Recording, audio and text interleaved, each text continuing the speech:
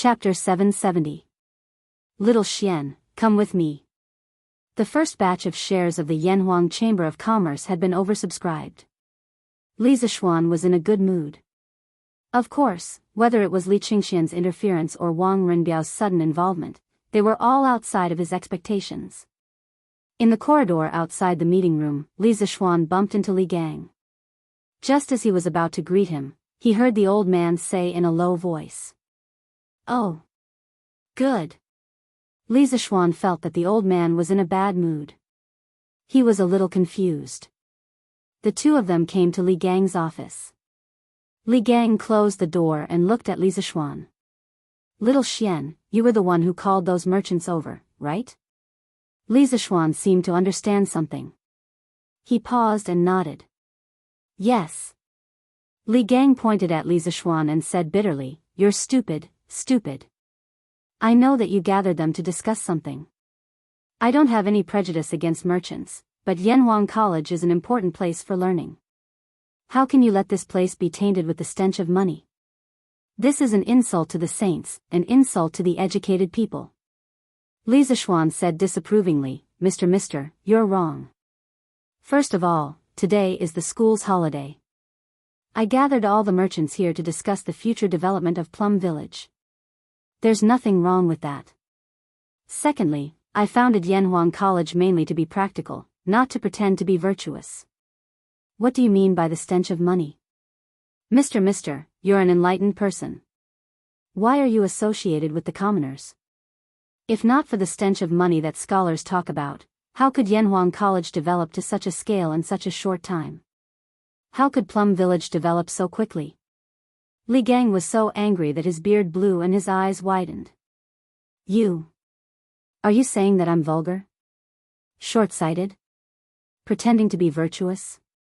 Li Zishuan quickly waved his hand and said, "Absolutely not. Sir, please don't misunderstand. I just want you to know that academics and money don't conflict in many cases. In fact, they even complement each other. For example, money can provide a good learning environment and promote the rapid development of academics. Academics can also promote technological innovation and earn more benefits. You also know that not all of the students trained by Yanhuang College will become officials in the future." Li Gang furrowed his brows and remained silent. He had taught and educated people all his life, and had written books to establish a theory. How could he be as sharp-tongued as Li Zishuan, who had lived 2 lives? Seeing this, Li Zishuan cupped his hands towards Li Gang and said, "Sir, if there is nothing else, then I will take my leave." Then, seeing that Li Gang was still deep in thought, he left. "Big brother, you're really fast, and you're really generous. I was still hesitating on whether to join, but you've already invested 30,000 strings of cash in it." In dorm 001, Li Tai saw that everyone else had left and whispered to Li Qingxian. Li Qingxian smiled and said, "Qingke, what's there to hesitate about? In Chang'an City, in terms of earning money, if Xiaoxian is ranked second, who dares to be ranked first? Whenever he needs help, it's our chance. Besides, this 30,000 strings of cash was earned for me by Xiaoxian. Even if I lose everything, I have nothing to lose. Don't you think so? Big brother is wise." When Li Tai heard this, he gave a thumbs up and praised. Then, the little fatty chuckled and said somewhat embarrassedly, "Big brother, I'm sure it will be difficult for you to take out so much money at once, right? It just so happens that I have some spare cash here, what do you think?" Li Qingxian found it funny and said, "I knew you would say that, Qingke. Don't worry, you have a share. Not only you, but Chang'e also has a share. The 3 of us will each get 10,000 strings of cash." Li Tai was overjoyed and said, "Hee. Thank you, big brother." Azure Dragon District, Wang family residence. "Young master, Butler Gong is back. He has done what you asked him to do. We already have 100,000 strings of cash in the flaming yellow Chamber of Commerce." In the backyard, Ling Yuyao leisurely walked over to Wang Renbiao's side and bowed slightly as she spoke. Wang Renbiao, who was sitting in the pavilion playing chess by himself, paused and said softly, I got it." Leng Yuyao was speechless. 100,000 strings of cash was definitely not a drop in the bucket for the Wang family. It was a considerable amount of wealth. But now, Wang Renbiao had given it away with just a few words, and all he got in return was those illusory shares and the unknown future of the Plum Village. She found it hard to understand what her young master was thinking. She also found it hard to understand why the elders and head of the family would agree to such a foolish transaction. Yao heir, what's wrong? After a long while, Wang Renbiao saw that Leng Yuyao was still standing beside him with a conflicted expression on her face. He couldn't help but ask. Nothing. Leng Yuyao came back to her senses and quickly shook her head. Yao heir must be wondering why I would use 100,000 strings of cash in this flaming yellow chamber of commerce. Wang Renbiao stared at Leng Yuyao for a long while, then shook his head and laughed. Young master's every move must have a deeper meaning. Yuyao doesn't dare to make wild guesses. Leng Yuyao bowed. Wang Renbiao smiled, then stood up and took the initiative to explain, actually, it's not for anything else. Just the golden signboard of Li Zishuan alone is worth a gamble. Otherwise, why would there be so many people rushing over to buy shares? Obviously, I'm not the only one who thinks highly of Li Zishuan. Besides, I'm also very optimistic about the future of Yanhuang College and the Plum Village. 100,000 strings of cash may be a lot, but the profits it will bring to the Wang family in the future will also be considerable. Leng Yuyao nodded thoughtfully, but didn't reply. Wang Renbiao suddenly asked, Yao heir, have the people that third uncle sent out to the sea to gather information returned? Leng Yuyao replied, young master, third master has followed the orders of the head of the family and sent all the spare ships in the family to the Southeast Sea to gather information about the Imperial Court fleet. They will be back soon, but according to third master, there will definitely be news within these 2 days. Wang Renbiao nodded and said, good, inform me immediately when there's news. Yes, young master. Yanhuang College. After raising more than 300,000 strings of cash, Li Zishuan could be said to be full of confidence. After he left Li Gang's place, he went straight to Yan Xiaoning, the former chief engineer of the college. Speaking of which, Yan Xiaoning was now hanging out with Mo Lingwei every day, researching astronomical telescopes. He was so busy that he didn't even have time to care about the remaining projects of the college. Many times, when the craftsmen had something to do, they would come to him personally. He just didn't know if this guy was doing it for official business, or to make it easier for him to pick up girls. Li Zishuan thought maliciously as he walked along the corridor. Chapter 771. Xiaoning, how much longer do we need to finish the rest of the construction? Arriving at the 9th floor of Yanhuang College's Guanghua building, he found Yan Xiaoning scribbling on a piece of paper. However, he didn't see Mo Lingwei. Li Zishuan didn't have the time to care about this and went straight to the point. Oh, little Xian, you're here. Yan Xiaoning stopped what he was doing and stood up. He thought for a while and said, according to the original plan of the college, we still have about 3 buildings left. A total of more than 100 houses that haven't been completed yet. If the construction team goes all out, it'll take about half a month to finish. What's wrong? Little Xian? Why are you suddenly asking about this? Did something happen? Li Zishuan sat on the chair beside him and sighed. He replied, something did happen. Xiaoning, I'm planning to send some of the craftsmen to help me build the road. Yan Xiaoning didn't know much about the Yanhuang Chamber of Commerce. He asked curiously, build the road? Little Xian, what kind of road are you repairing now? The road from Plum Village to Chang'an. Now, the workshop and the academy are both in Plum Village. Have you forgotten how crowded the roads were when the academy started school and how difficult it was for carriages and horses to pass? Moreover, with the current road, it'll take at least 2 hours to get from the workshop to Chang'an. It's as slow as a turtle. If this road isn't built, Yanhuang College and Plum Village won't be able to develop much in the future. Li Zishuan explained seriously. Yan Xiaoning was speechless. He felt that Li Zishuan was making a mountain out of a molehill. However, since Li Zishuan looked so confident, he must have come prepared. Yan Xiaoning could only agree. Okay.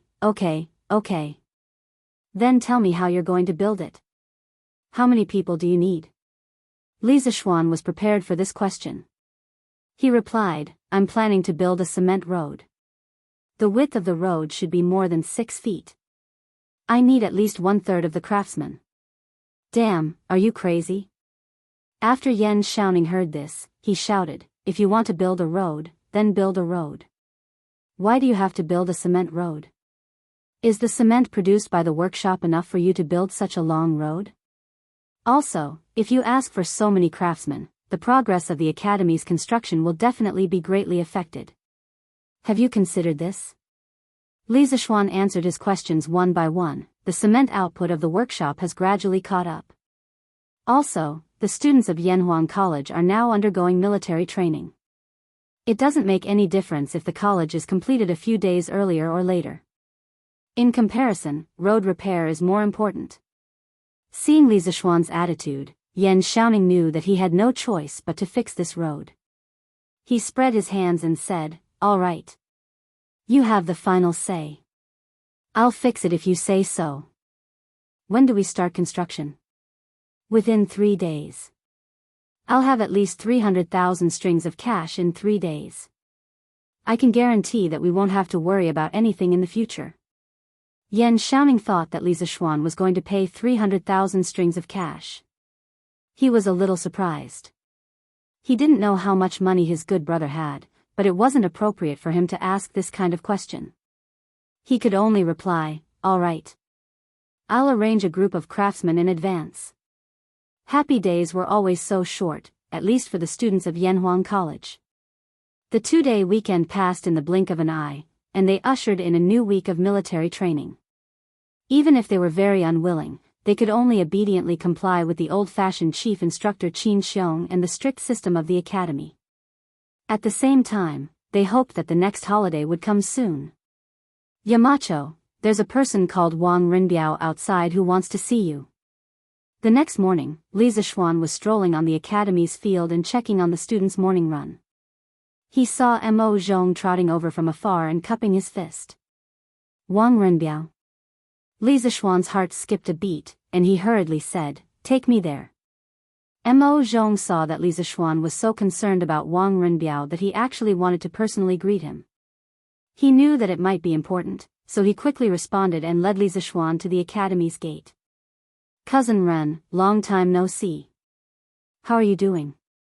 Li Zishuan smiled and greeted the indifferent Wang Rinbiao and the frosty Leng Yuyao outside the academy's gate. I'm fine. Xiao Xian, I'm here today to tell you something. I found the traces of the Imperial Court's fleet. Wang Rinbiao cupped his fist and said. Leng Yuyao on the side pouted and snorted. She was obviously angry that her young master came all the way here to deliver the news but was rejected at the door. Li Zishuan was startled at first, but then he smiled and said to Mo Zhong, young master Wang is an honored guest. You don't need to report when you come to the academy in the future. You can come in directly, understand? Understood, Yamacho. Mo Zhong carefully glanced at Wang Rinbiao, trying to remember his appearance thoroughly. Leng Yuyao's face looked better. Rinbiao, let's talk inside. Li Zishuan looked at Wang Rinbiao and said. Okay. The three of them came to Li Zishuan's office.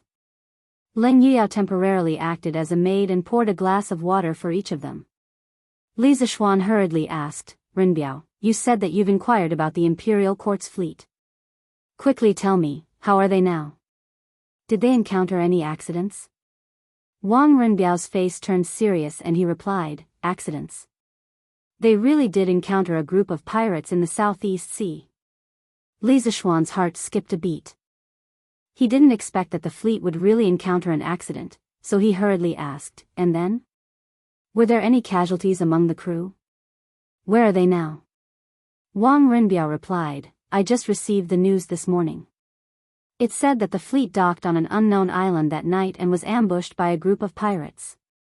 Dozens of crew members and defenders were killed. The commandery Prince Hejian was furious. After chasing the pirates without success, he mobilized the army to go to Neon and ask the king of Neon for an explanation. Because according to the investigation, the pirates were from Neon. His Highness went to Neon? Li Zishuan widened his eyes and said worriedly, the Neon are cunning and cunning. His Highness went deep with a large number of supplies alone. It's inevitable that some thieves would want to harm him. Rinbiao, how is the situation over there now? Wang Rinbiao smiled and said, don't worry, Xiao Xian. The commandery Prince Hejian took the elite troops to sea this time. Even if the Neon people were audacious, they wouldn't be able to do anything. The ones who should be worried are not us, but the Neon people. According to the latest news, the commandery Prince Hejian has already stirred up half of the world over there. Chapter 772. According to Rinbiao's words, you have more information about Neon. Tell me about it. In the headmaster's office, Li Zishuan saw Wang Rinbiao's confident expression. He guessed that Wang Rinbiao must have more information, so he asked. Wang Rinbiao nodded and slowly said, it's a long story. I'll pick out some important things to tell you first. I'm sure it won't be long before the imperial court receives more detailed information. At that time, you'll be able to understand the situation clearly. Seeing that Li Zishuan had no objection, Wang Rinbiao began to tell. After the imperial court's army was ambushed that day, commandery Prince Hejian failed to find the pirates. The next day, he led the army to Neon. Although there were defenders in Neon, they were weak compared with our Tang army. Commandery Prince Hejian left 8,000 soldiers to guard the ships. He led 12,000 soldiers and arrived at the capital of Neon at dusk that day. It was said that the imperial court of Neon was divided into two groups at that time. One was in favor of war, while the other was in favor of peace. The Queen of Neon finally decided to make peace with commandery Prince Hejian. She sent a messenger out of the city to contact commandery Prince Hejian and express her goodwill. She also invited commandery Prince Hejian to the city as a guest. Commandery Prince Hejian was brave. He only took one master with him and entered the city alone. Before leaving, he told the generals in the army that if they didn't return before dawn, they would be ready to attack the city. Who would have thought that the two of them would be gone for a full 6 hours? It was only in the middle of the night that the two of them returned from the city. However, when they left, there were only 2 of them. When they returned, there were more than 10 of them. All of them were assassins. The army outside the city knew that commandery Prince Hejian had been attacked by assassins in the city. They all shouted that they would kill their way into the city to avenge commandery Prince Hejian. Commandery Prince Hejian didn't attack the city. He ordered people to interrogate the assassins and investigate their identities. By chance, a master assassin who was captured alive confessed that he was a hanger-on of the Suo family. Commandery Prince Hejian was furious. He sent people into the city to ask the king of Push-gu to give him an explanation. Otherwise, he would personally enter the city to kill the Suo family. The king of Tuigu Kingdom severely reprimanded the mastermind of the assassination, Suo Xia, and went to see Hejian commandery prince in person, hoping that the Neon Kingdom could deal with the Suo family themselves. Hejian commandery prince didn't agree. He told the king that there were only 2 ways to go. Either the imperial court of the Wei nation exterminated the Suo family, or he personally led the army into the city and exterminated the Suo family. Seeing this, commandery Prince Hejian immediately ordered the army to enter the city. Surprisingly, the queen didn't order the guards on the city wall to stop the army. The 12,000 soldiers entered the capital of Wei nation without any hindrance. A few hours later, the hundreds of people in the Suo family and the thousands of warriors they raised were all killed. For a moment, the capital of Faenio was filled with blood. One of the 3 major forces of the imperial court of the Neon Kingdom disappeared overnight. According to reliable sources, Hejian commandery prince will return to the imperial court with a large amount of brass and silver sent by the Neon Kingdom as an apology. Moreover, the Neon Kingdom will work together to catch the pirate leader who attacked the imperial court last time. After he is caught, the descendant of Crown Prince Xingda will personally escort him to Chang'an. Even if it was just a simple story, Wang Rinbiao talked for half an hour. It was really because Li Shaogong and the others had experienced too much at sea. After hearing this, Li Zixuan opened his eyes wide and was stunned speechless. He really didn't expect that Li Shaogong would have such an experience in one nation. He also didn't expect that the Neon Kingdom could be defeated with only 12,000 soldiers of the Tang Empire. He couldn't blame him. The earliest he knew about the Neon Kingdom was that they were pirates in the Middle and Late Ming Dynasty. At that time, several pirates could chase thousands of soldiers of the Ming Dynasty. He didn't expect that in the Tang Dynasty, the strength of China and the Neon Kingdom would be opposite. However, he was still very happy to see the Neon Kingdom was unlucky. In his last life, he was a genuine angry youth. This kind of national hatred was engraved in his bones and would not disappear because of time travel. Now, the Neon Kingdom was kneeling in front of the army of the Tang Empire. They not only lost their power but also paid compensation. It was so similar to the Braid Dynasty thousands of years later. It was so satisfying to think about it. Good. Good fight. The Neon Kingdom was so bold that they dared to assassinate the prince of the Tang Empire. If we don't teach them a lesson, they won't know what a great country is. Wang Renbiao's words contained a lot of information. Although Li Zixuan didn't know much about Empress Gu, Crown Prince Xingde, the Suo family, and the mountain-back elder brother and so on, he could roughly understand the story. He didn't want to know about the internal affairs of the Neon Kingdom. He only needed to know that Li Shaogong had pressed the Neon Kingdom to the ground and rubbed the Neon Kingdom's imperial court on the ground. This was a piece of good news that made people excited. So he couldn't help but laugh. Hearing this, Wang Renbiao shook his head and said, "Xiao Xian, Prince Hejian won the battle. Of course, it's worth being happy, but things are far from as simple as you think.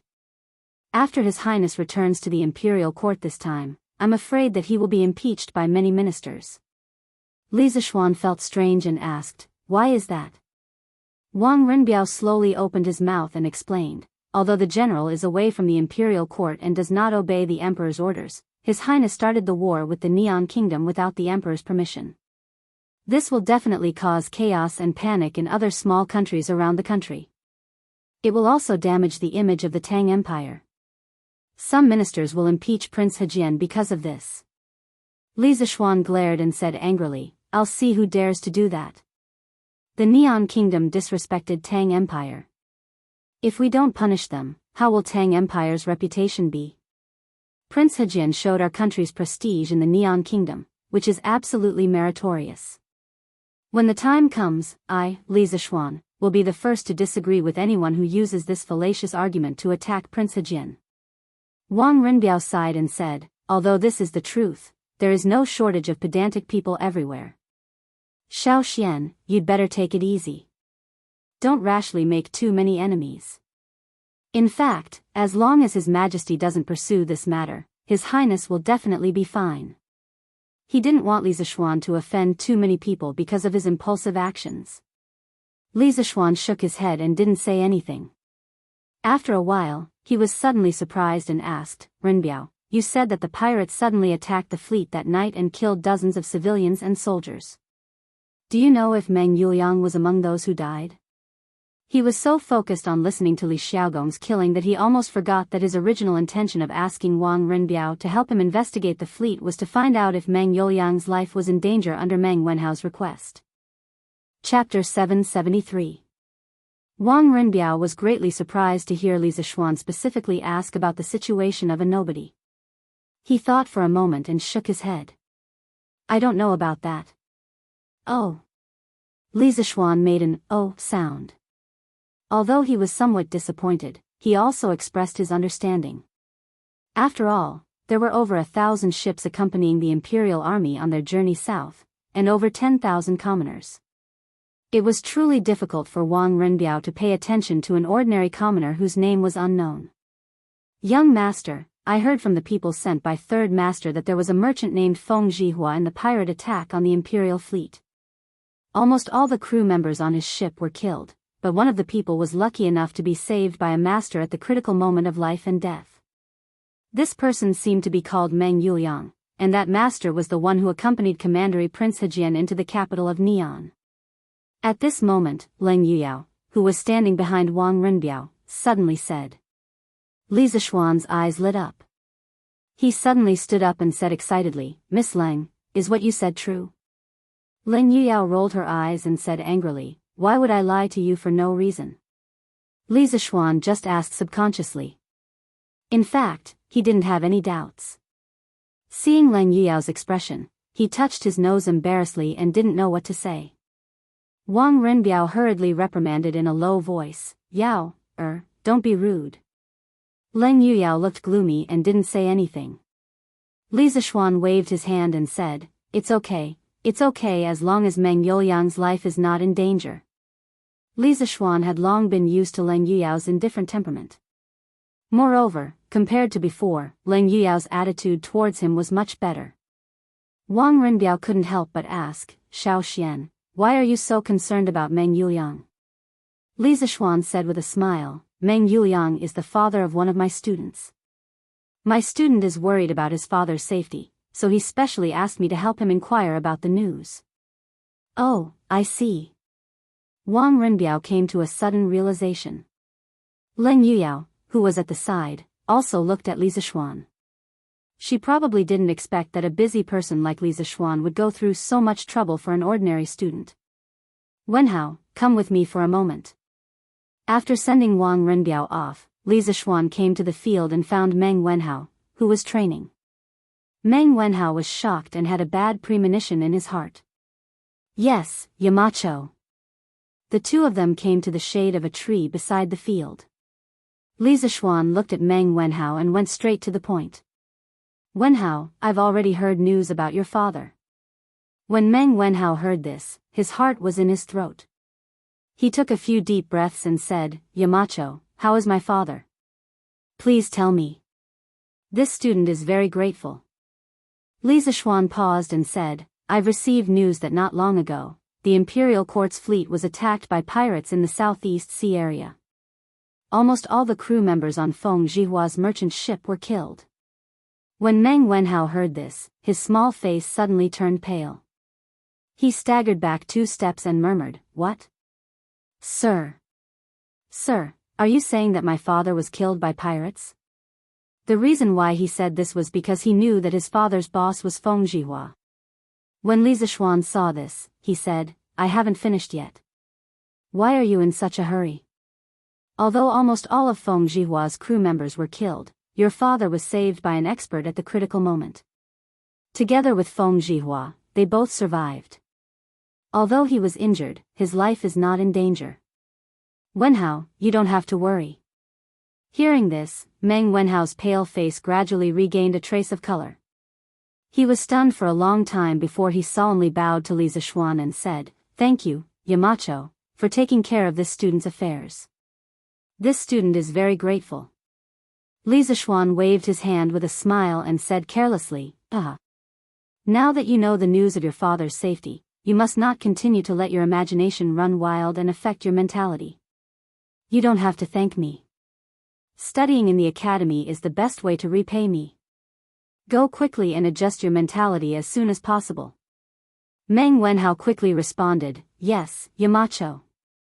Wang Renbiao's guess was right. The next day, the Imperial Court had already received the news of Li Xiaogong's massacre in Neon. After receiving the report, Li Er raised his eyebrows and was shocked. Neon? One Piece? Assassination? This little Neon is really daring. It's getting more and more outrageous. I remember that in the previous dynasty, the Neon envoy actually called himself the Emperor in the letter of credence that he submitted to Emperor Yang. Now it seems that the Neon people are indeed beginning to be arrogant.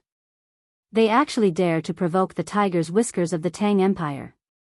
However, Xiaogong's actions will inevitably be criticized. Forget it, let's wait for him to come back. As the Emperor, Li Er, of course, knew that if this report was made public in the Imperial Court, it would definitely cause a great uproar. Therefore, he chose to keep the report and temporarily suppress the matter. When Li Xiaogong returned to the Imperial Court, he would solve it together. In fact, according to the original history of Neon, after the death of Emperor Kogo in 628, the second year of Zhengguan, there was a struggle for the succession of the throne in the Neon Imperial Court. The emperor's last words were that the son of Prince Xingde, the grandson of Suwamatsi, would succeed the throne. However, Suwamatsi violated the last words and supported Prince Tamura, the grandson of Emperor Minda, the son of Emperor Yasaka's eldest brother, as the emperor, who later became Emperor Shuming. After Emperor Shuming ascended the throne, he sent the first envoy to the Tang Empire the next year. During his 12 years on the throne, the Suwamatsi family's strength had developed greatly, and the Suwamatsi family had reached its peak. But now, Li Shaogong led troops to kill the entire Suwamatsi family. The Suwamatsi family, which controlled the political situation of the 6 emperors, suddenly disappeared. Therefore, the heir to the Neon imperial throne became undisputed. It was the son of Prince Xingde, the eldest brother of Brother Xingde. This man, who was originally the spare tire of the emperor in history, was really going to be the emperor now. Who should he thank the most? Li Shaogong? That's not it. The person he should thank the most was Li Zishuan. If it weren't for Li Zishuan, the transmigrator, the Tang Empire wouldn't have sent such a large fleet to the south to trade in the first year of Jingguan, and it would be even more impossible for the Tang army to enter the Neon territory. The Suwamatsi family, which was powerful in Neon, naturally wouldn't have been accidentally destroyed, and the eldest brother of Brother Xingde could only continue to be the spare tire. Li Zishuan never dreamed that he, an otaku who had transmigrated from the modern world, would actually change the Neon court in this way. He also never thought that the butterfly wings of his transmigrator had been flapped and gradually affected the world's situation from here. This was the so-called butterfly effect. Chapter 774. 3 days later, the first batch of funds raised by the Yan Huang Chamber of Commerce, 335,000 strings of cash, was all in the account. Looking at the room full of copper coins, Li Zishuan sighed in his heart. The times are too backward. A mere 300,000 strings of cash is not enough to fit a room, and the servants in the house have to count the money for half a day. How is it like the modern era, where a finger lightly taps on the phone, whether it is 300,000 or 30 million, it is all in an instant? At the very least, the cash of the modern era is much easier to count than the copper coins of this era. 10,000 for a stack, 30 million for a box. Unlike now, 300,000 strings of cash is enough to fill an entire room. Li Zishuan had actually ridiculed the currency of this era many times in his heart. Think about it, if you want to buy a horse in Shi City, you have to count at least 10 strings of cash, right? In the ancient era, coins were usually around 3 to 4 kilograms, and 10 strings of cash was around 40 to 50 kilograms. The weight of the copper coins used to buy a horse was almost equivalent to the weight of a person.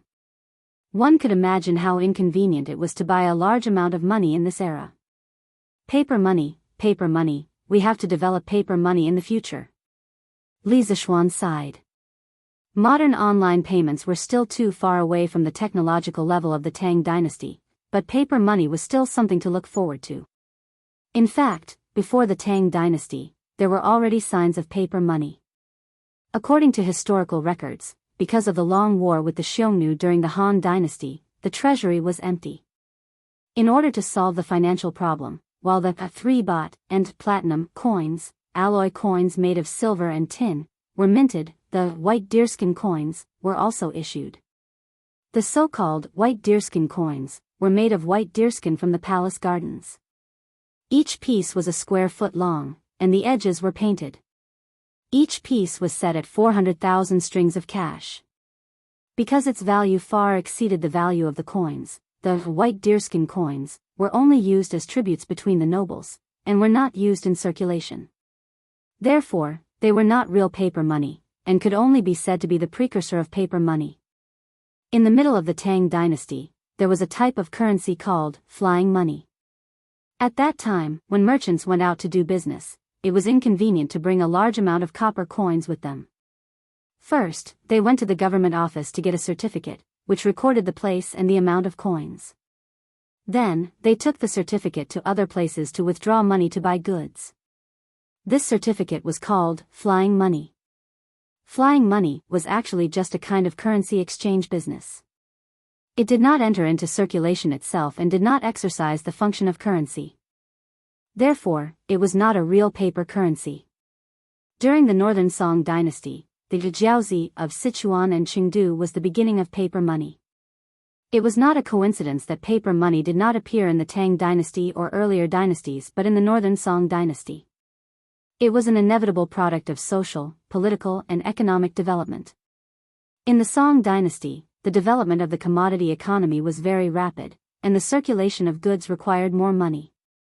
At that time, there was a shortage of copper coins, which could not meet the demand of circulation. At that time, iron coins were commonly used in the Sichuan region. The value of iron coins was low and heavy, so it was extremely inconvenient to use them. 1 copper coin was equivalent to 10 iron coins. For every 1,000 iron coins, the big ones weighed 25 caddies, and the medium ones weighed 13 caddies. Buying a bolt of cloth would cost 20,000 iron coins. It weighed about 500 caddies and had to be carried on a carriage. Therefore, objectively speaking, there was a need for a lighter currency. This was also the main reason why paper money first appeared in Sichuan. Moreover, although the Northern Song dynasty was a highly centralized feudal autocratic country, the national currency was not unified. There were several currency areas, each of which governed their own affairs and did not use the same currency. At that time, there were 13 roads, administrative units of the Song dynasty, that used copper coins, and 4 roads that used iron coins. Shaanxi and Hedong used both copper and iron coins. Each currency area strictly prohibited the outflow of money. Using paper money could prevent the outflow of copper and iron coins. In addition, the Song dynasty government was often attacked by Liao, Xia, and Jin. The military and reparations expenses were very high, so they also needed to issue paper money to make up for the financial deficit. Under all these reasons, the paper money, jiaozi, was created. According to the original history, it was impossible for paper money to appear in the Tang dynasty. But now, as a modern person, he had transmigrated and became a rich second generation. Therefore, it was necessary for him to do something. After letting his imagination run wild for a while, Li Zishuan went to look for Yan Xiaoning directly. As for paper money, he would do it in the future, but definitely not now. It required time and talents in the related field. After arriving at the academy, Li Zishuan went directly to Yan Xiaoning's office. Xiaoning. The money for the road construction is all here. Quickly arrange for people to start work. Li Zishuan pushed the door open and saw that Yan Xiaoning was still alone. He went straight to the point. Yan Xiaoning stood up and said in surprise, "The money is here so quickly?" "Okay, I've already arranged everything. Since it's like this, let's start work today." "How's the preparation of the cement at the factory?" Li Zishuan replied, "There's no problem at the workshop. The production of cement will definitely be enough." Ever since the workshop of the Strange Taste Pavilion moved the main production to Plum Village, the production of carriages, scooters, glass, cement, and books had gradually increased. Now, the supply of goods at the Strange Taste Pavilion had been greatly improved. It was rare for people to fight for goods like before, but the goods were sold out in an instant. This was also the purpose of Li Zishuan's expansion of the workshop. Although hunger marketing could motivate people to buy goods in a short period of time, it would only make people hate it after a long time. After all, he had experienced the torture of hunger marketing in his previous life. Yan Xiaoning nodded and said, "That's good." Li Zishuan looked around and asked with a smile, "Where's your family's ink girl?" "She's been at the workshop recently. She asked the workshop's master to help her make lenses." Yan Xiaoning subconsciously replied, but he immediately realized that Li Zishuan's words were wrong.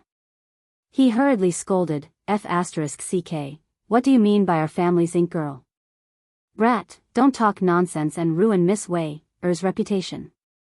When the time comes, Mr. Mo will definitely find you to settle accounts." Li Zishuan laughed and turned around to leave.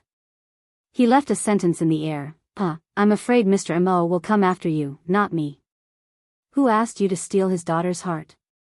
Yan Xiaoning's ears turned red. He chased after Li Zishuan and wanted to argue with Li Zishuan, but there was no trace of him outside. He could only spit and curse under his breath, Why is this brat always thinking about that kind of stuff all day long? He's a Yamacho from Yanhuang College. He doesn't have any Yamacho manners at all. He's a teacher in vain.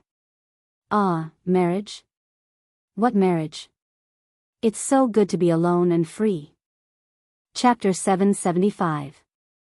Oh, isn't this 7th Master Han? Where are you going, old man? At noon, Li Zishuan arrived at the Han village. At the entrance of the village, he met 7th Master Han, who was carrying a hoe and walking into the village. 7th Master Han was considered a native of the Han village. During the last years of the Sui dynasty and the Wuda era, 7th Master Han was the village chief of the Han village. However, due to his old age, he retired from the position. Even so, he still had a high reputation in the Han village. Hey, it's young master. I just came back from the fields. Young master, you have to come to my house for a meal today. To tell you the truth, I have also brewed some wine. Young master, quickly go and have a taste. 7th Master Han heard the voice and quickly stopped in his tracks. He turned around and smiled at Li Zishuan. Li Zishuan quickly waved his hand and said, No, I'm here to look for my father-in-law. I'll visit your hometown another day. Oh right, 7th Master. This year's harvest wasn't good. Is your family or the other farmers facing any difficulties? If so, I'll tell Butler Wang that the Han village won't collect rent this year. Hey. You can't, young master. Grandfather Han VII hurriedly tried to dissuade him, young master. Although the farm's harvest this year isn't good, the farmers in the farm have made a lot of money by selling the mountain fruits. Moreover, you also set up a chicken farm to reduce the burden. Most people actually only need to pay less than 20% of the rent. Everyone can afford it. Moreover, the chickens in the chicken farm have started to lay eggs. The money the farmers earn from selling eggs every month is equivalent to their annual income. Young master, you don't have to worry. If you reduce all the rent, everyone will feel bad. Li Zishuan was slightly relieved. He smiled and said, That's good. If the farmers have any difficulties, just let me know.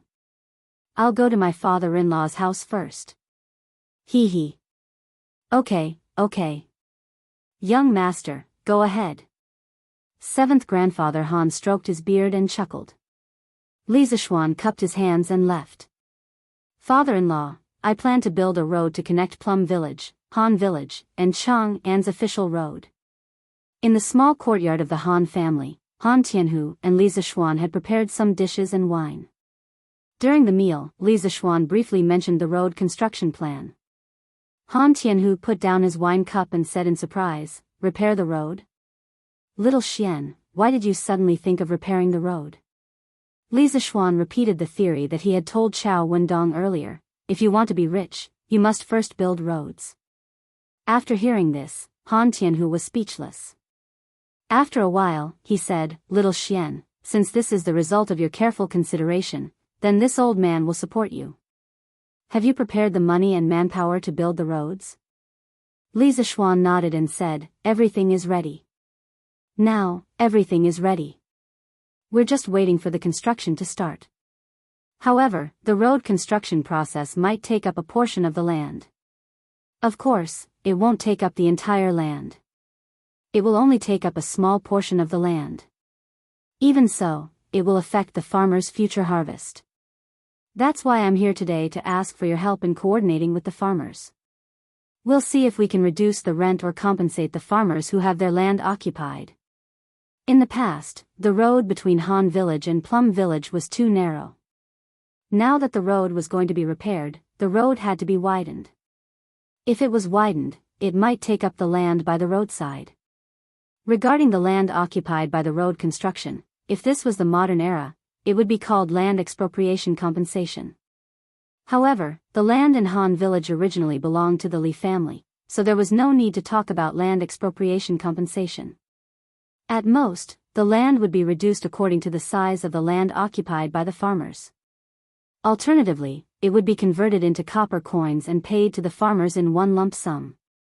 Han Tianhu thought seriously for a while before saying, yes, this is indeed a problem. After we finish eating, I'll gather the farmers to discuss this matter. I don't think there will be any problems. After all, repairing the road is a good thing for the farmers in the village. At around 1:00 in the afternoon, the villagers of the Han family manor were gathered at the threshing field at the entrance of the village. After waiting for a while, Han Tianhu saw that everyone was present. He stood in front of the crowd and said in a clear voice, "Today, I've gathered all of you here because I want to discuss something with you. It's like this. Young Master intends to build a cement road similar to the one in Yanhuang College. It will connect Han Village and Plum Village with the official road outside Chang'an City. Because the cement road that Young Master wants to build is very wide, it will take up a small portion of everyone's land in the middle. In the future, the harvest will definitely be reduced. So today, I've gathered everyone here to discuss the compensation. Let's see if you're willing to reduce the rent or take a sum of money directly." As soon as Han Tianhu's voice fell, the villagers below began to discuss with each other with a buzzing sound. Repair the road? Young Master wants to repair the road for us? That's great. And it's a cement road. Do you know what cement road is? It's the very smooth road like Yanhuang College's. I didn't expect that we would be able to walk on that road in the future. If this road is repaired, won't we only need half an hour to get to Chang'an in the future? Li Zheng, when will Young Master repair the road for us? I'll go over and help. Hu Hanyun shouted as he looked at Han Tianhu. Han Tianhu replied, "It started this afternoon. So everyone needs to discuss and come to a conclusion as soon as possible. We don't want to affect Young Master's progress." Hu Hanyun laughed and said, "Hey. What's there to discuss? Even if the road will take up some land, how much land can a road take up? Anyway, I, old Hu, don't want any compensation. Young Master repairing the road is also a good thing for the farm. Young Master has already done his utmost for us by not asking me to repair the road. How can I, old Hu, be so thick-skinned as to ask Young Master for money?" He. What Hanyun said is right. Although the road will take up some land and affect the future harvest, if this road is repaired, it will be of great benefit to our entire village. We can't be ungrateful and ask the Young Master for money for such a small profit. Grandfather Han also spoke up at this moment. After the old man finished speaking, voices of agreement rang out one after another. Grandfather Han is right. Young Master is kind enough to repair the road for us. We can't be ungrateful. Yes, we can't be ungrateful. Li Zheng, we don't want any compensation. In an instant, the farmers were clamoring to reject Li Zishuan's compensation for the land. This was what the people wanted. Chapter 776. The same thing happened in the Plum Village. In the afternoon, after Li Zishuan finished his meal, he went to the Plum Village to inform the village chief, Lu Qingfeng. Lu Qingfeng also gathered the villagers at the village entrance. Unsurprisingly, the villagers of the Plum Village were the same as the villagers of the Han Village. They were not willing to accept any compensation. Young Master is too kind. Previously, he reduced our rent by so much. Now, we have eggs to sell. Whoever goes to Young Master to ask for compensation is really too heartless. That's right. We can't accept this compensation. Otherwise, my wife will beat me to death. We have to live up to our conscience. We can't let Young Master's heart down. Compared to the Han Village, the villagers of the Plum Village did not enjoy the profits from selling the mountain fruits. However, their loyalty to Li Zishuan and their sense of belonging to the Li family was no less than the villagers of the Han Village. This was because before the Plum Village became Li Zishuan's fiefdom, they were bullied by the father and son of the Lu family. It was Li Zishuan's arrival that saved them from their misery and allowed them to live a happy life. They cherished everything they had now. Not only can we not ask Young Master for money, I think we should help Young Master fix the road. After all, didn't Young Master fix this road for us? Now that the crops have been harvested, each family can probably contribute one laborer. This way, the the road can be fixed faster. Don't you think so, second master? Mei Jun, who was in the crowd, suddenly shouted. Lu Qingfeng, who was in front of the crowd, frowned. Second Master Lu, who was in the crowd, pinched his chin and said, haha. Mei Jun, you brat, you're right. Young master is building this road for us. Although we don't need to fork out any money, we can contribute. Don't you think so, everyone? Second Master Lu's influence in the Plum Village was not to be underestimated. Once he said that, the villagers all echoed his words. Second Master Lu is right. Since we can't fork out any money, we have to contribute. Otherwise, we won't be able to live up to our conscience. That's right. Young master fixed this road for us. How can we not help? We have to help. I'll help young master tomorrow. At Yanhuang College, when Li Zixuan received the news from Han Tianhu and Lu Qingfeng, he had a strange expression on his face. He felt both helpless and touched.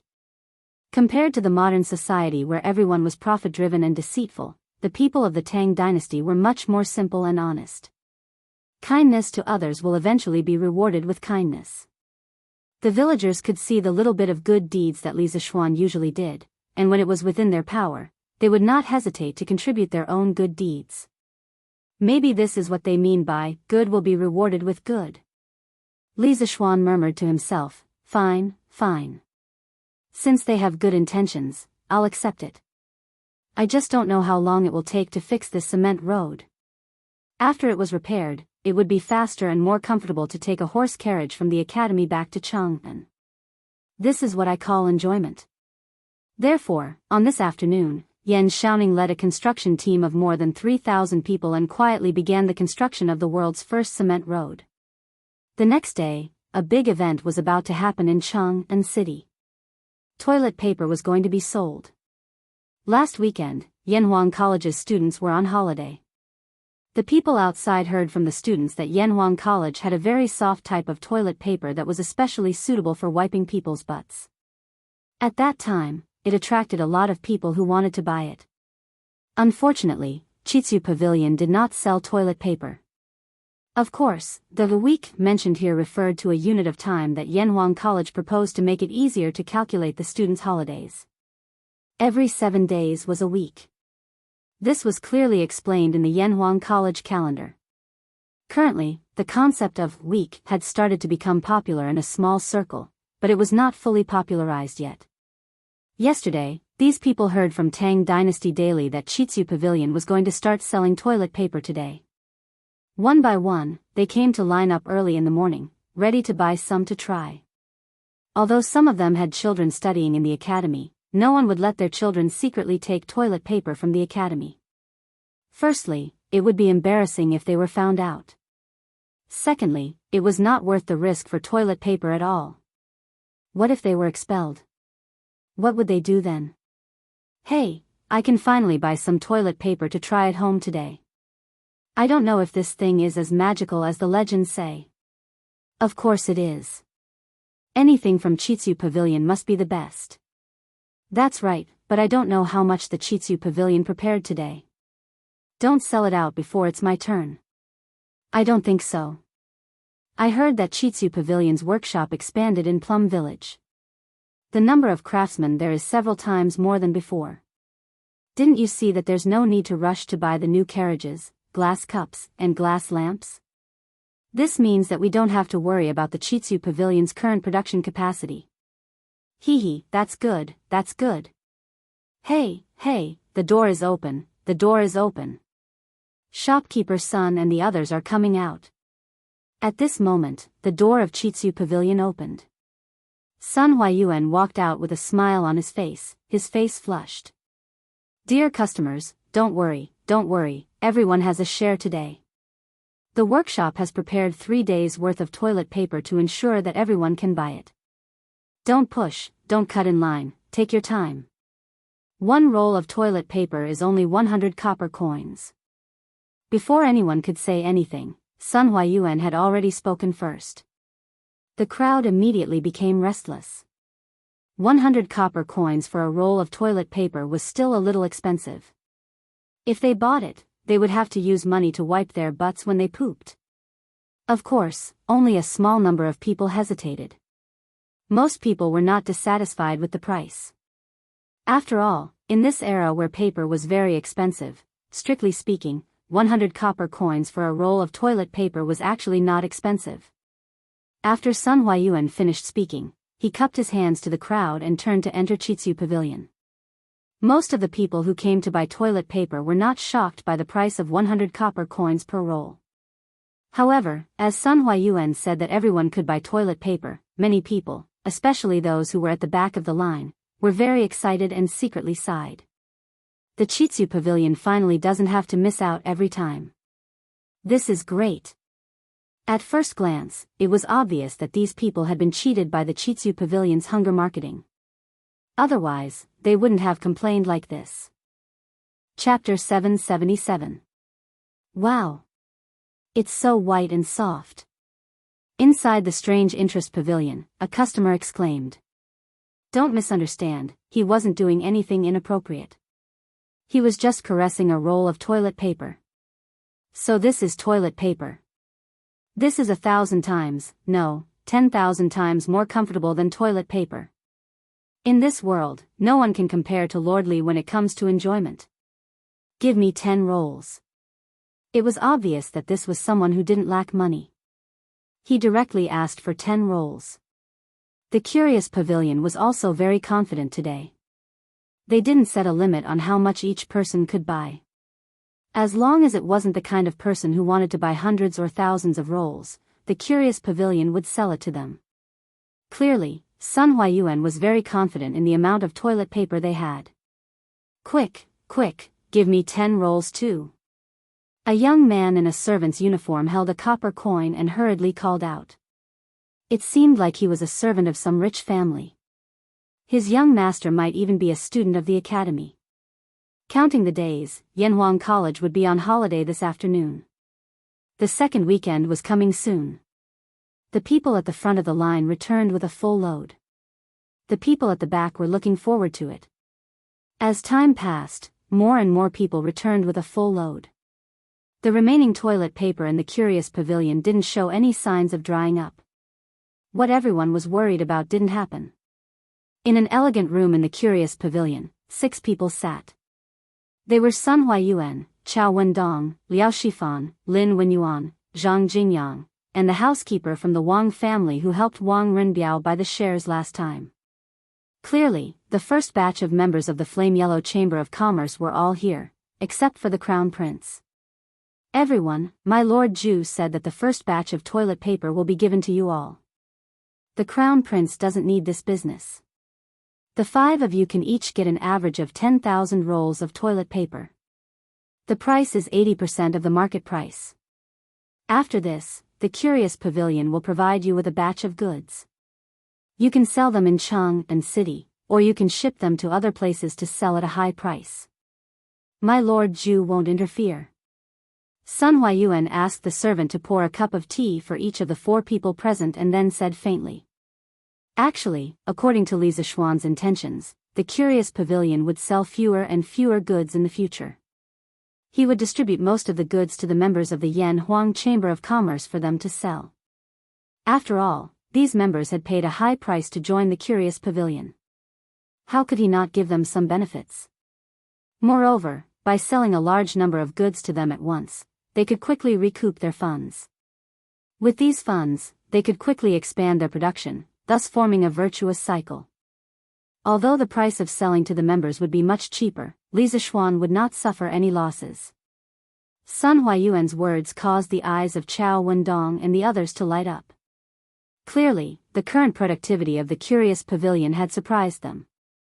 Thank you, shopkeeper Sunday. I'll ship the toilet paper to other states and counties to sell. The Curious House in Cheng and is enough. Chao Wendong and the others looked at each other, then stood up and cupped their hands towards Sun Huayuan. It was clear that this was an extremely discerning person. He did not want to compete with the Curious Pavilion in Chang'an. Sun Huayuan chuckled and waved his hand. Shopkeeper Chao, you worry too much. My Lord Zhu said that you can sell wherever you want. You don't have to worry too much.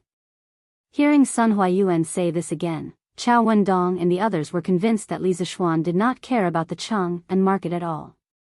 They all hurriedly stood up and cupped their hands in thanks. Shopkeeper son, Lord Ju is willing to distribute the toilet paper to us to sell. I wonder if Lord Ju is willing to distribute the rest of the items, such as the new carriage, glass cup, and divine mirror? Liao Shifan carefully looked at Sun Huayuan, then stood up and asked tentatively. Chao Wendong, Lin Wenyuan, and Zhang Jingyang secretly praised Liao Shifan for his boldness. They all looked at Sun Huayuan with hopeful eyes. The old housekeeper of the Wang family did not pay much attention to this.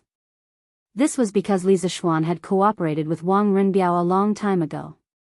Even without the flaming yellow chamber of commerce, the Wang family did not lack the new carriage, glass cup, and divine mirror. As for why the Wang family, despite being blessed by the heavens, still wanted to pay a huge sum of 100,000 strings of coins to join the flaming yellow chamber of commerce. This could only be attributed to Wang Renbiao's wisdom. He felt that the items the Curious House had now were only the tip of the iceberg of Li Zishuan's abilities. He was optimistic that Li Zishuan would be able to create even greater wealth in the future. Sun Huayuan stroked his beard, then took out a piece of paper from his sleeve and handed it to everyone. My Lord Ju has already instructed that this paper contains a list of all the goods in the Curious House's inventory. In principle, based on the percentage of shares each family has, you can split these goods at 70 to 80% of the market price.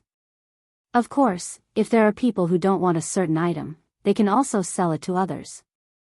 This will depend on how you discuss it. In truth, this was just a temporary measure, because the Curious House's production capacity had not yet been fully released. In a few more days, when the production capacity of the workshop was fully released, Chao Wendong and the others could buy whatever they wanted, and as much as they wanted. It all depended on their personal wealth. Other than the old housekeeper of the Wang family, everyone else was delighted.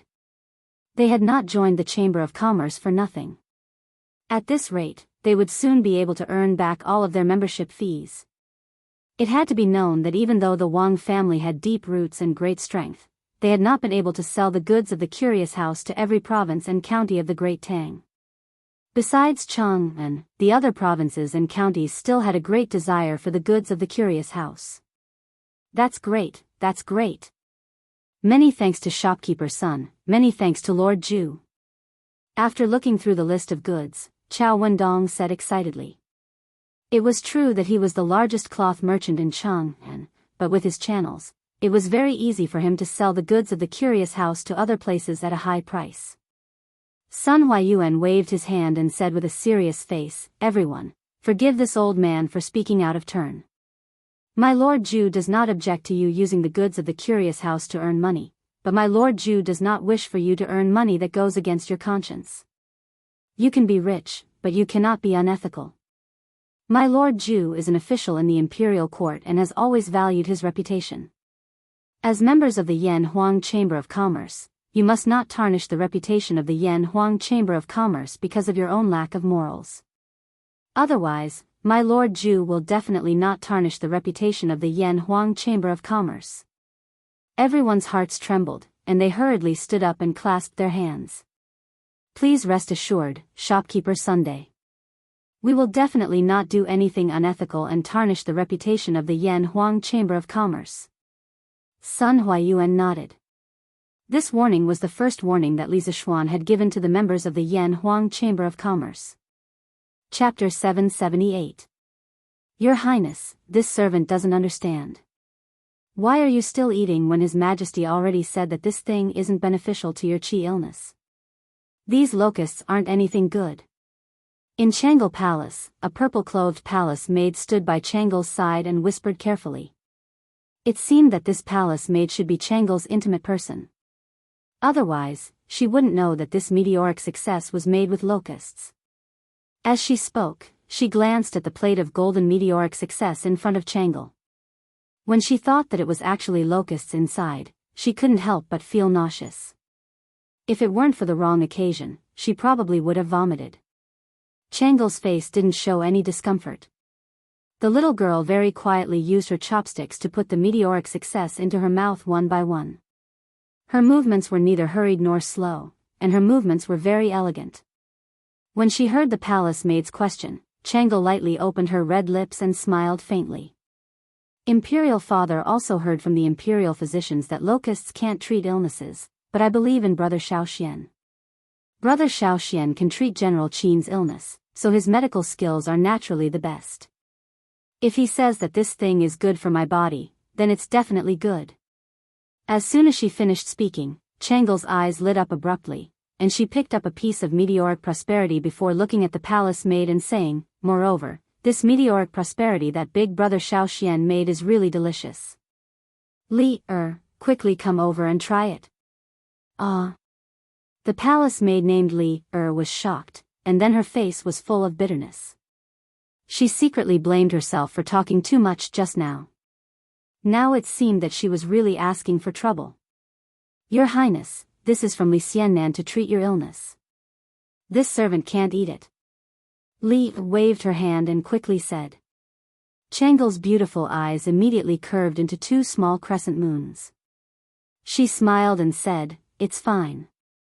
Brother Xiaoxian sent a lot of meteoric success.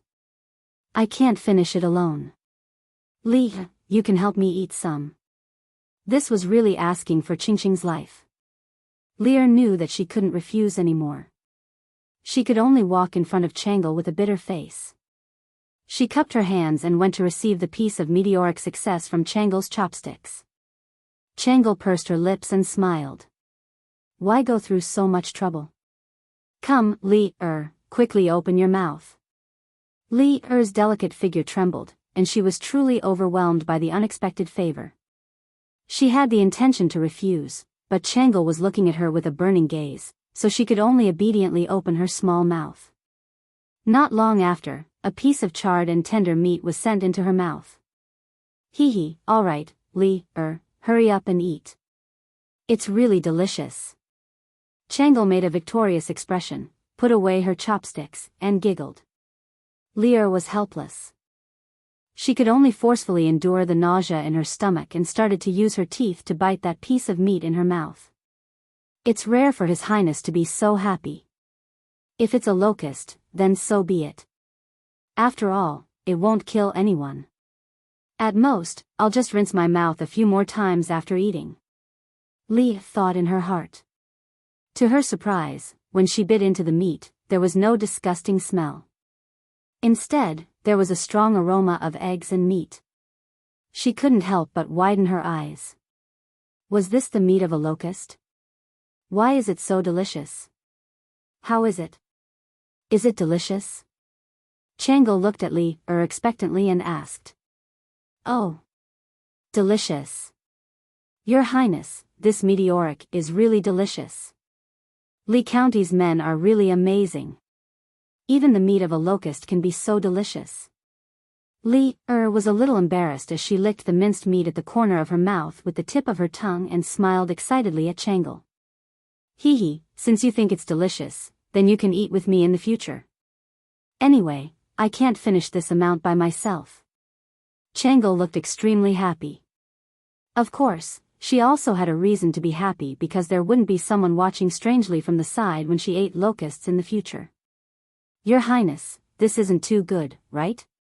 Li was a little hesitant. To be honest, the meteoric she ate just now was indeed very delicious.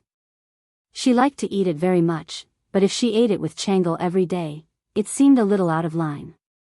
What's wrong with this? I let you eat with me, so just eat. While Tranquil was recruiting friends to eat locusts, outside the palace, there was another scene. After Daoist and Erniu of the Han family manor found a way to make a fortune by selling locusts, they really couldn't be stopped. Every morning, they woke up earlier than the chickens. The farmlands in the manor became their main battlefield. They could be seen wandering around the farmlands all day long. As the news spread, more and more children found out that the locusts could be sold for money. This group grew stronger day by day. Naturally, the parents of the children also noticed the abnormality of their children. On one hand, they were afraid of the locust god. On the other hand, they were worried about the huge profit brought by something as insignificant as the locusts. These parents suddenly hesitated. There were those who agreed and those who disagreed. Those who agreed naturally encouraged all the children in their family to join the locust-catching army. Some parents even rolled up their sleeves and joined the battle personally. Those who objected captured their own children and forbade them from catching locusts in the fields. However, when they saw that their other children had earned a lot of copper coins from catching locusts, they were envious and tried their best to escape from the cage. In fact, they were not the only ones who were envious. Their parents were also secretly envious. Logically speaking, one caddy of locusts could be sold for 3 copper coins. This was not a low price. If they did nothing but go to the farmlands to catch locusts, if they were lucky, the day's profit would be equal to the day's wages at the docks. Most importantly, catching locusts was not only a job for adult men, but also for the elderly, women, and children.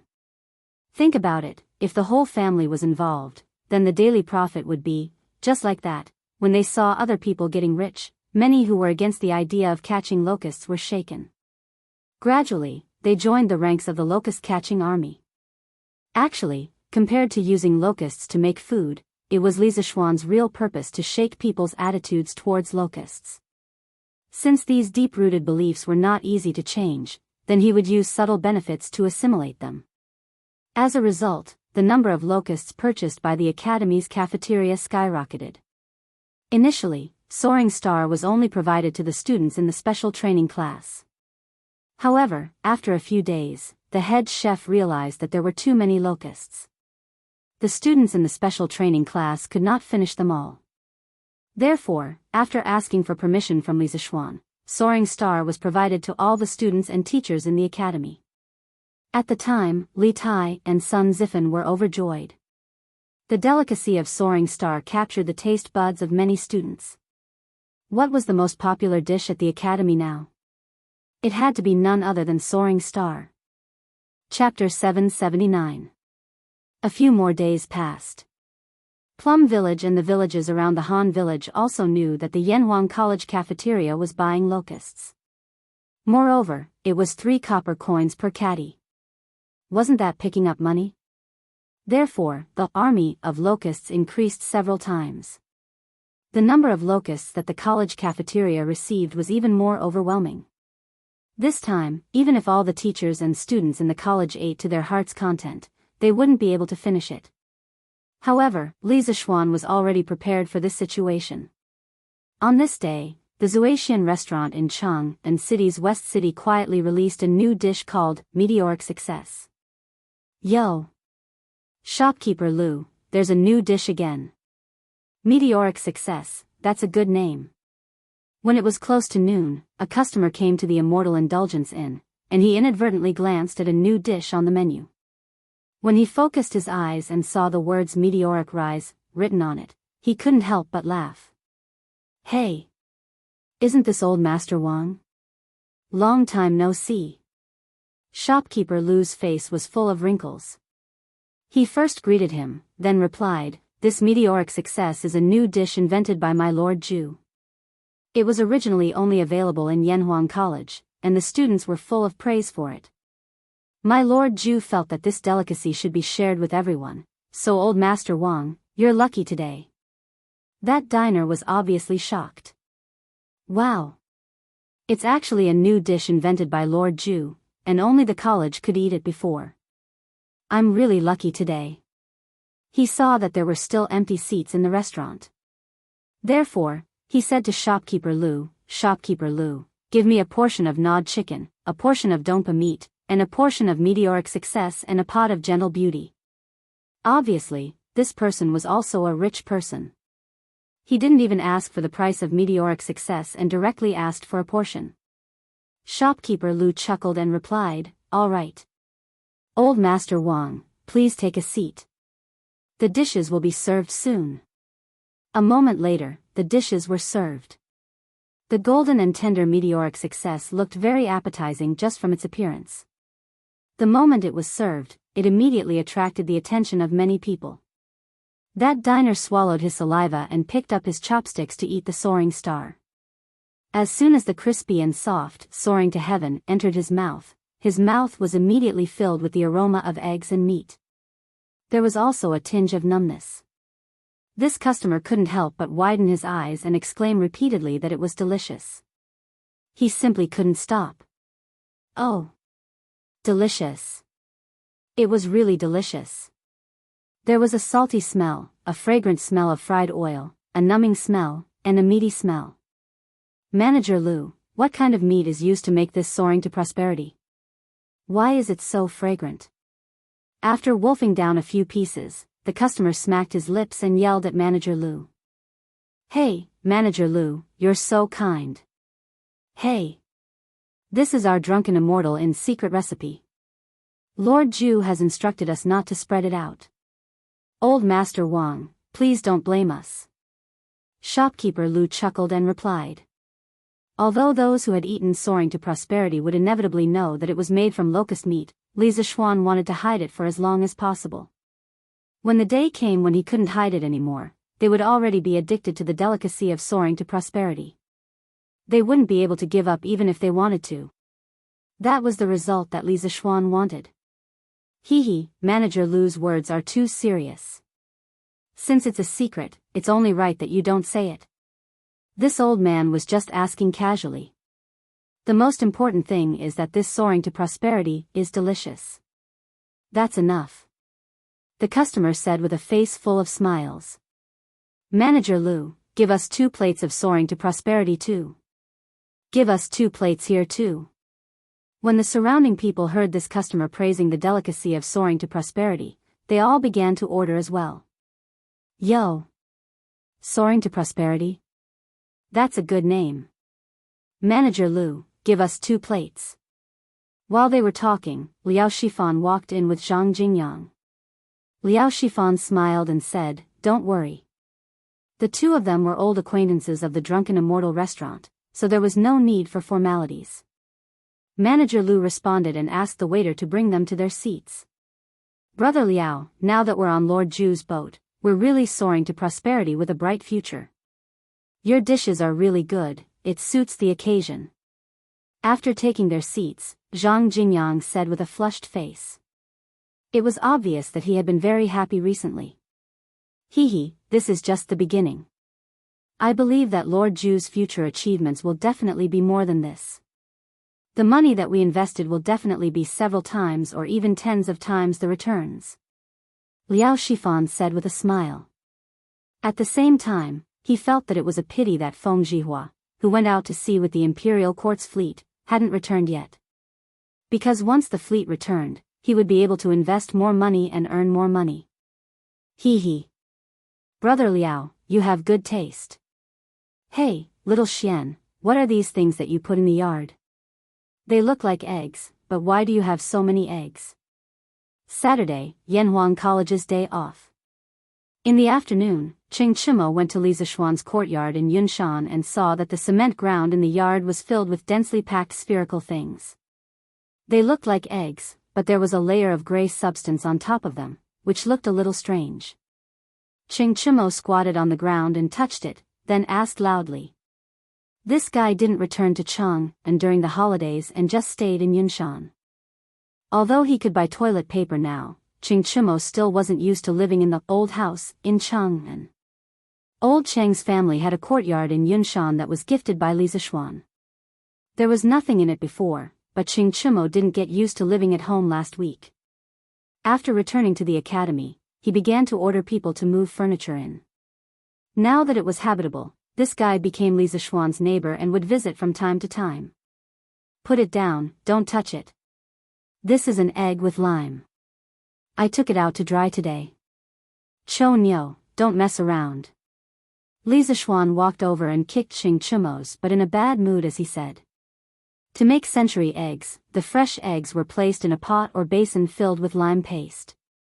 After the eggs were dipped in lime, they were taken out and mixed with chaff or sawdust. Then, they were placed in a jar and sealed. Generally speaking, it would take about 7 days in spring and autumn, and 4 days in summer. When the time was up, they should be taken out to dry in the jar. This time, the century eggs that were being dried in the Li family's courtyard were the ones that had been rolled out last week. Ah. It's really an egg. Oh my God. I didn't believe it when I heard that your family was buying eggs a while ago, but I didn't expect it to be true. Xiao Xian, why did you get so many eggs? You even added lime. Are you trying to hatch chicks? Qing Chimo stood up, looked at Li Zishuan, and said stupidly. Li Zishuan's face was full of black lines. Hatch chicks. I'll hatch an MLGB, where have you seen chicks hatched like this? Chapter 780. Hatching your sister's chickens. I say, can't your brain work a little better? What are you thinking about all day long? Li Zishuan slapped Qing Chimo's head and said angrily. Qing Chimo screamed in pain, then retreated far away and said, F***ck. A gentleman uses his mouth, not his fists. Xiao Xian, why are you so violent now? Besides, there are so many eggs. If you're not going to use them to hatch chickens, what are you going to use them for? Are you going to eat them? Li Zishuan said lightly, yes, you're right. These eggs are for eating. F***ck, who are you trying to fool? There are so many eggs. They'll spoil after a few days. How can you finish them with so few people in your family? Qing Chimo said with a face of disbelief. This idiot. Li Zishuan shook his head and said, these eggs are not ordinary eggs. They can be stored for a long time. As he said that, he picked up a century egg covered with lime and sawdust and said, this egg is now 80% cooked. After a few days, you can peel the eggshell directly, add some vinegar and garlic, and eat it. It's simply a delicacy. Duck eggs were the majority of century eggs made with traditional methods. However, if you used duck eggs to make century eggs, because the eggshell of duck eggs was thicker, it generally took 30 to 40 days. The eggshell of duck eggs was thinner, and the pores on the surface were thicker. Generally, it would completely turn into century eggs in about 10 days. Of course, if you wanted it to taste good, it would need to be stored for a few more days. Therefore, it wouldn't be long before Li Zishuan's century eggs in the courtyard could be eaten. After listening to Li Zishuan's description, Qing Chimo couldn't help but lick his lips, but he still didn't believe it. Cooked. Did you cook the eggs? Even so, the eggs can't be stored for long. What a country bumpkin, Li Zishuan thought unhappily in his heart. I didn't say that the eggs were cooked. You're the one who misunderstood. Forget it, I'm too lazy to argue with you. You should be able to taste this delicacy next week. Hee hee, that's great. Next time, I'll definitely come on time. Hearing this, Qing Chimo didn't care about how these eggs were cooked. Obviously, the food was more important. Xiao Xian, the villagers from Plum Village and Han Village have been clamoring to help with the road repairs these few days. We can't even stop them. I don't know what to do either. If we give them a salary, I'm afraid that the other members of the construction team won't agree because these farmers are definitely not as professional as them. If we don't give them a salary, we'll be letting down the villagers' good intentions. When the time comes, people will definitely say that we're stingy. When evening approached, Yan Xiaoning came over. He found Li Zishuan and said with a conflicted expression. Oh. There's such a thing? Li Zishuan raised his eyebrows in surprise. After thinking for a while, he said, Xiaoning, your concerns are very reasonable. How about this? The farmers' daily wages will be half of the workers' wages in the construction team. What do you think? Li Zishuan had just established the Yan Huang Chamber of Commerce and raised more than 300,000 strings of coins. Therefore, logically speaking, Li Zishuan wasn't lacking in money. Since his farmers were so supportive, he couldn't let them work for nothing, right? Yan Xiaoning rolled his eyes and said, What do I think? What can I think? This money is yours. You can spend it however you want. Suddenly, he seemed to have thought of something. He glanced at Li Zishuan and said in a strange tone, Oh, right, Xiao Xian. I say, you're really bad. You actually bought so many locusts from Plum Village and Han Village and made them into meteoric success for the students and the diners in Chang and to eat. You're too mean. Li Zishuan was stunned and asked curiously, shouting, how did you know that meteoric success was made from locusts? Yan Xiaoning curled his lips and said in disdain, I'm not stupid. Today, I saw a lot of children catching locusts in the fields by the roadside. I randomly grabbed one of them and asked. Only then did I know that the locusts they caught were all sent to Yanhuang College's cafeteria. Then, I thought about the meteoric success that you introduced before. I roughly guessed that it was locusts' meat. I really didn't expect that you would do such a wicked thing. Damn it, I was still eating meteoric success a few days ago. At the end of his speech, Yan Xiaoning gnashed his teeth in hatred. If he could beat Li Zishuan, he would probably beat him up right now. After all, no one would be in a good mood if they found out that the delicacy they had been eating was made of locust meat. Li Zishuan touched his nose awkwardly. However, after a moment, he realized why he was embarrassed. Wasn't it just locusts' meat? The living conditions of people in the 21st century were so good. Didn't many people like to eat it? I spent so much effort to promote locusts just so that fewer people would starve to death next year. Hee hee. Then, Xiaoning, tell me honestly, is meteoric success delicious? Will you still eat it in the future? Li Zishuan came back to his senses and looked at Yan Xiaoning with a smirk. Yan Xiaoning heard him and was in a dilemma. He wanted to harden his heart and say that he wouldn't eat it. However, he felt like he was slapping himself in the face if he said that he would eat it. After all, he was just belittling the meteoric success. Ugh. This meteoric success's taste is just a so-so. I definitely won't eat it in the future. I still have things to do, so I'll leave first. After struggling for a long time, Yan Xiaoning still couldn't swallow his pride. He could only say that and run away. Hee hee. Even Yan Xiaoning is like this. When other people know the truth in the future, they will definitely put on a delicious show. Li Zishuan looked at Yan Xiaoning's back and thought with some bad intentions. What? This meteoric success is actually made with locust's meat? Ugh. I won't eat it in the future. Yes. Even if I starve to death, I won't eat meteoric success again. This drunken immortal restaurant is too immoral. They actually gave us locust's meat. I won't eat here in the future. Yes. If I eat meteoric success again, I'll be a dog. This conversation should be the first reaction of most people when they found out that meteoric success was made with locust's meat. However, it wouldn't be long before they would be like this, shopkeeper Lu, give me a plate of red braised pork, again, another plate of meteoric success. Hey. Brother Zhang, didn't you say a few days ago that you won't eat meteoric success anymore? Oh. Who said that? Did I say that? I definitely didn't say that. You must have heard wrongly. It's delicious. I miss it. The truth was just as Li Zishuan expected. At night, in a corner of the academy's cafeteria, Yan Xiaoning was eating the meteoric success on the table with relish. He sighed softly and said, It's so delicious.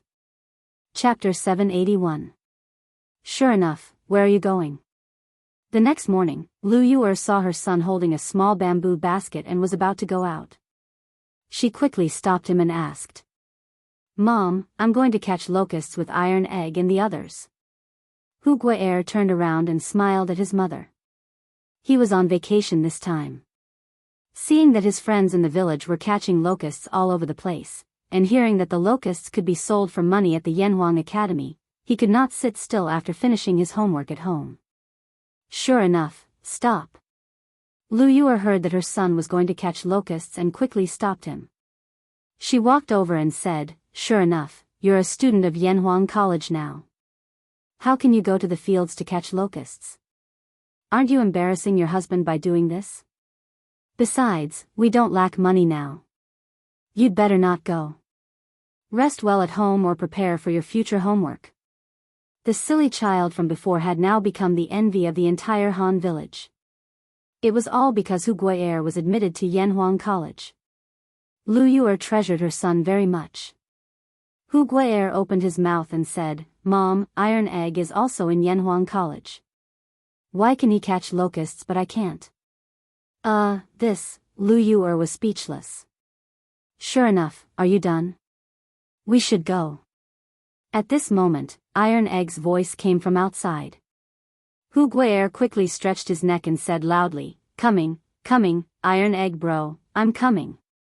He then looked at Lu Yu'er and said, "Mom, I'm leaving with Iron Egg bro now. I'll be back by noon." He didn't wait for Lu Yu'er's permission and ran out like a wisp of smoke. Lu Yu'er could only stare at her son's back. "Hey! You silly woman, your son didn't dare to go out and hid at home every day. You secretly cried every day. Now that your son is willing to go out and play with others, you don't want to. You're really..." Hu Hanyun, who was fetching water from the well in the east corner of the courtyard, said to his wife angrily. Lu Yu'er glared and retorted, "How can it be the same? Our son is a student of Yanhuang College now, a scholar. How can it be the same as before? He has to maintain the dignity of a scholar."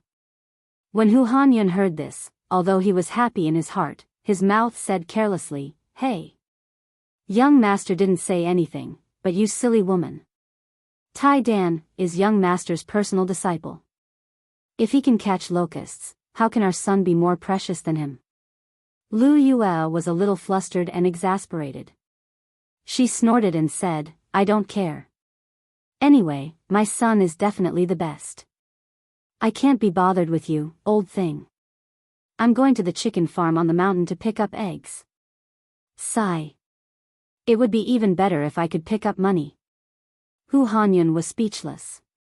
A few days ago, in Plum Village, second Master Lu's chicken farm, 7 chickens had gone missing, but there were 3 strings of money on the ground. Once the news spread, it attracted the envy of many farmers. Everyone said that second Master Lu's family had encountered a group of righteous thieves who stole things and left money behind. 7 chickens, 3 strings of money, no matter how you looked at it, second Master Lu made a profit, so many people hoped that they could meet such thieves. "Come back quickly, don't forget to come back at noon to cook." Hu Hanyun shouted at the top of his voice. Hey. Got it. Lu Yu'er promised without turning her head. "Sigh, I don't know when this child will come back. He said he would come back last month, but he didn't. I don't know if this child is doing well outside." It was said that mothers were closer to their sons, and fathers were closer to their daughters. This saying seemed to be true. Hu Hanyun looked at the empty courtyard and muttered to himself. Sigh. Iron Egg bro, why do you think Yamacho collected so many grasshoppers? Don't tell me Yamacho also likes to fight grasshoppers? In the fields of the Han village, Bushura was looking for locusts on the ground while casually chatting with Iron Egg next to him. The small bamboo basket on his body was already filled with locusts. It seemed that he had a good harvest this morning. Hearing Hu Shure's stupid cute words, Iron Egg couldn't help but laugh. Sure enough, you are thinking too much. How could Master like to fight grasshoppers? Lon might like it. Hu Shure asked again, then Iron Egg bro, why do you think Yamacho collected so many grasshoppers? Iron Egg lowered his head and thought for a while. Suddenly, his body shook, and he looked up and said meaningfully, maybe, it's to cook. What? Cook? Grasshoppers can be cooked. Hu Shure's eyes almost popped out when he heard this. He asked incredulously. Iron Egg bro's face became calm. He said lightly, why can't they be cooked? Not only can they be cooked, but you have also eaten them recently. Hu Shure was shocked. Ah. I have eaten them recently? Iron Egg bro, are you saying that I have eaten grasshopper meat recently? Wretch. Where did I eat it? Iron Egg bro sighed and shook his head. Sigh, not only did you eat it, but I also ate it. The meteoric rise in the academy was made with these grasshoppers. He just realized it, but what could he do even if he did? He had already eaten what he wanted to eat, and Li Zixuan was his master. He couldn't say anything and could only swallow his bitterness. No way. Meteoric rise is made of grasshoppers? Wretch. But it doesn't look like it at all. Hu Shi's face turned pale. He felt nauseous and said in disbelief. Oh, that only means that my master's technique is brilliant. Meteoric rise is definitely made of grasshoppers. You don't have to doubt it. Otherwise, it would be hard to explain where all the grasshoppers went. Iron Egg Bro straightened his back, but he didn't feel nauseous. His face was calm. Then what should I do? Recently, I am addicted to eating meteoric rise. Iron Egg Bro, you are telling me that this thing is made of grasshoppers. Should I continue to eat it in the future? Sure enough, he was in a dilemma. A few days later, the weather was cloudy.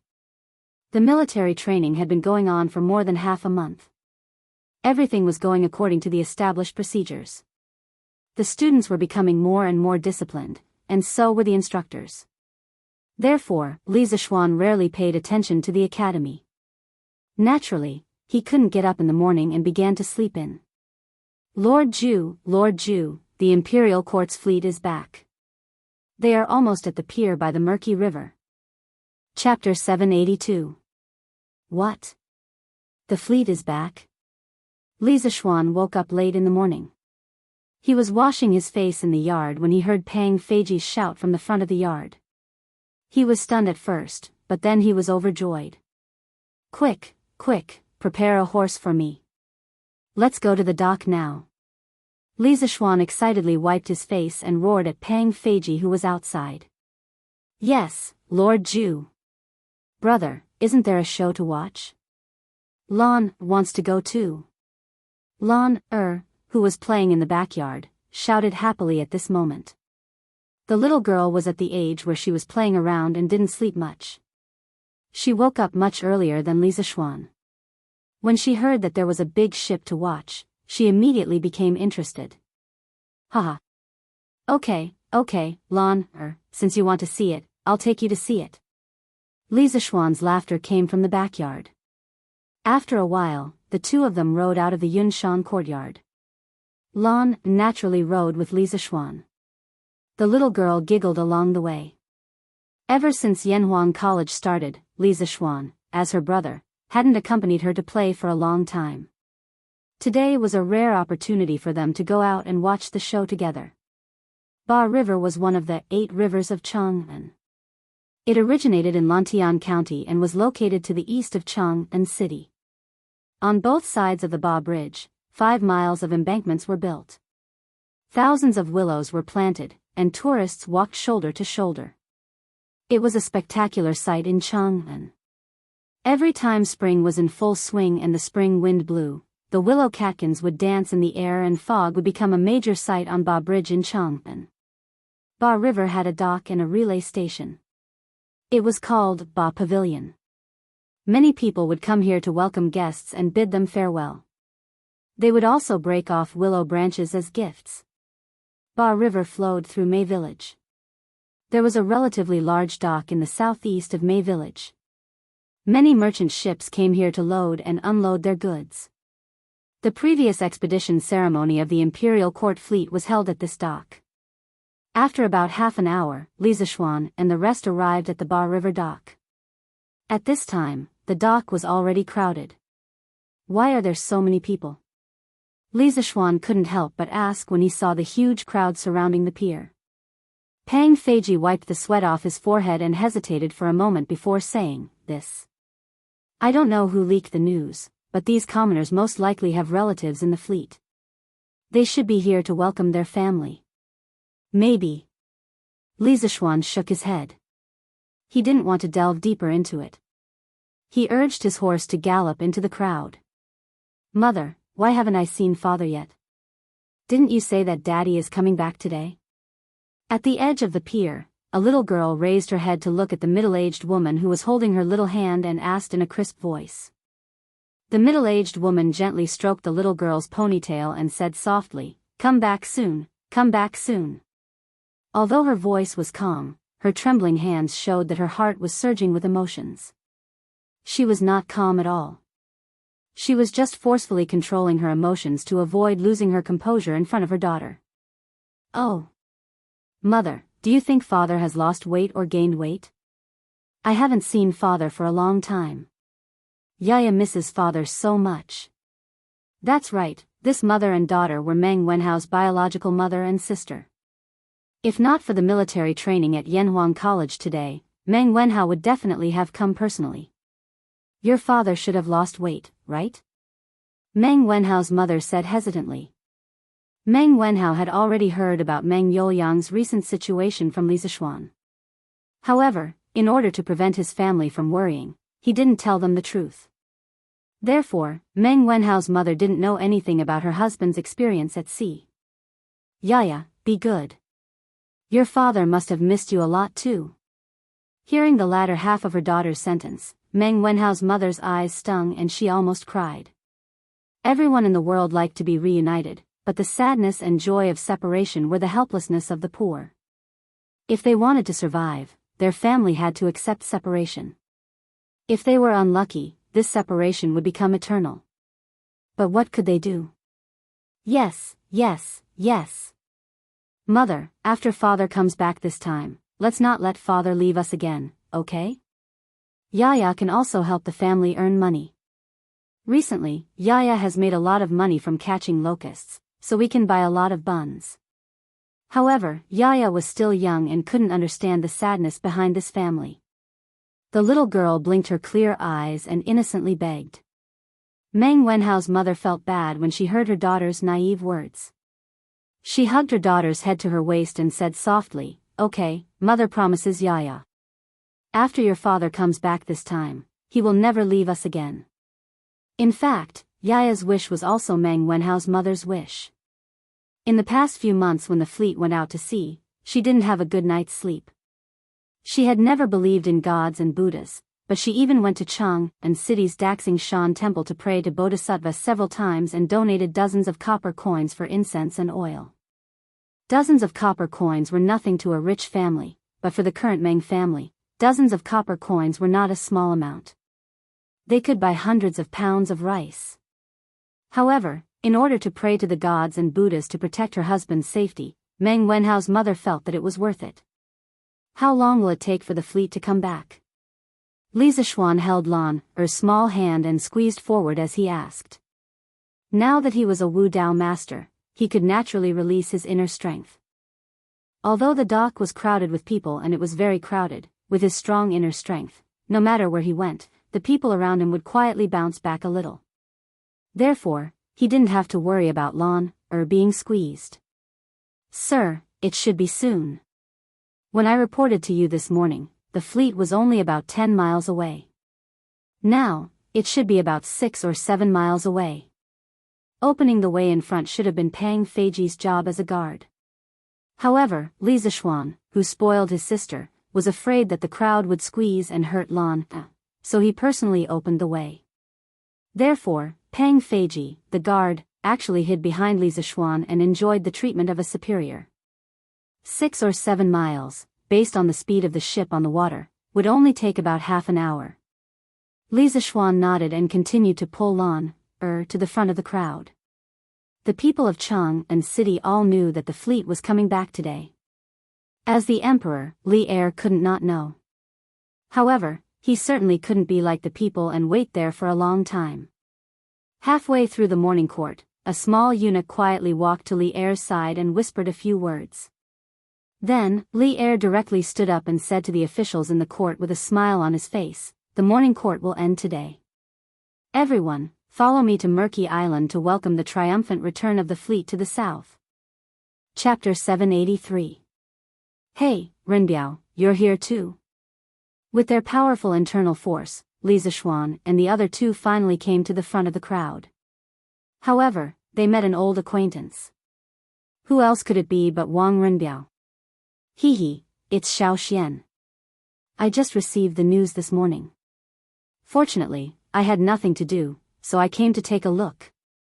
Wang Renbiao chuckled and looked at Li Zishuan. Oh, right, Renbiao, I forgot to ask you before. Did the fleet find the rubber I told you about in Nanyang? A few days ago, he asked Wang Renbiao to help him inquire about the news. He only cared about Meng Youliang's situation and forgot about his own business. When Wang Renbiao heard this, he was stunned. He then shook his head and said, I don't know about this yet. I only asked people to help inquire about the fleet. I didn't ask about the harvest of my fleet. Li Zishuan was speechless. He thought to himself, this Wang Renbiao's heart is really big. He doesn't even care about his own family's business. His attitude of treating money like dirt is comparable to mine. Well, then we can only wait for the fleet to come back in a while. Li Zishuan said helplessly. Oh. Look, the fleet is here. The fleet is here. At this moment, a mast finally appeared on the surface of the Ba River. Then, the figure of a huge turreted ship slowly emerged from the water and was exposed to everyone's vision. It was unknown who discovered this phenomenon, but someone shouted loudly, and the crowd on the pier immediately boiled up. They're finally here. They're finally here. After going out to sea for almost 5 months, the fleet is finally back. God bless, the child's father must be fine. When the people saw more and more ships appear on the Ba River, they began to excitedly talk to each other. Most of them were praying for the safety of their family members. 5 months. This time, some families are happy and some are sad. At this moment, Li Zishuan was holding Lan Er's hand and standing at the front of the crowd. He looked at the densely packed boats on the river and sighed with mixed feelings. Although Wang Renbiao did not mention the details of the ambush on the fleet, Li Zishuan had obtained more detailed information from Li Qingqian. Of course, the source of the information was definitely related to Li Er. Therefore, he was very clear that the fleet's journey south this time was not without casualties. Not to mention the storms and diseases that took away the crew members on the sea route to the Nanyang countries, just the sneak attack of the pirates that night caused the fleet to lose 28 soldiers and 12 civilians. This meant that a small-scale battle had caused 40 Tang soldiers to be buried in the sea, with no complete corpses left. 40 originally happy and blissful families were torn apart in an instant. At that time, who knew how many tears would be shed? Boo-hoo. As time passed, the 1,500-some merchant ships that had come south to trade 5 months ago appeared before everyone's eyes. The mournful sound of a bugle horn came from the ship in the center of the fleet, and then all the other ships began to drop their anchors, lower their sails, and slowly approach the shore. We're home. We're finally home. On a merchant ship, Meng Youliang stood on the deck and leaned against the railing. As he looked at the sea of people on the shore, he couldn't help but sigh. On this voyage, he had almost been separated from his family forever. He was far from alone in his thoughts. Whether it was the civilian workers on the merchant ships or the Navy soldiers on the official ships, all of them couldn't suppress the joy in their hearts as they looked at the dock. Homesickness, homesickness, what could be more important than the fact that they would be home soon? Your Highness, we can go ashore. The main ship had already reached the dock, and people had already laid down the planks. Wu Di walked up to Li Shaogong and clasped his fist. This prince will come right away. A few moments later, Li Shaogong disembarked from the main ship with his guards. Li Zishuan walked up and cupped his hands in greeting. Congratulations on your Highness's triumphant return. Long time no see. Your Highness, how have you been? Li Shaogong gave a hearty laugh and patted Li Zishuan on the shoulder. This prince is in good health. Looking at the days, the Imperial College should have started school by now. How come you still have time to come here? Before leaving, he had entrusted his son to Li Zishuan. At the time, Li Zishuan was still an official at the Imperial College and had yet to fall out with Kong Yingda. Thus, Li Xiaogong's memories were still stuck at the time when Li Zishuan was still teaching at the Imperial College. He had no idea what was going on at Yanhuang College. Your Highness, this child is no longer at the Imperial College. 3 months ago, I resigned from my position at the Directorate and opened my own academy. Today, Huai Ren is also in my academy. Li Zishuan knew that Li Xiaogong was asking this because he wanted to know more about his son, Li Huiran, so he gave him a simple explanation. What? Xiao Xian, you're no longer at the Imperial College? Did something happen in between? Li Xiaogong had indeed asked this question to find out more about his son, but he hadn't expected to ask such a shocking question. It's a long story. I'll tell your highness in detail in the future. Li Zishuan knew that this wasn't the place to talk, so he said this to Li Xiaogong.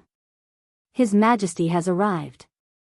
As they were speaking, another group of people arrived on the road to the west of the docks. When they heard the words His Majesty has arrived, they all hastily turned around. When they saw the person in bright yellow at the front of the group, they all bowed and said, "Paying respects to your Majesty." At the same place, with the same loud voice, one couldn't help but think of the departure ceremony that Li Er had held when the fleet went out to sea 5 months ago. Li Er followed the path that the crowd made and came to the edge of the docks, not far from Li Xiaogong. He stopped and turned around to look at the densely packed crowd, saying, "Rise." Only then did the commoners and the soldiers on the ship straighten up. Li Er looked at Li Xiaogong and said, "Xiaogong, it's been hard on you." Li Xiaogong hurriedly clasped his hands and said, "Your Majesty is too kind. It's my duty to share your Majesty's worries and worries. It's not hard at all." Li Er nodded. Then, he looked at the endless number of ships on the river and asked slowly, "Have all the ships of our great Tang returned?" Li Xiaogong said solemnly, "Your Majesty, of the 1,587 ships that I brought, except for one that was burned at sea, the rest returned safely. Furthermore, the 32 small countries in Nanyang have all sent a fleet of ambassadors to follow me back to pay respects to the Tang Empire and your Majesty." Chapter 784. The envoy of Zhenla greets the Emperor of Tang. The envoy of Funan greets the Emperor of Tang. The envoy of Piao greets the Emperor of Tang. Following Li Xiaogong's words, a group of people with different skin colors and clothes came down from the ship. They greeted Li Er respectfully with all kinds of etiquette. Some of them spoke in their native language, while others spoke in broken Chinese. When Li Xiaogong saw this, he quickly assigned a middle-aged scholar beside him to translate for them. Li Er was very happy after hearing this. As an emperor, there was no one who did not like to achieve great things. It was just that every emperor had different priorities. Haha. Good. Where is Cui Er? Cui Shanfu stepped out from the crowd of civil and military officials and cupped his hands. "I'm here. Bring the envoys of the various countries to Honglu Temple and treat them well. 3 days later, I will summon the envoys of the various countries at the imperial court meeting." In the Tang dynasty, Honglu Temple was one of the 9 temples. It was in charge of the 4 barbarians' tributes, banquets, gifts, and welcoming. It was also in charge of the inauspicious ceremonies of the country, the ancestral temples of Zhongdu, and the Taoist scriptures and tents. Whenever the emperor of the 4 barbarians or envoys had an audience, they would be treated as guests. They would be given a place to stay, and they would be given invitations, gifts, and banquets. The Department of Precepts would prepare in advance. There were 20 translators who specialized in translation, and each of them knew different languages. Generally speaking, Honglu Temple was equivalent to the modern Ministry of Foreign Affairs with an additional translation function. Cui Shanfu was the minister of Honglu Temple at this time. There was an organization corresponding to Honglu Temple called the Warden's Office. However, there was a substantial difference in the functions of the two. Honglu Temple was in charge of foreign guests, while the Warden's Office mainly dealt with ethnic affairs. "Yes, Your Majesty." Cui Shanfu didn't show it on his face, but he was complaining in his heart. This was because there were envoys from 32 countries. It was a rare sight to see such a large number of envoys in 100 years. Just communicating with so many envoys from different countries was difficult, not to mention other things. The pressure on Cui Shanfu's body was suddenly increased. After the envoys of various countries left the dock with Cui Shanfu and headed for Chang'an, Li Er looked at the endless boats on the river and turned around to give an order. "Beloved official Xiao, beloved official Yan, the 2 of you will be in charge of the transportation of goods. The grain and goods on the imperial court's ships will be directly transported to Taicang. As for the goods on the civilian merchant ships, you will order people to calculate the income of each family. After they pay the merchant tax, have them start unloading the goods. Be careful to prevent some people from secretly embezzling. When the fleet was heading south, the imperial court had said that all merchant ships heading south with the army had to pay a 5% tax on their trade. This could be understood as a protection fee, but compared to the 20,000 elite navy that the imperial court had mobilized, this protection fee was very cheap. Yes, Your Majesty. When the Minister of Civil Affairs, Xiao Yu, and the Minister of Works, Yan Lide, heard Li Er call out their names, they quickly stepped forward and bowed. Li Er nodded. Seeing that everything was done here, he immediately said to the ministers, "Return to the imperial court." A messenger eunuch spread Li Er's order one by one. The civil and military ministers who came with him all agreed. Li Er was about to return to the imperial court with Li Shaogong and the officials of the imperial court. Suddenly, he turned his head and looked at Li Zishuan, who was secretly watching from the side. He said, "You also come back to the imperial court with me." Li Zishuan was confused. He didn't know why the goddess of luck suddenly fell on his head and made him unable to resist. "Yes, Your Majesty." Since he couldn't resist, he might as well enjoy it. He also wanted to hear about the harvest of the whole country, which had mobilized so many people to go south to trade. "Commandery Prince Hejian, can you tell us about the harvest of this trip for our beloved officials?" After Li Er led the ministers back to Taiji Palace, he sat up straight and looked at Li Shaogong with a smile. "Yes, Your Majesty." Li Shaogong was already prepared. He responded, then took out a booklet and began to read slowly. For this voyage, the imperial court has raised a total of 500 official ships. This subject has used more than 3,000 strings of silk and porcelain to exchange for a total of 880,000 dan of grain. There are 170,000 caddies of various spices such as Lycopodium officinalis, Lycopodium officinalis, Lycopodium officinalis, Lycopodium officinalis, Lycopodium officinalis, Lycopodium officinalis, Lycopodium officinalis, Lycopodium officinalis, Lycopodium officinalis, Lycopodium officinalis, Lycopodium officinalis, Lycopodium officinalis, Lycopodium officinalis, and various other spices. In addition, there are also 50,000 caddies of brass and 300,000 taels of silver. Silence. As Li Shaogong read them out one by one, the court suddenly fell into a strange silence. 880,000 dan of grain. Although this amount was a bit large and exceeded everyone's expectations, it could be attributed to the fact that Nanyang was rich in grain and had never seen the beautiful silk and porcelain of the Central Plains.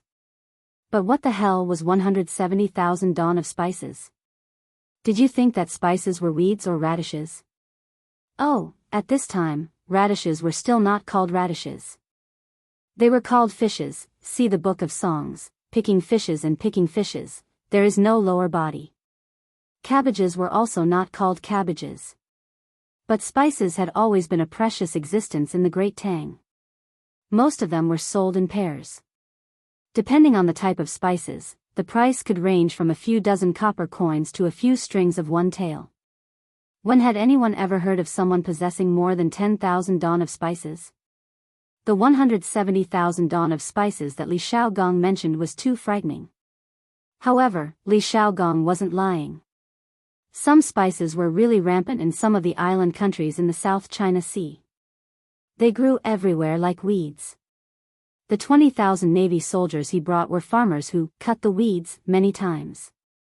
As for the 50,000 caddies of brass and 300,000 taels of silver, this was even more frightening. The total amount of silver that had been mined in the Great Tang was probably only around 200,000 to 300,000 taels. But Li Shaogong actually brought back 300,000 taels of silver. What was even more shocking was that he even brought back 50,000 caddies of brass. Many of the courtiers started to look at Li Shaogong with a strange expression. They wanted to ask, "Big brother, did you rob an entire country?" Of course, the courtiers were not surprised. The difference between the cost and the reward was too big. According to Li Shaogong, he only used 3,000 strings of silk and porcelain to trade. But what about the things that he brought back? Just the 880,000 dawn of grain, according to the current grain price, would be worth more than 30,000 strings of coins. Adding in the 170,000 dawn of spices, 300,000 taels of silver, and 50,000 caddies of brass. Oh my God. Many of the courtiers calculated in their hearts, and in the end, they found it difficult to even breathe. Huge profits. This was more than 10 times the profit. It was more than 100 times the profit. What else in the world could be more profitable than this? Chapter 785. Some people might question whether 500 ships could transport 880,000 dan of grain. Of course they could. There was no doubt about it. During the Qin and Han dynasties, the development of our country's shipbuilding industry reached its peak. During the war to unify the southern part of China, Qin Shi Huang organized a fleet that could transport 500,000 dan of grain. With the technology at that time, they could build ships that could transport 50 to 60 tons of grain. 1 dan was 50 kilograms. In other words, a ship during the Qin and Han dynasties could carry more than 1,000 dan of grain. During the Tang and Song dynasties, the second peak in China's shipbuilding history was the dragon boat that Emperor Yang of Sui rode.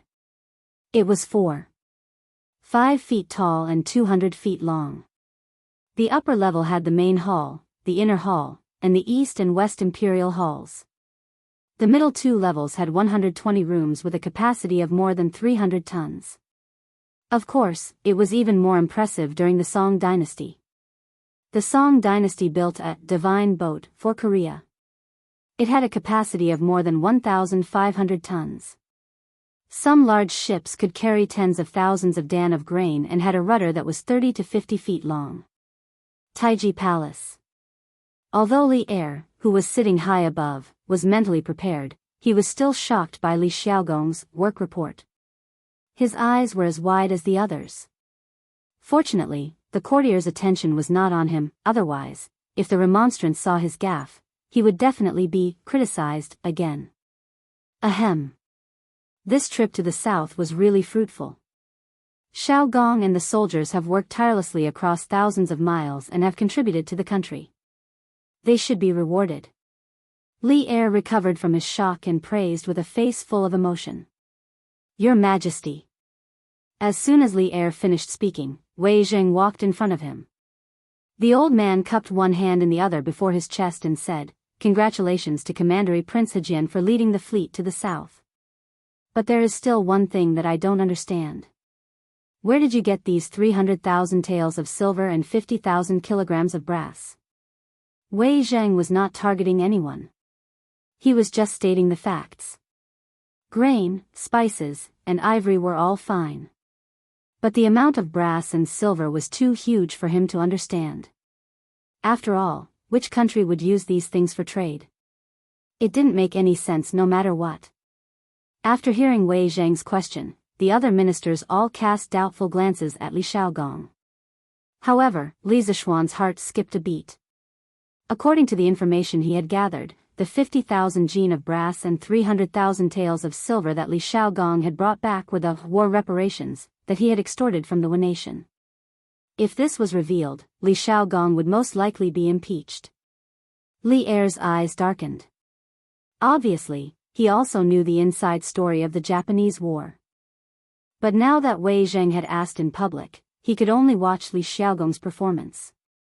As soon as Li Er left with the civil and military officials, the docks by the murky river immediately became lively. There were more than 1,000 large ships, and they definitely could not all dock at the same time to unload their cargo, so they could only come in batches. At the very front were the 500 official ships of the imperial court. Wu Di, the captain of Li Xiaogong's personal guard, came to Xiaoyu with a man who looked like a steward. He respectfully handed over a booklet and clasped his hands. "Minister Xiao, this is the list of all the cargo on the official ship. He is the steward of the cabin, Yao Jing. If Minister Xiao has any questions, please ask me or Steward Yao. We will tell you everything we know." "Well, okay. Thank you," Xiaoyu said politely and took the booklet. When he opened it, he was shocked. So much food? I'm afraid the granary of Chang and city can't hold it all. Hearing this, Yen Lide was very curious. He thought that the official ship of the imperial court had only brought a little silk and porcelain. At most, it could be exchanged for more than 100,000 jin of food. How could the granary of Chang and city not be able to hold it all? Sherwin, Xiao Yu's courtesy name, let me see how much food you have. Then, Yen Lide eagerly came over and wanted to see what was on the booklet. When he saw the number on the booklet, his eyes widened and he exclaimed.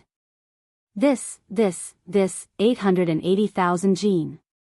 So many jin of food, Taizong can't hold it all. It has to be transported to Hanjiatsong in Luoyang. The Taizong he was talking about was the largest granary in Chang and city. It was also the granary of the imperial family. Its main function was to provide for the imperial family's consumption, rewards, salaries of officials, military supplies, and government accounts. Although Taizong's main function was to serve the central government, it also had some positive functions. For example, every time there was a famine, Taizong would take out grain to replenish Changpingsong and suppress the price of grain. It would also sell some grain at a low price to help the victims. However, Taizong's total storage was not very high. It could only store 500 to 600 jin of grain at most. Moreover, the autumn harvest had just passed, so there was even less space left in Taizong. That was why these two big shots of the imperial court sighed with emotion. As for the Hanjiatsong that Yen Lide mentioned, it was the largest granary in the Tang Empire. At the start of the Sui dynasty, Chang'an was built, but the Guangzhou region was unable to satisfy the needs of the imperial family, officials, and the central army. During the Day era, to satisfy the grain needs of Chang'an, Emperor Yang built the Grand Canal. Later on, Yang Guang directly moved the capital to Luoyang. After establishing Luoyang, Yang Guang first built Huiluotsang as the national granary in Luoyang. The entire Huiluotsang city was 1,000 meters from east to west, 335 meters from north to south, and around 700 warehouses with a diameter of 10 meters. Each warehouse could store 4,000 jin of grain, and the entire city could store 3 million jin of grain. As Huiluotsang was built outside of Sui Tang Luoyang City, at the end of the Sui dynasty, the world was in chaos. Li Mi took Huiluotsang, and Luoyang City fell into a situation where there was no grain. Later on, Huiluotsang became the focus of the war between Li Shimin and Wang Shichong. The warehouses outside the city were occupied, and Wang Shichong lost due to a severe lack of grain. Later on, Li Shimin saw the disadvantages of having a granary outside the city, and he decided to build one within Luoyang City to prevent the same thing from happening. This granary that was carefully designed by Li Shimin was Hanjiatsang. Not only did Hanjiatsang provide grain for Luoyang City, but it also acted as a transportation station between Guangdong and Guangzhou. Later on, it slowly replaced the largest granary at that time, Luokotsang, and became the largest granary in the world, with a total storage of close to 6 million jin. Indeed, first move 150,000 jin of grain to Taizong, and the rest can only be transported to Luoyang along the Grand Canal. Lide, you take care of things here. I'll go to the palace to ask for a decree to send a portion of the official ships to Luoyang. Xiao Yu thought about it and decided to ask for Li Er's opinion. Otherwise, with so much grain, there would be no place to store it, and it would only benefit the rats. Chapter 786. In Taiji Palace, the morning court was still going on. Everyone's eyes were focused on Li Shaogong. Due to the special nature of the previous battle, Li Shaogong had only passed on the specific details to Li Er in the form of a secret report instead of a battle report. In this way, the ministers in the court naturally had no way of knowing the details. Of course, it couldn't be ruled out that some well-informed people obtained the news through abnormal channels, but even if they knew, they had to pretend that they didn't know at this moment. Otherwise, if they exposed their so-called abnormal channels in front of Li Er, wouldn't that be looking for trouble?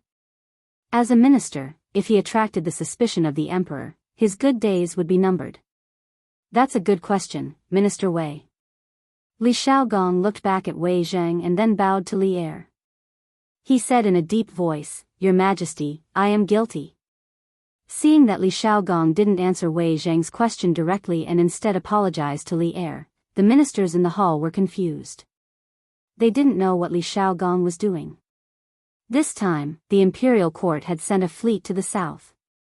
The harvest from this trip was almost equivalent to the imperial court's annual revenue. It had greatly alleviated the empty state of the national treasury since the Wei River alliance. Li Xiaogong was definitely considered a great contribution. How could he be guilty? Li Er's heart sank. How could he start to apologize without saying anything? He was very worried that Li Xiaogong would make a mistake and worsen the situation. Xiaogong led the army across the sea and brought back so much food and money for the imperial court. What is his crime? Although many thoughts were running through his mind, Li Er remained calm on the surface. He slowly opened his mouth and asked the common question in the hearts of the ministers. Li Xiaogong seemed to have been prepared. He hurriedly cupped his fist and said, "I attacked the Wei nation's capital, Fanio City, without your Majesty's permission.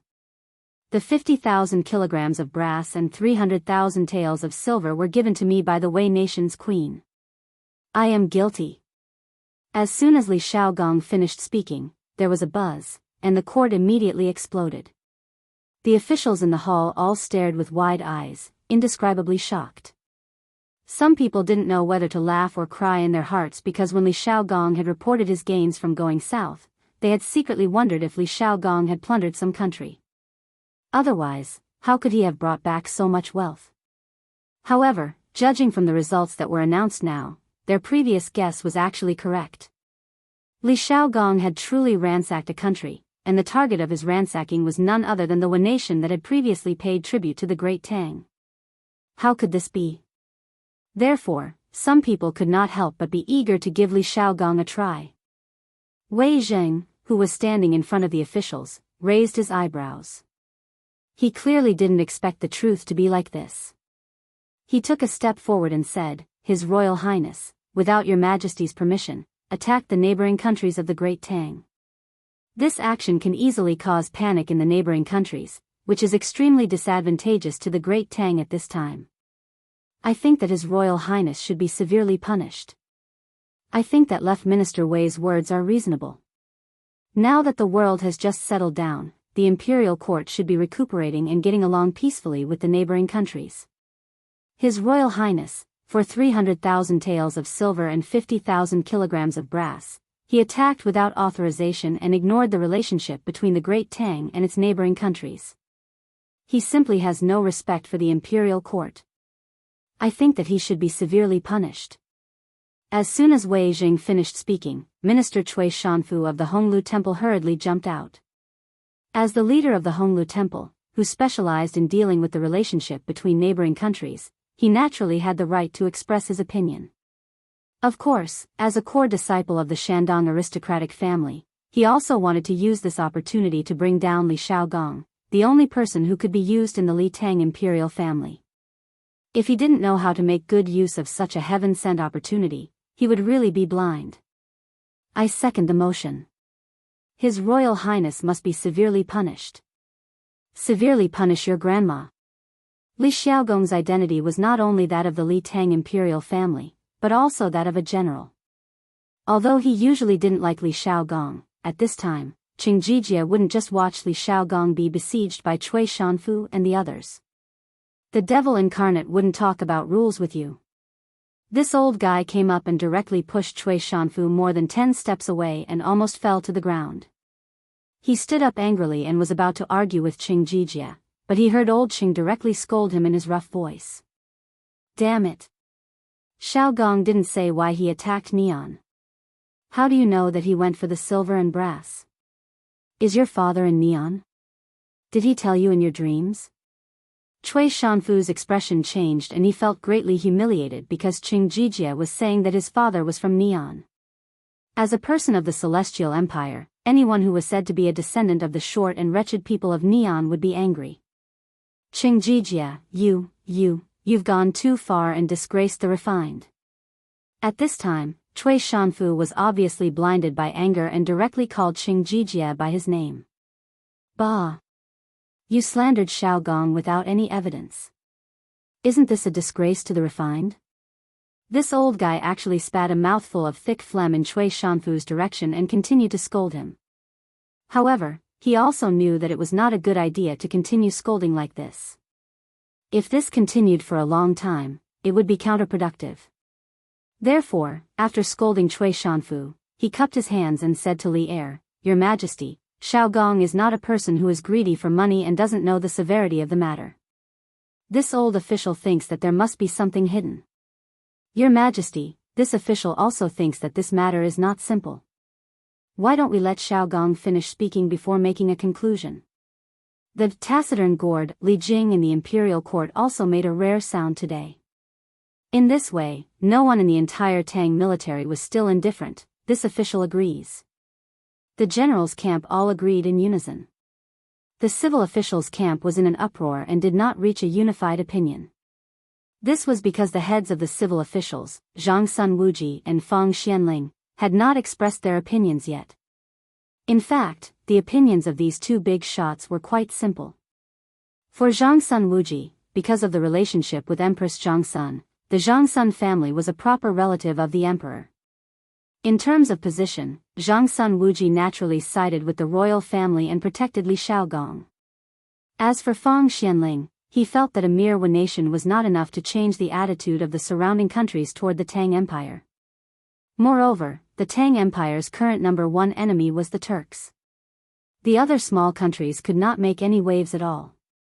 Cui Shanfu's words were a little exaggerated. How could he agree?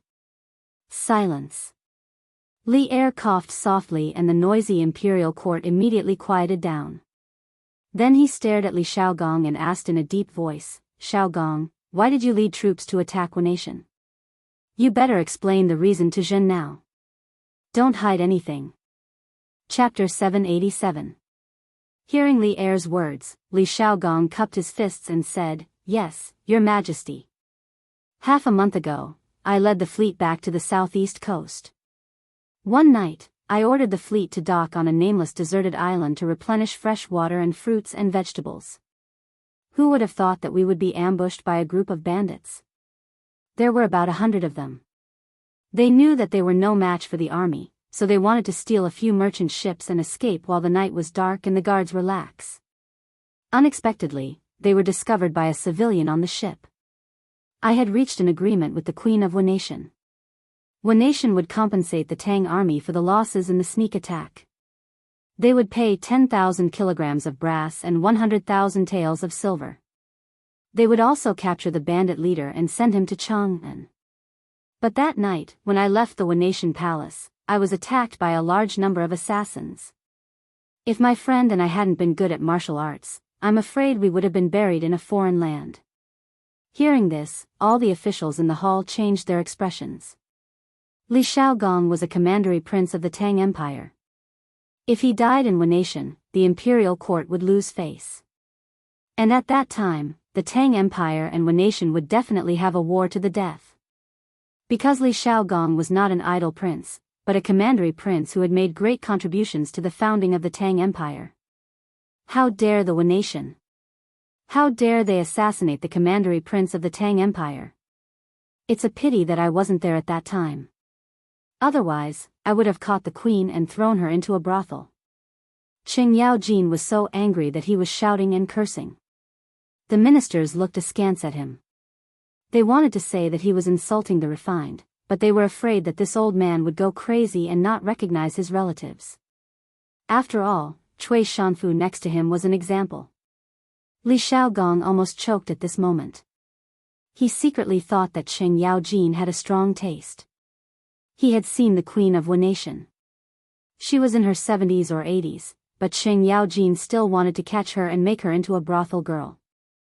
It was really, this subject's life and death are insignificant, but behind this subject are 20,000 Navy soldiers, tens of thousands of civilians, thousands of ships, and millions of dan of grain. Moreover, this subject represents the face of the Great Tang. If this subject were to die in the Wa, the consequences would be unthinkable. Later, after a detailed investigation, I found out that the assassin that night was the Suo family, the #1 family in Japan. The patriarch of this clan intends to seize the fleet of my great Tang and its countless goods, so he wants to kill this subject.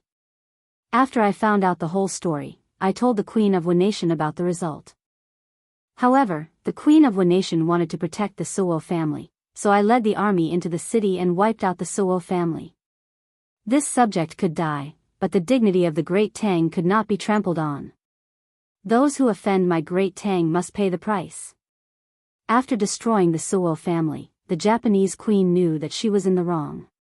She took the initiative to increase the compensation from the original 10,000 caddies of brass and 100,000 taels of silver to 50,000 caddies of brass and 300,000 taels of silver.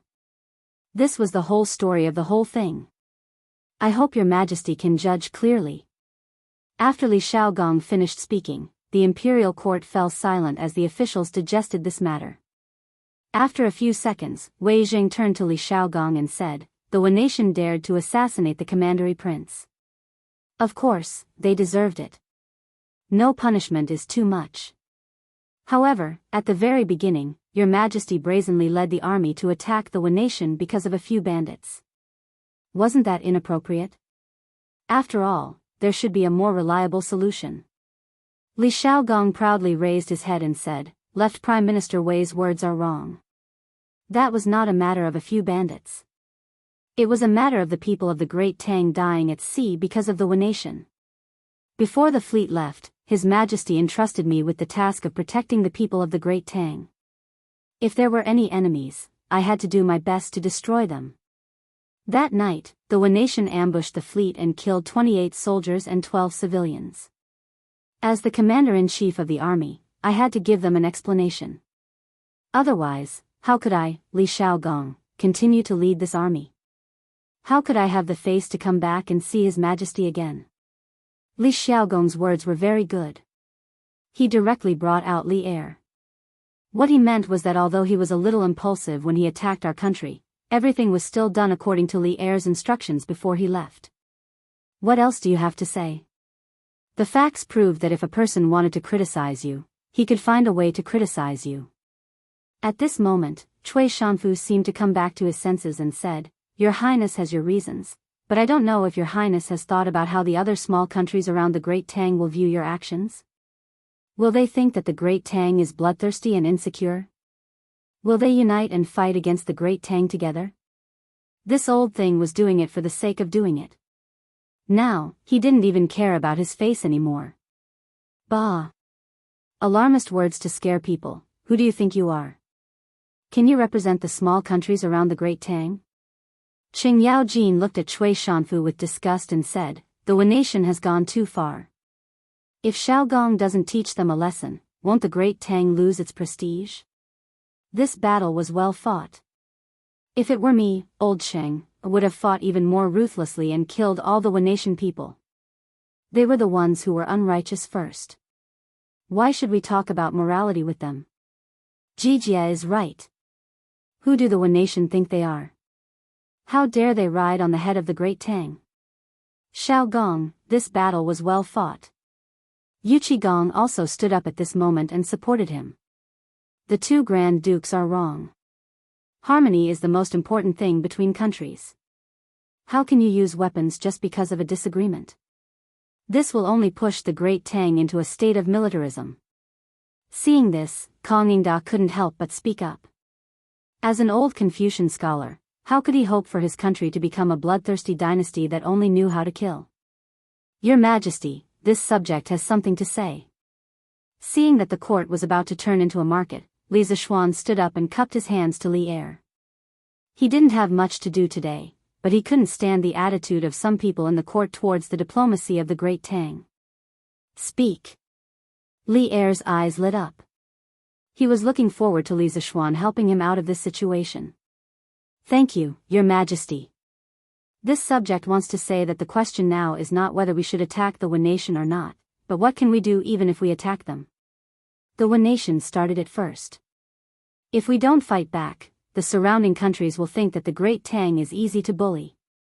It's just a trifling Wu Nation, so what if we attack them? Are we going to punish the generals of the Great Tang for a trifling nation? As for Minister Cui Sijing's worry that the other countries will panic because of this subject believes that there is nothing to worry about. The peace and stability of the Great Tang is not obtained by blindly making concessions, but through the blood and fists of soldiers. The Tang must have pride, and the Tang are not afraid of war. Even if the entire world attacks the Great Tang will be able to break through. What is there to fear from a trifling nation? Chapter 788. Good. Well said. In Taiji Palace, Li Zishuan's passionate words caused the eyes of all the generals to light up. Li Er, who was sitting at the head of the table, didn't show any change on his face, but if one was close enough, one would be able to hear that his breathing had quickened. Qing Yaojin had never liked to hide his emotions. Old Qing shouted, "Okay." Then, the old man still felt uncomfortable. He laughed loudly and walked over. He patted Li Zishuan's shoulder hard and said, "Li Zishuan, I'm not going anywhere." "Brat, you've said exactly what we old generals are thinking. The peace of our Great Tang isn't begged for, but fought for. If the Japanese aren't convinced, then we'll beat them until they are. If the other small countries aren't convinced, then we'll continue to King beat them. What's there to be afraid of? In the imperial court, your mouth is full of filth." How rude. Many civil officials frowned in the face of old Cheng's foul language, but no one reprimanded him. They all knew what kind of character this devil incarnate had. However, there were also those who weren't afraid of death, and that was Cui Shanfu. This old man had completely forgotten the pain after his wounds healed. He couldn't help but reprimand him. Rude? I, old Cheng, am clearly courageous. Unlike some people who, after 2 years of peace, shrink back and be afraid of this and that. They're really a disgrace to our Great Tang. Qing Yaojin immediately snorted disdainfully at Cui Shanfu. Li Zishuan, on the other hand, secretly applauded. Qing Yaojin's words were precisely the reason why he had changed his usual style and forcefully stood out today. Now that the world had settled down, some people couldn't wait to put away their weapons and live a peaceful and comfortable life. How could that be? The current Great Tang was still quite a distance away from the prosperous dynasty in Li Zishuan's mind that could dominate the world. Who's shrinking back? This old man is just speaking the truth. Li Zishuan is just a brat who only knows how to talk big. When the time comes for the world to attack the Great Tang, what will we use to fight against the other countries? At that time, there would be wars every year, and the treasury would be empty. The common people would be plunged into misery and suffering. The slightest carelessness could lead to the downfall of the country.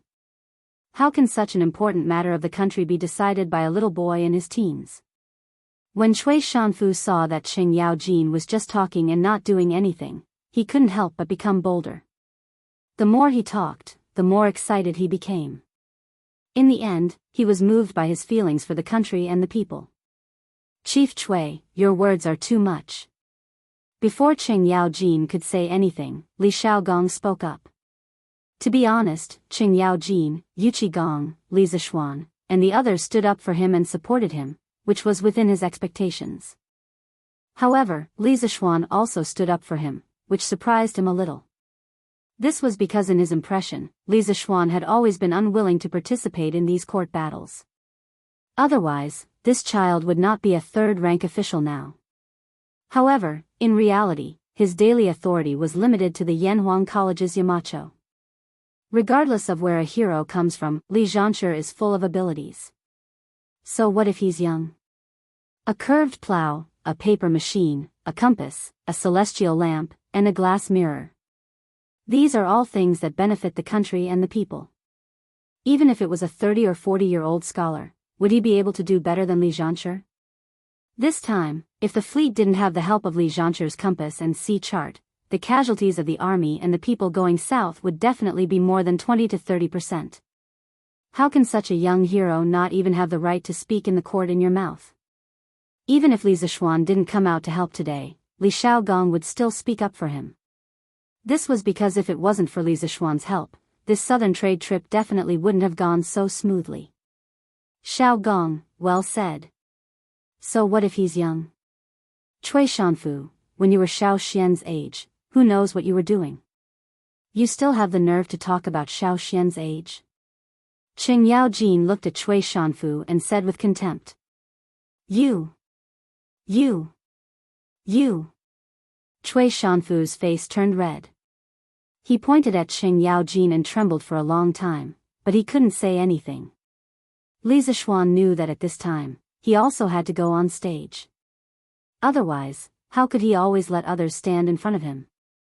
Thus, he stepped forward and clasped his hands at Cui Shanfu. Minister Cui just said that this kid was just talking big. When the time comes to attack the Tang Empire, I can't do anything. Heh, how ridiculous.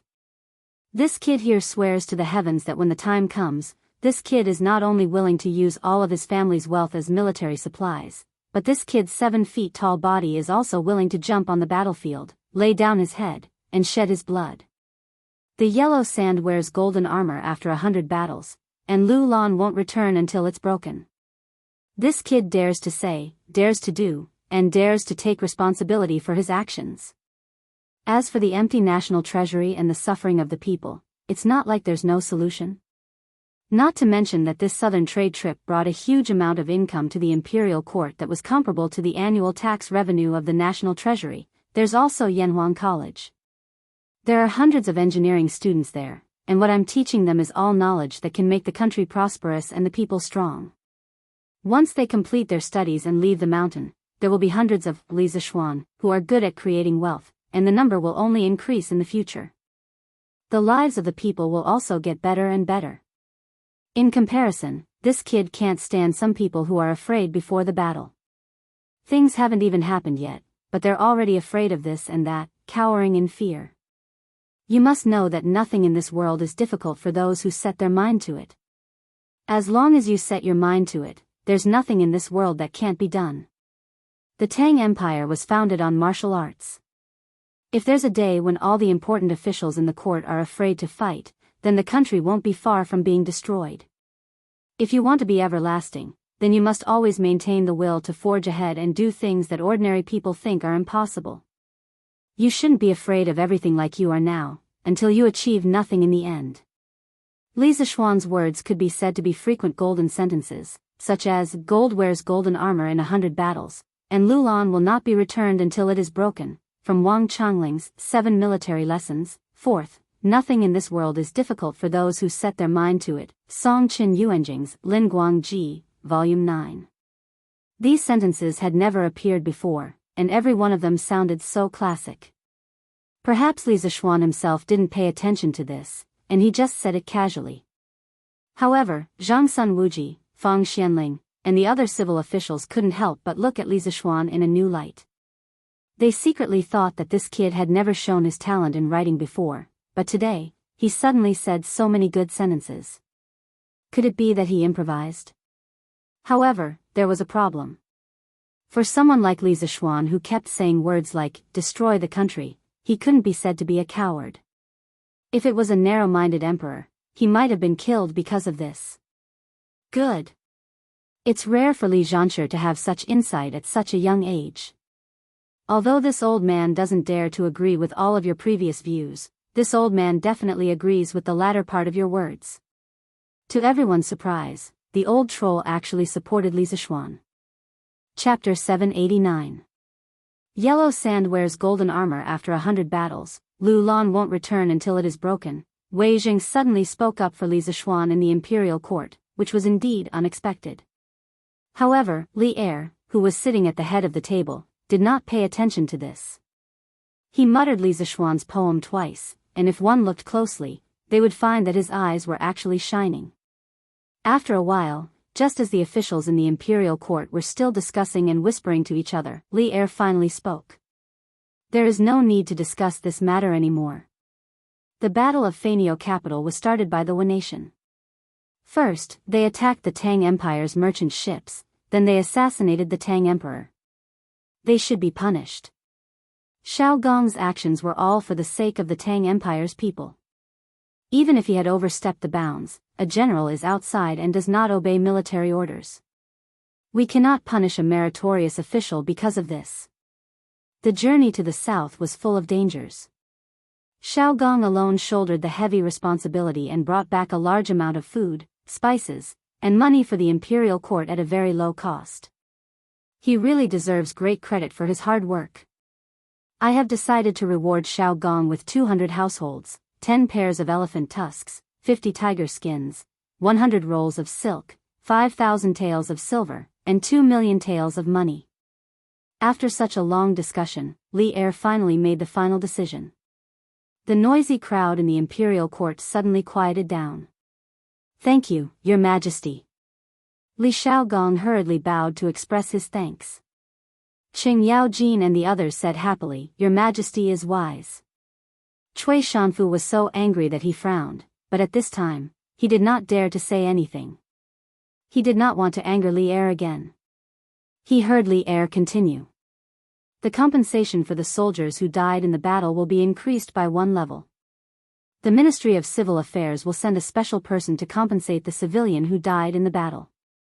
Among them, the civilian who survived, Meng Yuliang, loudly warned at the critical moment and prevented the merchant ship from falling into the hands of the bandits. Moreover, this person is extremely loyal and brave. At the moment of life and death, he forcefully changed the direction of the burning ship and saved the main fleet. I have decided to confer him the title of Grade 8 Xianxia Commandant. He will be rewarded 100,000 taels of silver and 100 rolls of silk. Feng Zhihua, a merchant on the same ship, is a man who values friendship and righteousness. In the face of danger, he is not flustered. The title of righteous merchant shall be bestowed upon him. When Li Zishuan heard this, he was secretly happy for Meng Wenhao's father. This man who was like a pillar of the family had finally used his own life to support his family. It was really not easy.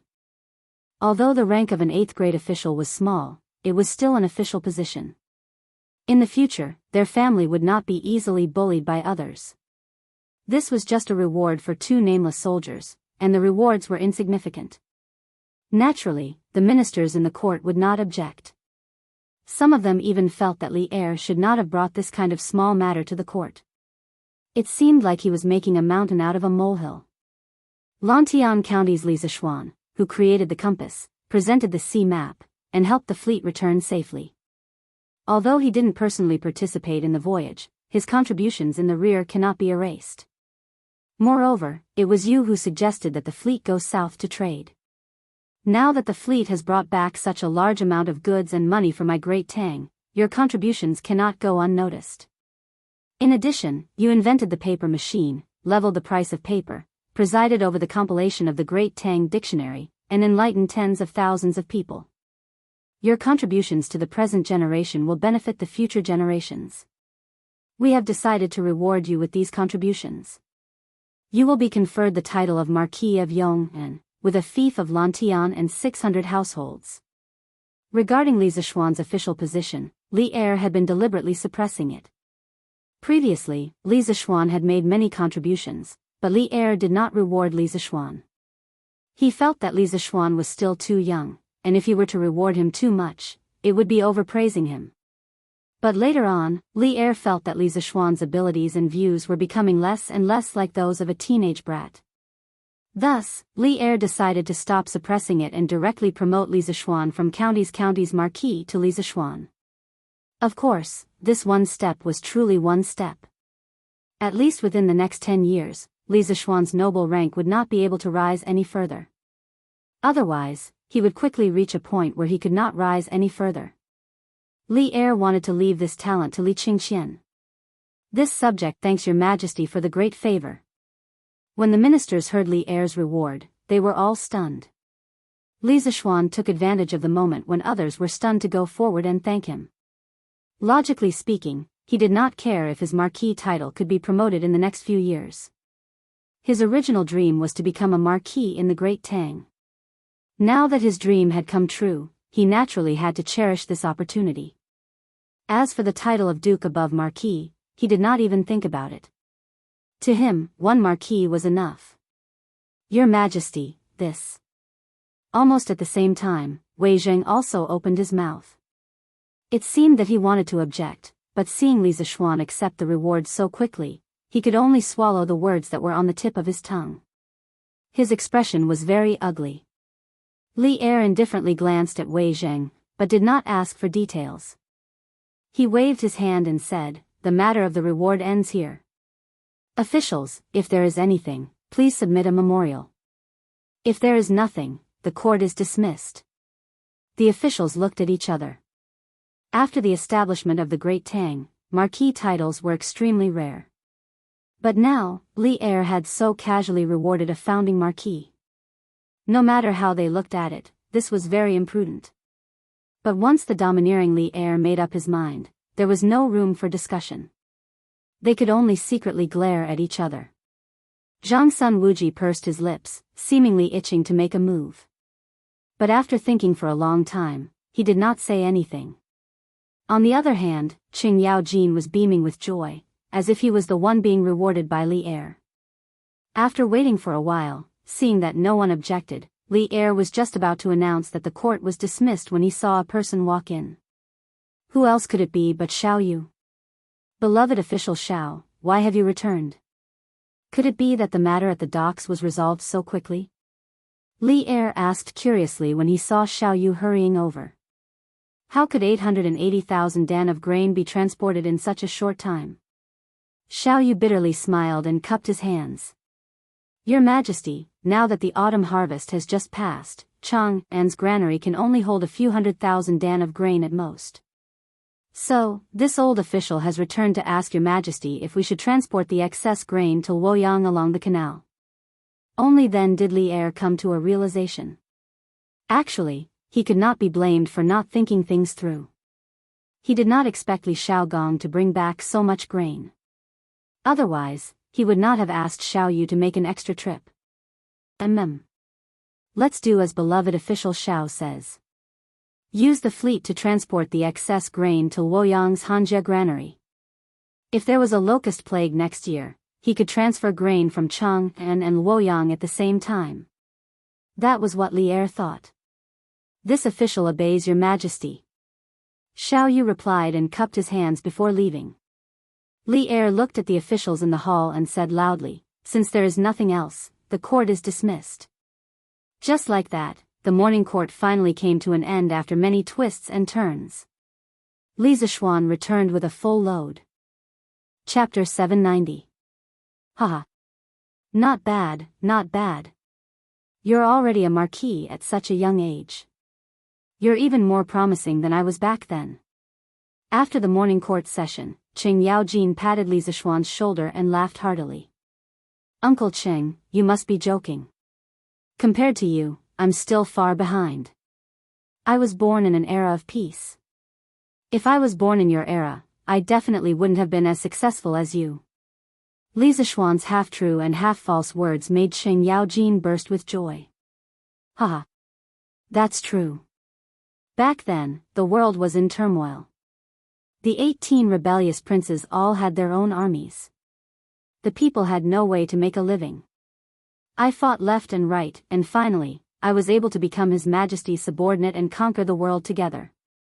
Qing Yaojin stroked his beard as he spoke, looking as if he was reminiscing. What a scene of a hero in his twilight years, reminiscing about the past. Li Zishuan almost vomited blood. He thought to himself, old Sheng is really good at pretending. There's no end to it. I'd better slip away quickly and go home to hug my wife. Uncle Cheng, your generation really didn't have it easy. Ahem, I still have something to do at home. I'll take my leave first. I'll treat you to a drink some other day. After waiting for so long, he finally got a marquis. He was eager to go home and share this good news with his wife and parents. He didn't want to talk nonsense with old Sheng here. Qing Yaojin smacked his lips and said, "Heh, then you go first. Xiao Xian, you've been made a marquis. You should go back and celebrate. Of course, this old man will definitely go and eat your celebratory wine. Oh, right, second brother Qin still doesn't know that you become a marquis, right? Since it's my day off tomorrow, I'll go to the academy in the afternoon and tell him the good news." I'll also give those kids another round of special training. At the mention of special training, the old demon's eyes immediately lit up, and a cruel smile appeared at the corner of his mouth. Li Zishuan couldn't help but mourn for the students of Yanhuang College in his heart. The old demon is here. Your good days are coming to an end. A new round of brutality was about to begin. Cough, cough. Uncle Cheng, you've really put a lot of thought into this.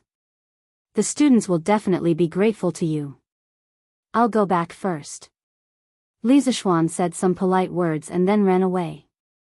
As for whether the students would be grateful to old Cheng, even if he used his butt to think, he knew that they definitely wouldn't. Old master, old madam, young madam, this is great news.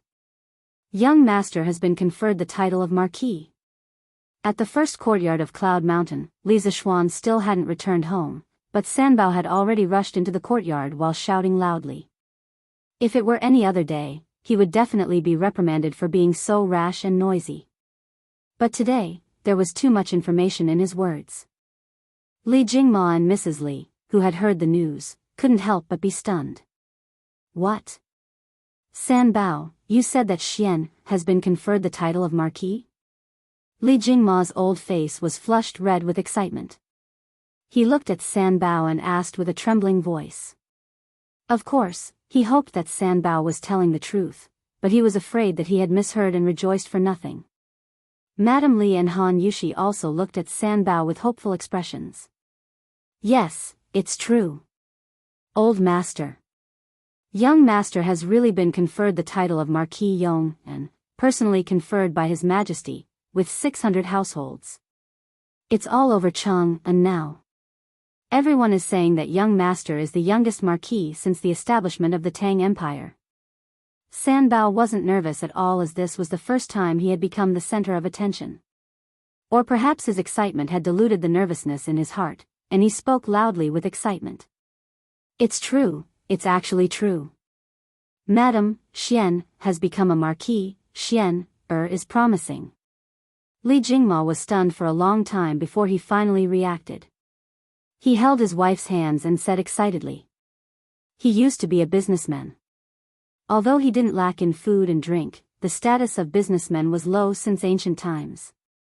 Even his descendants couldn't enter the imperial court as officials. He had only hoped that his son would be able to live a safe and healthy life. He had never thought that his son would one day become an official. However, ever since Li Zishuan returned from Longhu Mountain, he had given him too many surprises. First, he was conferred the title of Marquis, then he was promoted to third-grade Crown Prince Zhan Shi, and now, he had become a Marquis. All of this sounded like a dream, but reality told him that it was all real. How could Li Jingma not be excited? That's great, my Xian is promising, he has become a Marquis. The excitement in Madame Li's heart was no less than Li Jingma's. She was old and a little sentimental. At this moment, tears welled up in her eyes. Han Yushi stood at the side and looked at her parents-in-law silently. Her eyes were filled with joy. She was happy for her husband and for the whole family. Sister Yushi, what is a marquis?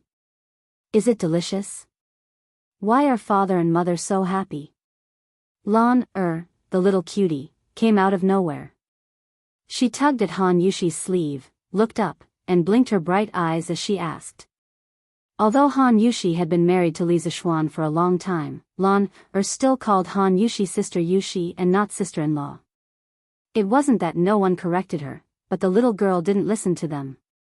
Lan don't talk nonsense. A marquis isn't for eating, it's a very, very big official. In the future, Lan you will be the marquis' younger sister. No one will dare to bully you. Hearing this little cutie's innocent words, Han Yushi didn't know whether to laugh or cry. She saw Li Jingma glaring at her, as if he wanted to scold her. She quickly squatted down, stroked Lan's little head, and explained gently.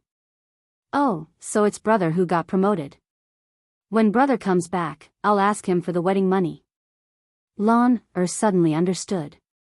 She shook her little head and said excitedly. Oh, why is it so lively today? Father, mother, wife, why are all of you here? And little sister, who are you looking for to ask for the wedding money? At this moment, Li Zishuan had already stepped through the door. When he saw the whole family in the backyard, he said with a smile. Of course it's for you, brother. When Lan Er saw that Li Zishuan had returned, she quickly ran to his side and shook his arm. She said with a smile, brother, you've been promoted. Hurry up and give me the wedding money. Li Zishuan lowered his head and looked at his little sister's bright smiling face. He couldn't help but feel a little absent-minded. Why was this the same as the children in the modern world who shouted, congratulations, get rich, give me the red packet? He didn't know where the little girl learned this from. Chapter 791. The whole family had a happy and harmonious lunch. Li Zishuan's laziness relapsed and he didn't even want to go to the academy. He just lay down at home and waited for the imperial edict to officially confer him the title of Marquis from the palace. Around 1 in the afternoon, Li Zishuan did not receive an imperial edict from the imperial palace, but a person did. Oh, Your Highness, you're here. That's right, the person who came was Li Shaogong, the commandery prince of Hejin. When Li Zishuan received the servant's report and went downstairs to the living room, Li Shaogong was already sitting on the tiger-skin sofa and looking at the furnishings in the room curiously. Haha. Little Xian, this courtyard of yours is rather interesting. Seeing Li Zishuan come, Li Shaogong nodded and said with a smile. Li Zishuan ordered the servant to serve tea and sat down next to him. He said casually, Your Highness, this is just my unintentional work. It's not presentable. Li Shaogong shook his head and didn't say anything. He looked at the other places in the room and said, you're being modest in front of me now? This is not like you.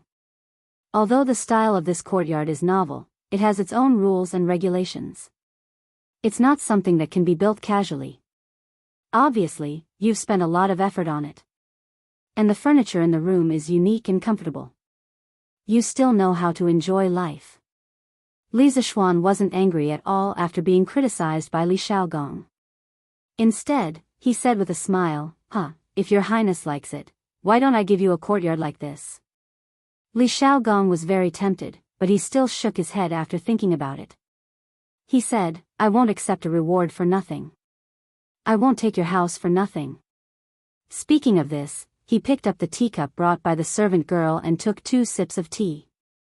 He continued, when I just came here, I passed by Yanhuang College and saw the buildings in the distance. The style is quite similar to your courtyard. This queen entered the academy and saw that the students were all wearing the same clothes and were training. Although he couldn't tell what these training items were, this group of weak scholars was actually able to do such neat movements. It was really beyond this king's expectations. Handing Huairen to you before I set out to sea was the right choice. Li Zishuan thought to himself. Although Li Shaogong usually yelled at Li Huairen, his concern for his son was not vague at all. He had just returned from the sea and couldn't wait to come to Yanhuang College to see Li Huairen's situation. Perhaps this was deep fatherly love. Your Highness is too kind. Li Zishuan said politely. Li Shaogong waved his hand and said, there's no need to say any more. This prince should indeed thank you for this matter. Compared to before, Huairen is much more sensible. In the future, he will continue to stay at Yanhuang College. Li Zishuan naturally had no reason to refuse. The two chatted for a while, and the topic turned to the sneak attack at sea. Speaking of that sea battle, this prince is somewhat sorry. You entrusted Meng Yuliang to this prince, but who would have thought that he would almost die at sea that night? This prince was thoughtless. Li Shaogong said apologetically. Your Highness, what are you saying? The weather is unpredictable, and people are uncertain. Some things, no matter how prepared you are, will always be unexpected. Fortunately, Meng Yuliang is fine. This is the best outcome. Otherwise, I really wouldn't know how to face that child Meng Wenhao. Li Zishuan couldn't help but sigh. Oh, right. Dare I ask Your Highness, just what was the identity of the mysterious expert who saved Meng Yuliang that night? According to previous intelligence, Li Zishuan only knew that Meng Yuliang had been saved by a mysterious expert at the critical moment, but he had no idea who that expert was. which was why he asked this question. Li Shaogong suddenly fell silent. After a long silence, he said, "This prince cannot reveal that person's identity. If fate wills it, you should be able to meet him in a few days. What this prince can tell you is that this person is extremely skilled in martial arts and is one of the top experts in the world. When this prince entered Faenio capital alone, he was by my side."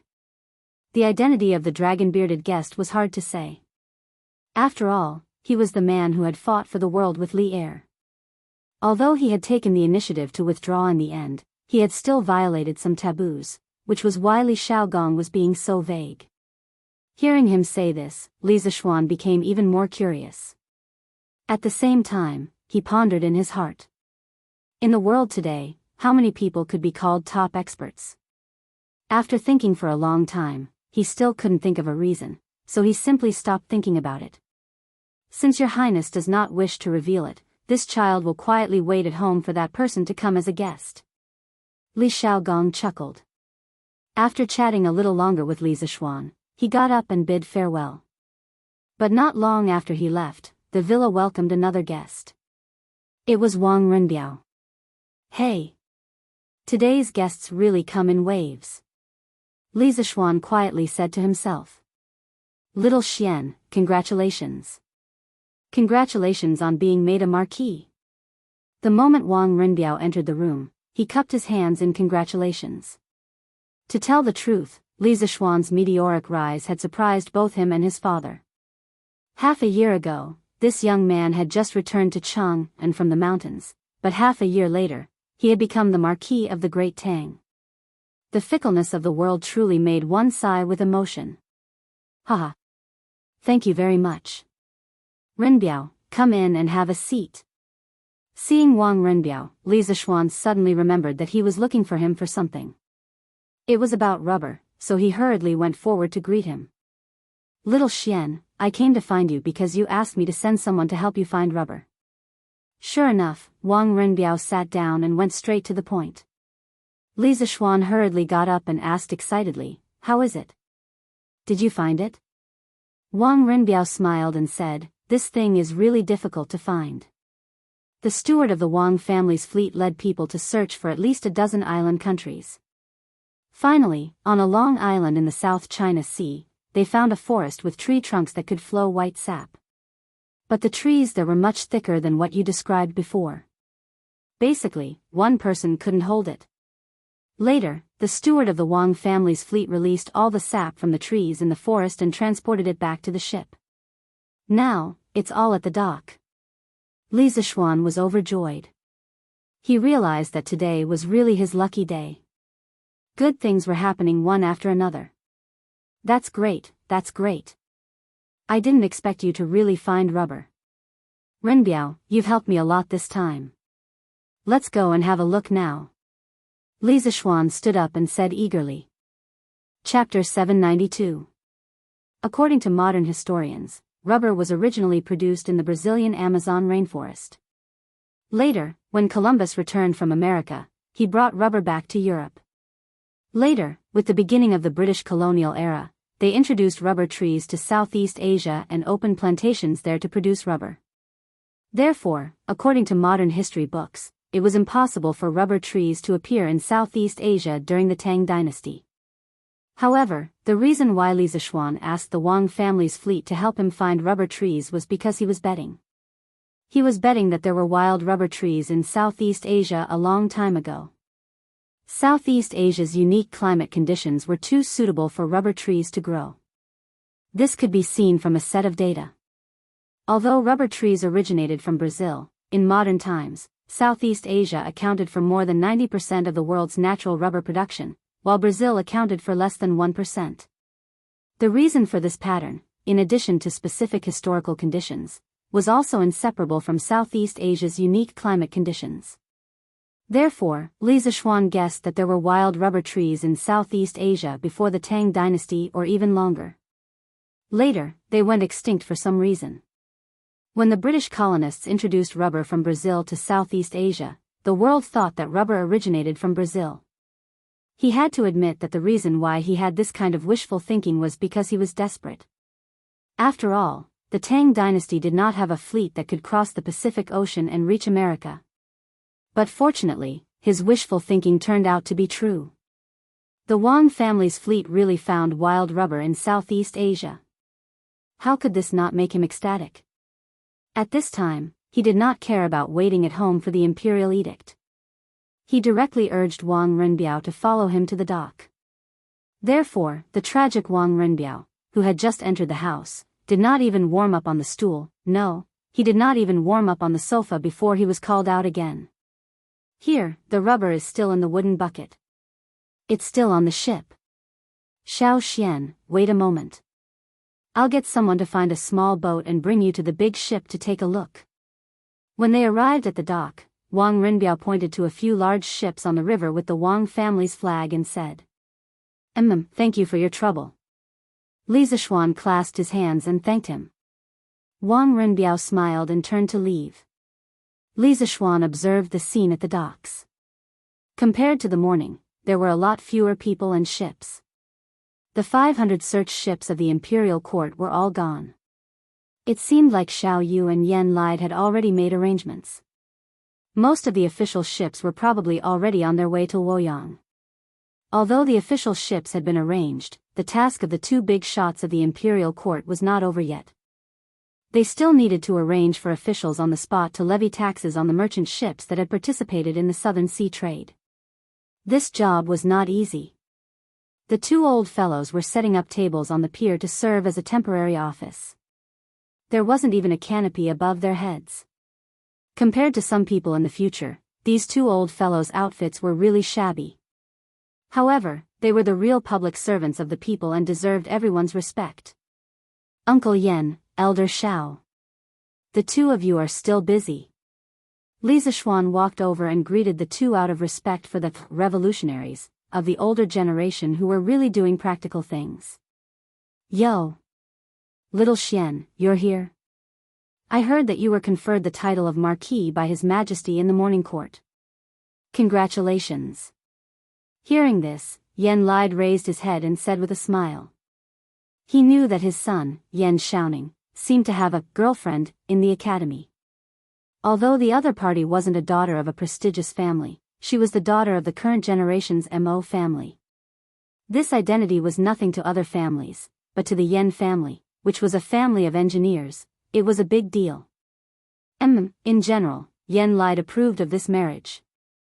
He knew that his son was obsessed with construction machinery all day long and was like a blockhead. He didn't expect that his son would actually find a partner now. This made Yen Lide happy and grateful to Li Zishuan. Xiao Yu nodded and smiled at Li Zishuan as a greeting. Thank you, Uncle Yen. The title of Marquis is just His Majesty's favor. Li Zishuan replied with a smile. Then, he used his hand to fan his face and said to Yen Lide and Xiao Yu, it's such a hot day. Why don't the two of you get someone to set up a shed? If something bad happens to the sun, it will be a great loss to the Tang Empire. Sigh, we don't have the time. Yen Lide sighed. He pointed to the endless boats on the river and said, that's not the case. The official boats of the imperial court are fine. Most of them have turned around and headed to Luoyang. However, there are more than 1,000 civilian boats. It's very troublesome to calculate the value of the goods on their boats. Almost all the officials of the Ministry of Civil Affairs are here today. Even so, it's unlikely that all the boats will be able to unload before dark. When Li Zishuan heard this, he also felt that the amount of work Yen Lide and Xiao Yu were facing was too large. The old officials of the Ministry of Civil Affairs were using more traditional calculation methods, and the speed of their calculations was simply too slow.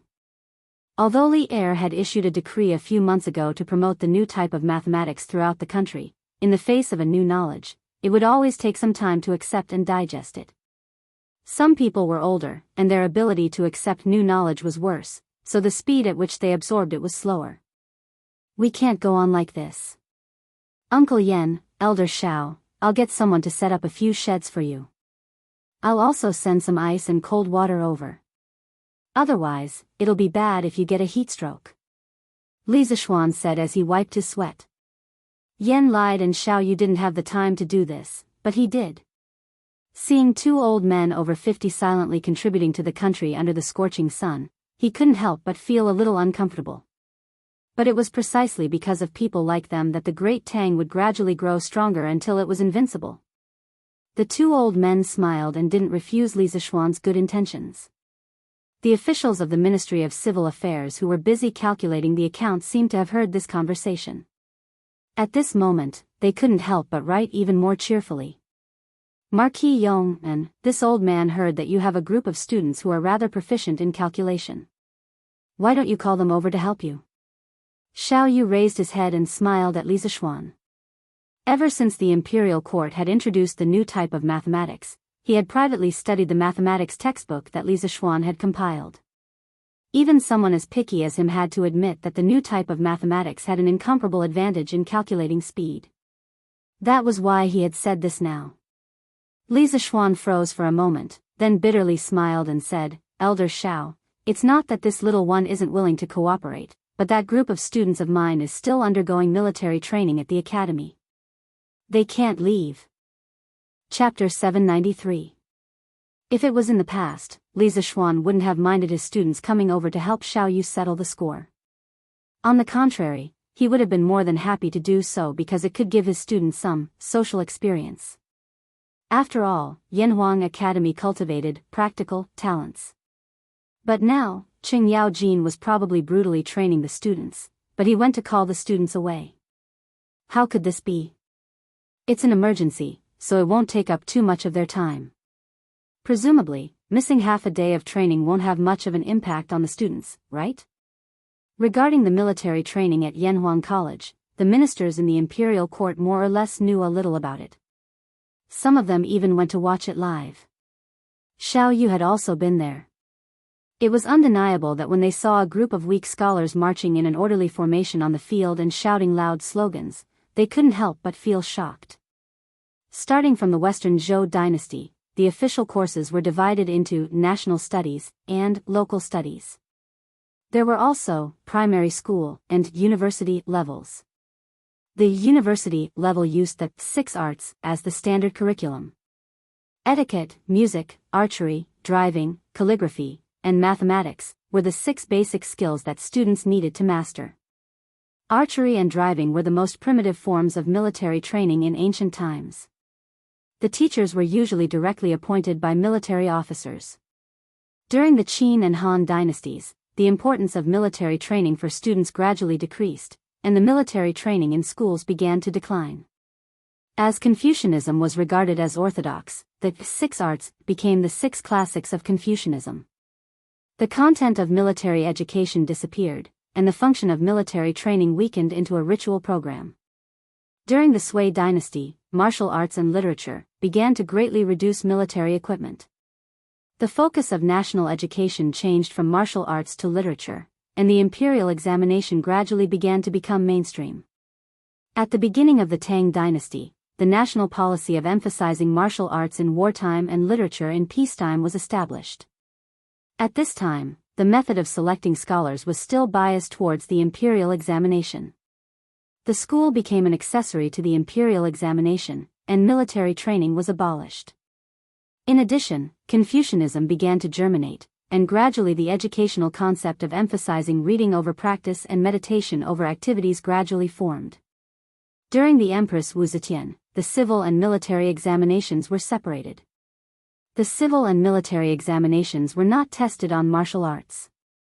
In order to obtain fame, the students had no time to study military courses, and military training was gradually abandoned. Therefore, even though he was shocked, Xiao Yu still disapproved of Yanhuang College's military training. However, the college was run by Li Zishuan. As an outsider, he couldn't do anything about it. Therefore, he didn't raise any objections from beginning to end. Li Zishuan pursed his lips and didn't say anything. Of course, missing half a day of military training wouldn't affect the students much. However, today's timing was a little special. Old Sheng had just gone to the academy in the afternoon. He could imagine that the group of brats in class 1 of the academy were probably in so much pain under old Sheng's evil claws that they wished they were dead. If he went to pull the students over, old Sheng would definitely go crazy. Elder Xiao, missing half a day of military training is of course not a big deal. However, today is a little special. Lu Guogong is conducting special training for the students. If I were to disturb them at this time, I'm afraid it would be very inconvenient. When Xiao Yu heard this, he immediately blew his beard and glared. Outrageous. Is Qingjijia's special training more important than collecting business taxes for the imperial court? Go and get the students to come over. If Qingjijia isn't convinced, he can come and reason with me. Li Zishuan suddenly felt helpless. Since he had already said this, he had to be a living bodhisattva today and rescue the students who were in deep trouble. Ahem, Elder Xiao, please wait a moment. I'll send someone to the courtyard to inform the students to come over. Yanhuang College. As Li Zishuan expected, ever since Qing Yaojin, the big devil, came to the academy in the afternoon, the students' training suddenly increased by more than 50%. Today's weather was so hot, but the students of each class could still be seen running tirelessly on the field. Large beads of sweat rolled down their foreheads. The camouflage uniforms on their bodies looked as if they had just been fished out of the water. A gentle twist could probably wring out water. Qing Yaojin held a bamboo stick and followed behind the students of Class 1 as if he was herding sheep. Huff, huff. I'm so tired. You say, Hi Duke Lu, don't you know how to rest at home if you have nothing better to do? Why did you come to the academy to join in the fun? Sigh, if only father could cancel the rest period. Yes, just temporarily. Let us endure this period of military training first. The little fatty was sweating profusely on the field. As he ran, the fat on his body jiggled. Therefore, according to the theory of physics, if he ran the same distance, he would need to do more work and consume more energy. In addition, his foundation was weak to begin with. Naturally, he would be more tired than others. At this time, Li Tai wiped the sweat on his forehead and muttered in his heart. It couldn't be helped. Old Devil Cheng was really too abnormal. When he came in the afternoon, he made them run as if their lives depended on it. Those who couldn't run were directly thrown into the small dark room to fend for themselves. He was simply too cruel. General Cheng, General Cheng. At this time, there was a shout from the back of the team. Turn right. Enter the field. Qing Yaojin looked back and saw Mo Zhong running in his direction. He led the students from the track into the field and then shouted again, Stop. The students of Class 1 immediately stopped in their tracks. What's the matter? Can't you see that I'm in the middle of military training? Qing Yaojin turned around and glanced at Mo Zhong as he said with some dissatisfaction. General Cheng, Yamacho asked someone to send a message. He wants a class of students who are proficient in arithmetic to temporarily stop their military training and go to the pier outside Plum Village to wait for orders. Mo Zhong felt a little guilty when old Devil Cheng looked at him like this. However, he still relayed Li Zishuan's order. When Qing Yaojin heard this, he began to look at Mo Zhong strangely. If he didn't know him well, he would have suspected that Mo Zhong was a spy sent by a student to deliberately spread false information. Why does Xiao Xian want students who are proficient in arithmetic? Mo Zhong cupped his fists and said, I don't know. I only heard that it was the order of the Minister of Civil Affairs, Elder Xiao. That old fox Xiao Yu? Qing Yaojin frowned and didn't say anything.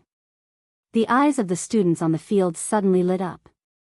Their chance had come. As long as it wasn't military training, they were willing to do anything. Moreover, they had to know arithmetic and he was the Minister of Civil Affairs. This meant that this job must be related to accounting. In this case, they had to go. Quickly agree, quickly agree. Accounting makes me happy. This king wants to go and settle accounts. Li Tai stood upright and looked at Qing Yaojin's back from the corner of his eyes as he madly muttered in his heart. As if he had heard his thoughts, Qing Yaojin paused for a moment and said, Then let them go first. I'll go and train the students of Class 2 in the afternoon. The students of Class 1 were ecstatic when they heard this. However, they were afraid that extreme joy would lead to sorrow, so they didn't shout out loud.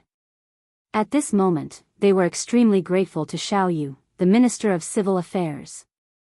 Chapter 794. On the pier. Li Zishuan was talking to Yen Lide and the others when Wang Rinbiao came back. He first greeted the two leaders of the imperial court, then looked at Li Zishuan and said, "Little Xian, I've already prepared the small boat. I'll take you to the big ship to see the goods." Okay. Li Zishuan nodded and was about to leave with Wang Rinbiao when Xiao Yu suddenly said, "Marquis Yong, do you have goods on the Wang family's ship?" Li Zishuan didn't know what Xiao Yu meant. He turned around and answered, "Yes, before the imperial court's fleet went south, I asked Rinbiao to help me bring back some specialties from Nanyang." Xiao Yu twirled his beard and laughed, "Huh. That's great. You can ask your students to help you settle the accounts. I'll let your goods reach the shore earlier.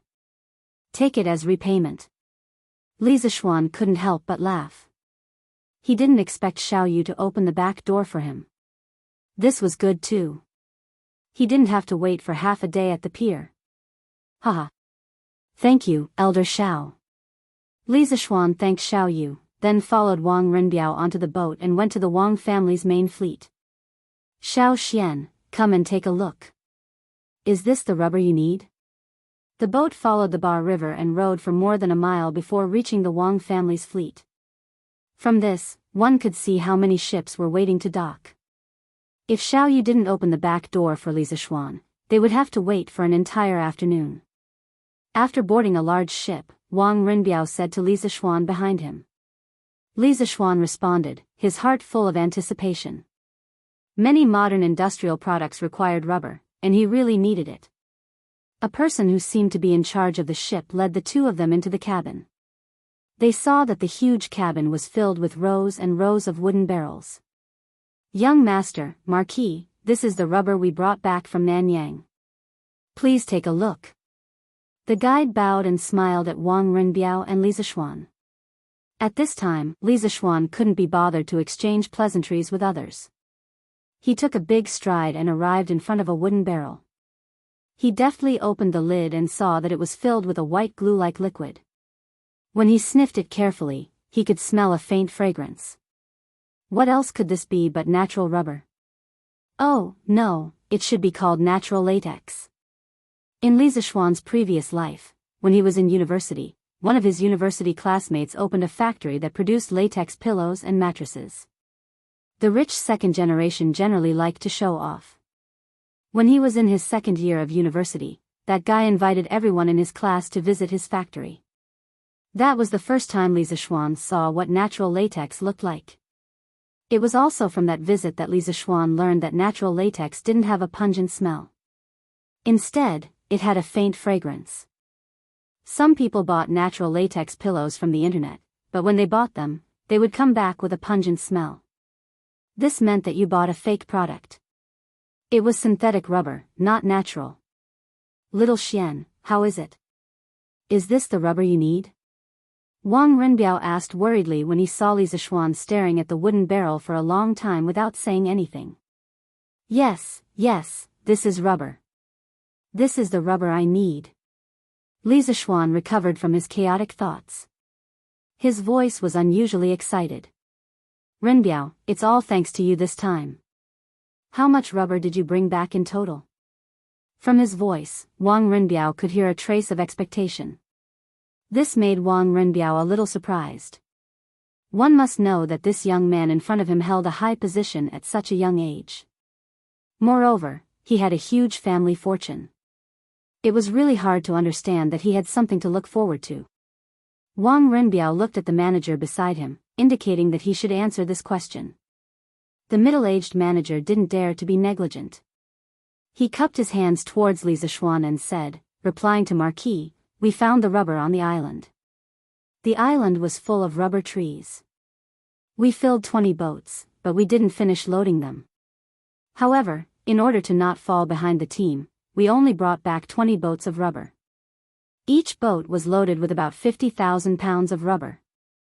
If each boat was 50,000 pounds, 20 boats would be 1 million pounds. Li Zishuan's breathing suddenly became hurried. £1,000,000, that was more than 500 tons. I'm rich. I'm rich.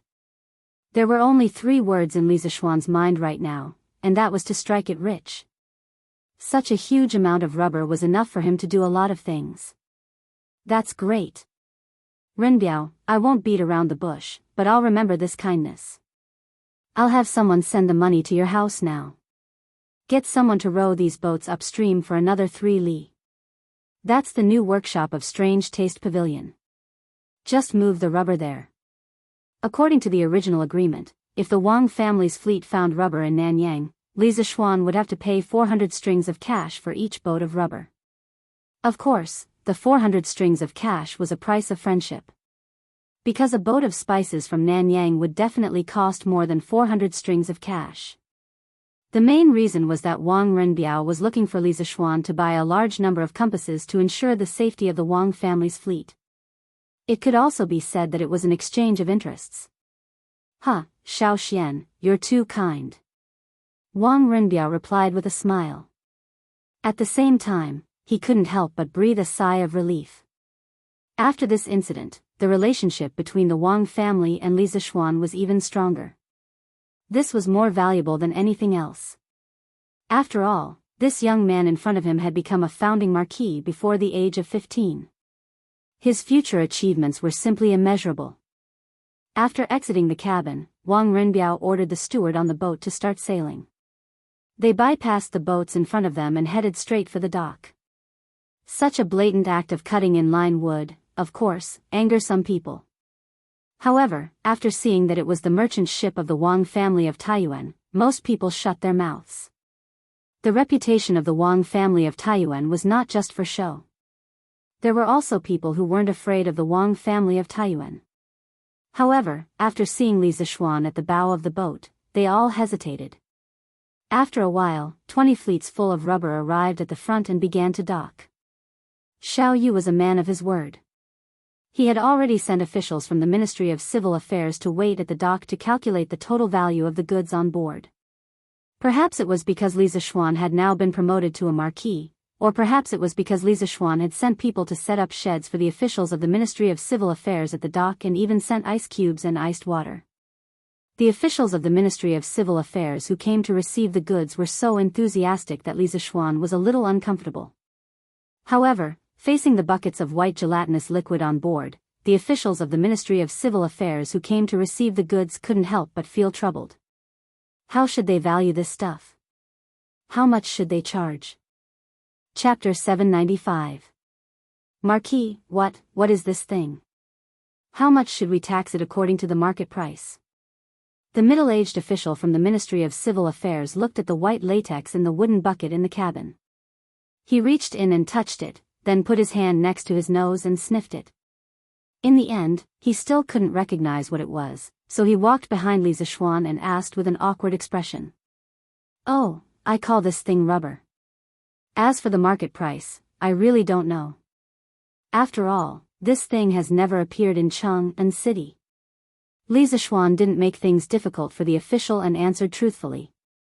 This.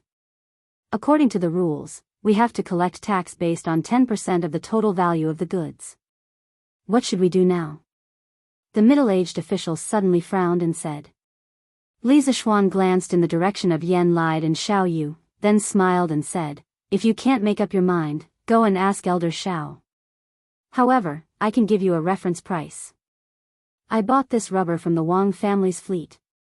It's 400 strings of coins per ship. Alright, you can go and ask. He didn't mind paying more or less tax, but it was obvious that he was following the rules. If he paid more or less, what would the people behind him do? Yes, this official understands. Thank you, Marquis, for your advice. The middle-aged official cupped his hands to Li Zishuan, then turned and left. Not long after, he turned back. Marquis, Elder Xiao said that the tax will be based on the price you bought the rubber from the Wang family. In fact, Xiao Yu knew very well that since Li Zishuan valued rubber so much, it meant that its value was definitely extraordinary. At least, it was definitely worth more than 400 strings of coins per ship. But so what if he understood? Only Li Zishuan could make use of this thing's value. The others didn't even know how to use it, so it was difficult to appraise its actual value. It was better to be straightforward and do Li Zishuan a favor at the same time. Alright, send someone up to take a look. There are a total of 20 ships worth 8,000 strings of coins, which is the tax of 800 strings of coins. If there's no problem, I'll write you a note later. You can take this note directly to Yunshan to get the money. Li Zishuan smiled without batting an eyelid, then said to the middle-aged official. In his heart, he was thinking that Elder Shao was quite considerate. At least he didn't help just now. Yes, Marquis. Please wait here for a moment. This official sends someone to check the ships. The middle-aged official responded and went to arrange it. It didn't take long for the inspection to be completed.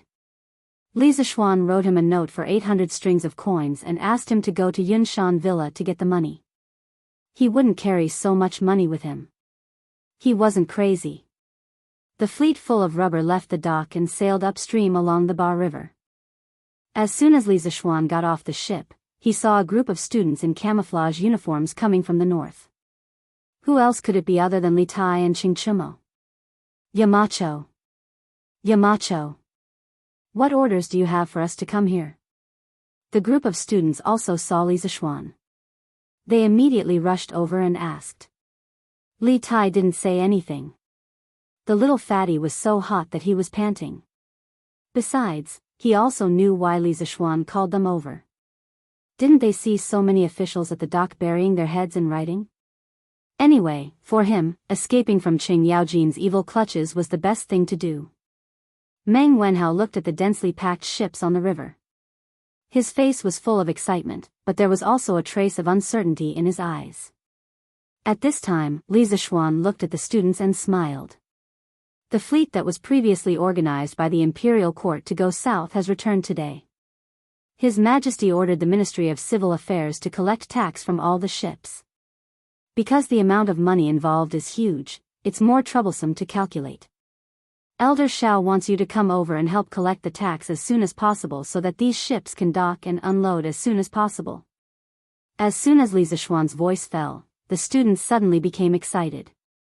Many of them were familiar with accounting, because a few months ago, when Yanhuang Academy was being built, they also went to help for a while.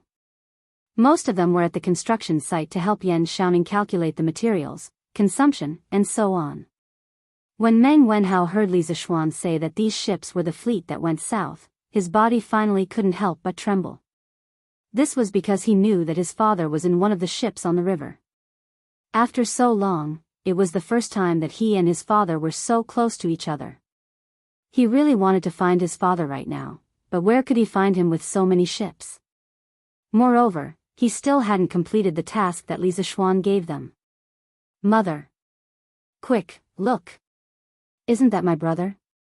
Not far away, among the group of people who were welcoming their relatives and friends, a little girl suddenly accused the group of students in camouflage clothing behind them and said to the middle-aged woman beside her. Yaya, don't talk nonsense. Your brother is still studying at the academy. The middle-aged woman didn't believe her. She patted her daughter's little head and said. This pair of mother and daughter were Meng Wenhao's mother and Yaya. Mother, that's really my brother. Yaya didn't lie to you. Unexpectedly, after being reprimanded, Yaya still pulled Meng Wenhao's mother and said. Meng Wenhao's mother turned around suspiciously. When she looked in the direction of her daughter's finger, she was suddenly stunned. On the other side, Li Zishuan brought more than 40 students from Class 1 to Xiaoyu's place. Xiaoyu personally assigned them tasks. Li Zishuan seemed to have noticed Meng Wenhao's abnormal mood. He walked over and patted the latter's shoulder and said in a low voice, Your father has profited from this disaster. Your family's good days are coming soon. After the Feng Jihua's fleet docks, you can leave first to reunite with your father. But don't forget to return to the academy before dark. Meng Wenhao obviously didn't know that his father had been promoted to an official, but this didn't stop him from being grateful to Li Zishuan. Thank you, Yamacho. He clasped his fists at Li Zishuan excitedly. The waiting time was always long.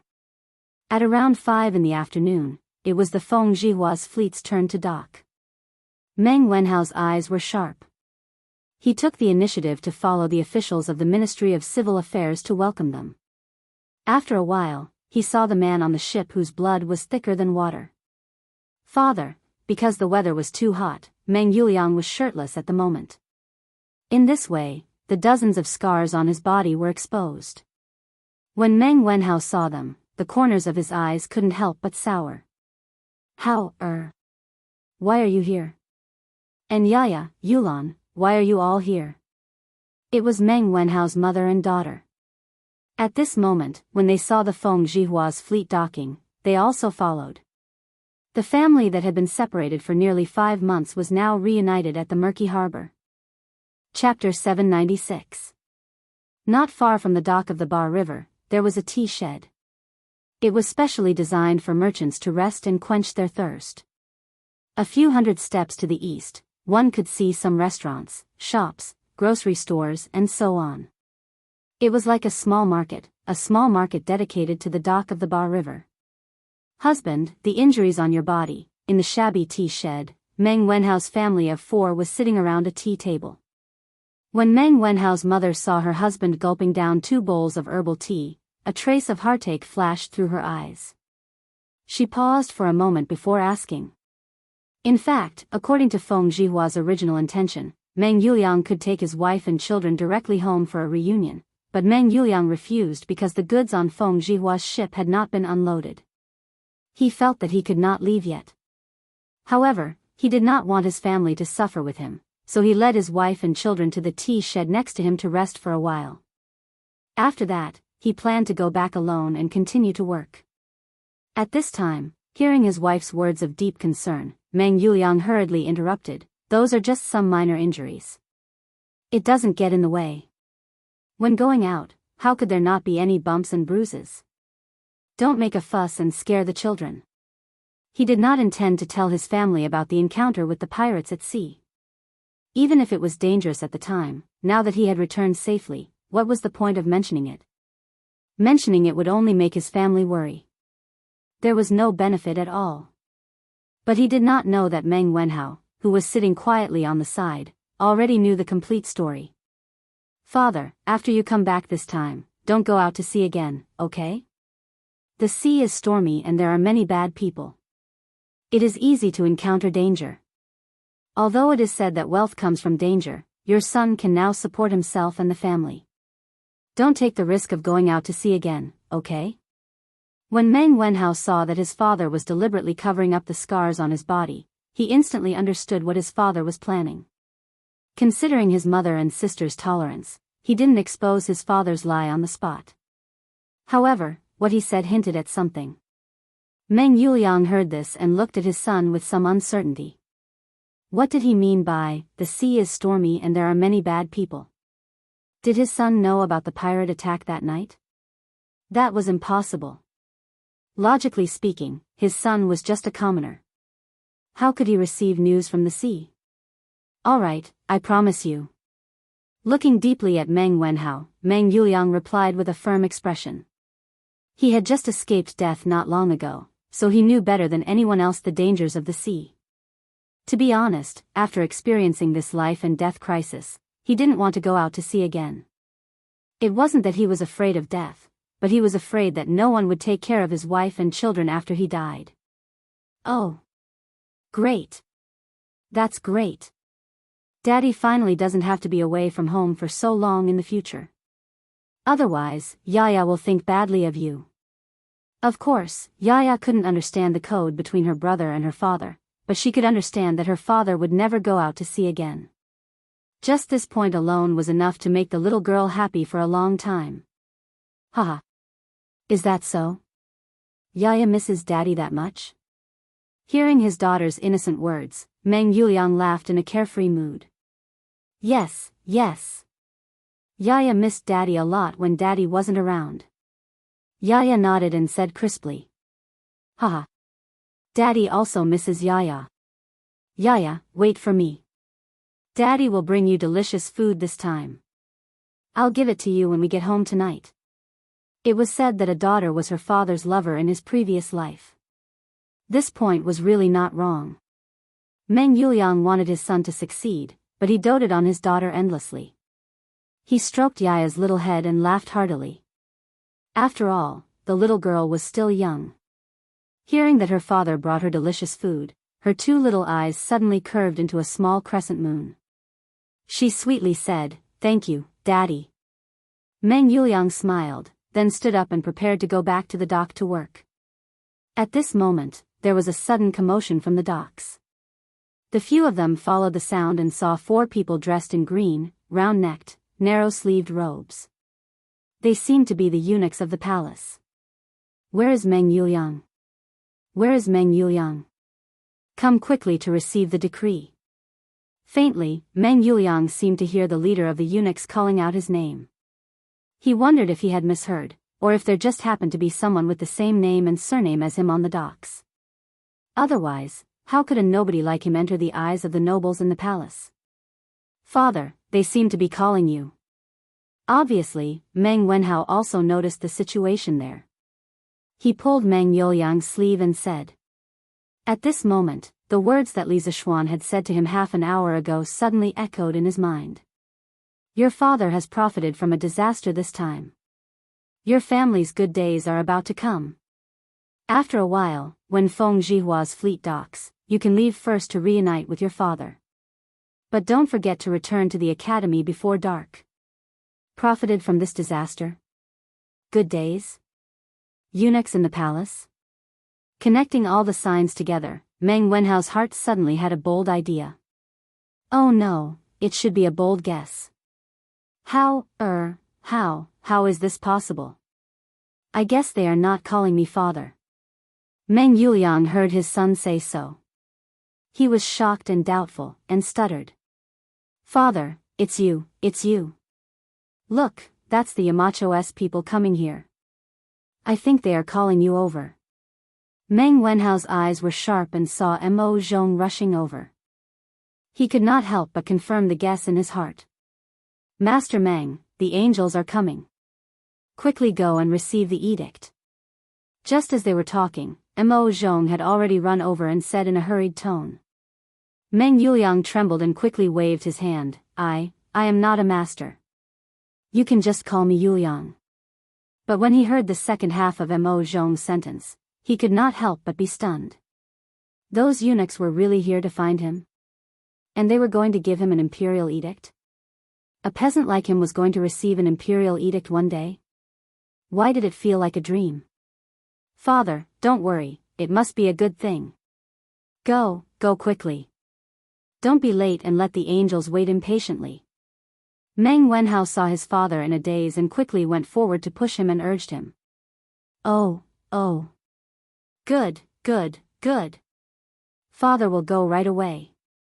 Meng Yuliang returned to his senses and hurriedly followed Mo Zhong towards the docks to receive the imperial edict that had descended from the heavens. Chapter 797. "Oh, Marquis. Why are you still here?" Meng Yuliang and Meng Wenhao had just walked to the dock when they heard the eunuch shouting at Li Zishuan. "Marquis?" When Meng Yuliang and Meng Wenhao heard how the eunuch addressed Li Zishuan, they couldn't help but be surprised. They secretly wondered when Li Zishuan became Marquis. One of them had just returned after drifting on the sea for several months, while the other had received closed military training in the academy. They had no way to know about the news from the outside world, so they didn't know that Li Zishuan had been conferred the title of Marquis today. His Majesty conferred Yamacho the title of Marquis of Yong, and in the morning court.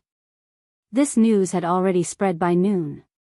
Although the father and son of the Meng family spoke softly, Mo Zhong was a martial arts expert in the Qi transformation realm, so he naturally heard it clearly.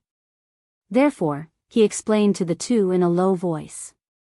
"Yamacho has been conferred the title of Marquis? That's really great." Meng Wenhao was sincerely happy. Although Li Zishuan was strict with his students, he was always full of kindness behind his sternness. The other students of Yanhuang College might not know this, but the group of students who used to study in the mathematics school all wanted Li Zishuan to be well. At this time, Li Zishuan asked, "What does this little eunuch mean?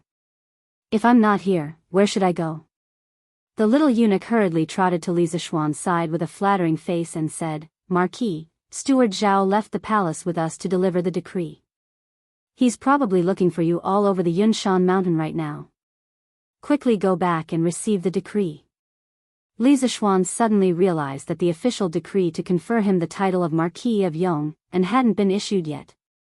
Therefore, he bid farewell to Yan Lide and Xiao Yu, and told Li Tai and the rest to work hard and not be lazy. Only then did he get on his horse and gallop towards the Yunshan mountain. The crowd at the dock all knew that Li Zishuan had been conferred the title of Marquis after hearing the explanations of some insiders. Heartfelt congratulations immediately filled the air. "Li Xiannan has been conferred the title of Marquis, this is really great." "Yes, Li Xiannan, oh, no, it should be Marquis. Marquis of Yong, and so kind and considerate of the common people should be conferred the title of Marquis and have a long life." "Yes. With Marquis Yong the Marquis? Who knows, maybe it will be our family's turn.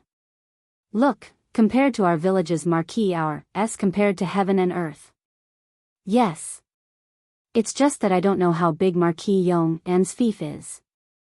It would be great if my family could become one of his farmers."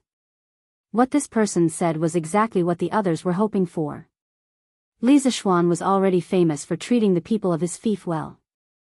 The Marquis of the Han village and Marquis of Plum village were now rich and had become the model villages of the villages near Chang and city. They were often talked about with great interest and, of course, were also the targets of envy. "Heh, I know this. Marquis Yong's fief is in Lantian County, and there are 600 households living there. Our Lu village is definitely in there, haha. In the future, the farmers of the Lu village will also be able to live good lives." 600 households? His Majesty is truly generous to Marquis Yong. One must know that Duke of Lu Qing Yao Jin only had 700 households living in his fief, Duke of Yi Qin Xiong also had 700 households living in his fief, Duke of Wei Li Jing only had 400 households living in his fief, and Li Zishuan, as a marquis, actually had 600 households living in his fief. Among the marquises of the Great Tang Empire, Li Zishuan's fief was definitely at the forefront. One must know that it was 600 households living there. What did 600 households mean? It meant that in the future, Li Zishuan would truly be sitting on thousands of acres of fertile land and become a super landlord. In the future, even if he didn't do anything, he would still be able to live a life of extravagance. Why is it in Lantian County and not in Xinfeng County? There is no hope for our stone village now. Instantly, there were sounds of regret from the surroundings. Meng Yuliang listened to the imperial edict. After seeing Li Zishuan leave, the little eunuch looked at the father and son of the Meng family standing at the side and then shouted with a sharp voice. Meng Yuliang's father was so excited that he almost knelt down. Fortunately, Meng Wenhao knew the rules and knew that he didn't need to kneel down to receive the imperial edict. He quickly pulled his father and the two of them faced the direction of the imperial palace and bowed. Meng Yuliang said in a trembling voice, "Meng Yuliang respectfully listens to the imperial edict." The surrounding people turned their attention back to the two of them. They looked at Meng Yuliang and his father with a trace of doubt in their eyes.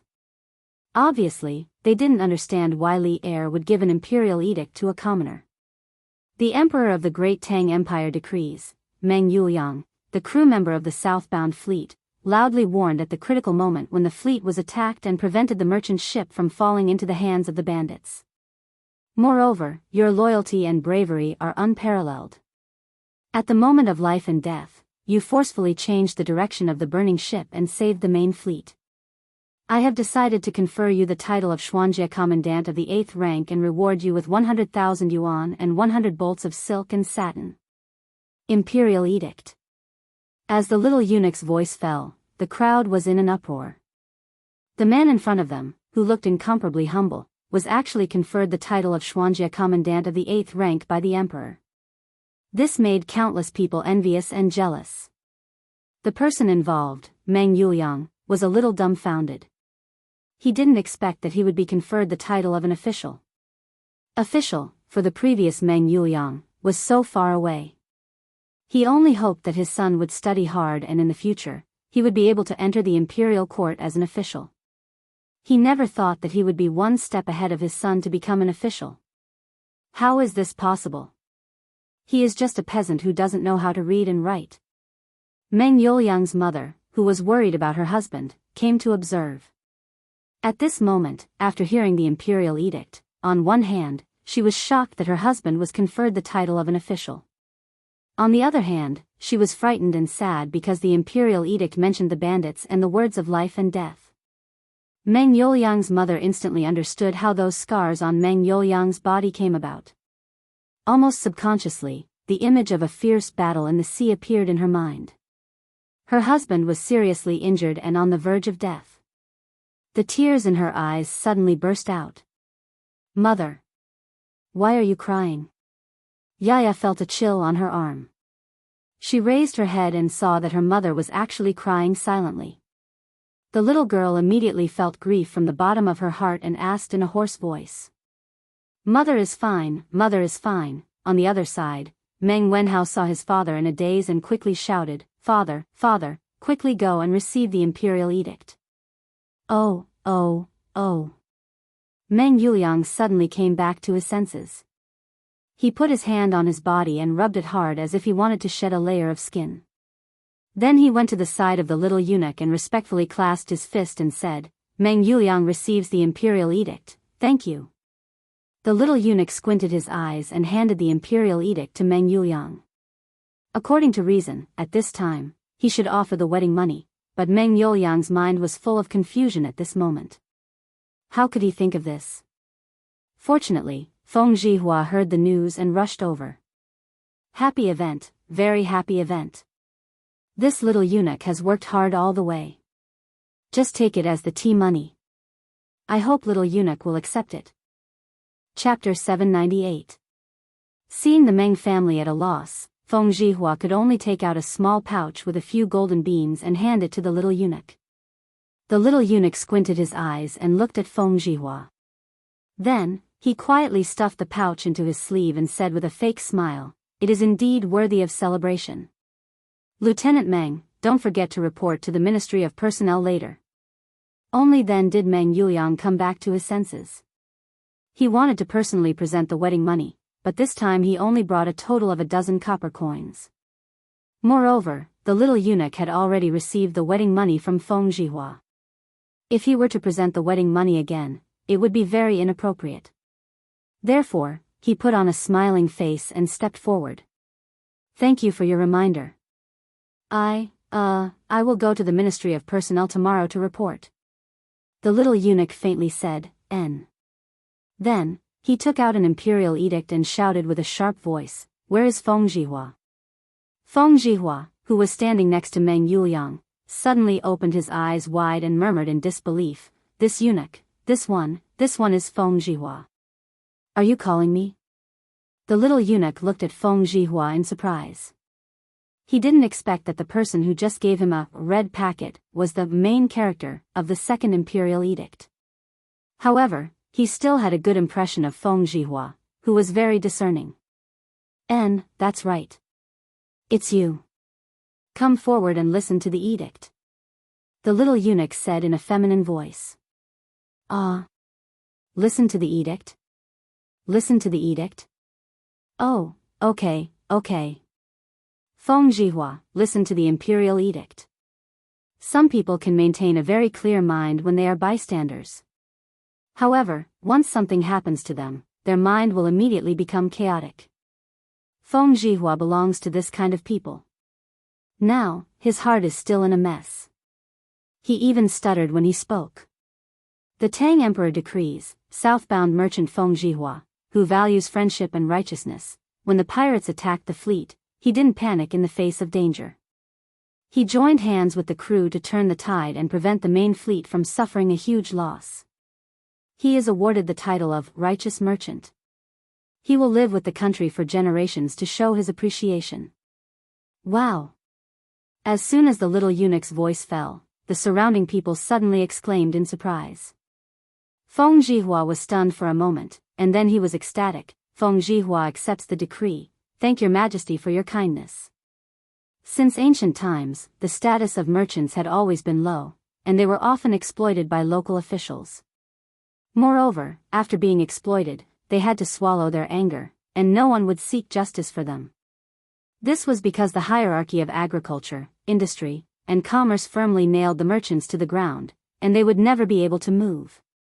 But now that he had the title of righteous merchant, at the very least, when he walked around the local government, he would encounter fewer difficulties. To Feng Zhihua, this title was as valuable as gold. More importantly, the imperial edict had stated that this title of righteous merchant would last for as long as the Great Tang existed. This meant that as long as the Great Tang existed, Feng Zhihua would always enjoy the treatment of a righteous merchant. Even if he died, this title would be passed on to his descendants. This benefit was simply too good. It could be said that Feng Zhihua had now become the object of envy of all merchants in the world. At this moment, Feng Zhihua trembled as he stepped forward to receive the imperial edict. Of course, it was inevitable that he stuffed a gold bean into the little eunuch's hands. But to Feng Zhihua, money was a small matter. This imperial edict was priceless. All right, the edict has been passed. We should return to the palace. The little eunuch brushed his sleeves, turned around with a smile, and left with his entourage. He was rejoicing in his heart. Fortunately, he was not going to pass on the imperial edict to Li Zishuan. Otherwise, how could he get so much money? It was not that Li Zishuan was stingy, but he did not dare to accept the money given by Li Zishuan.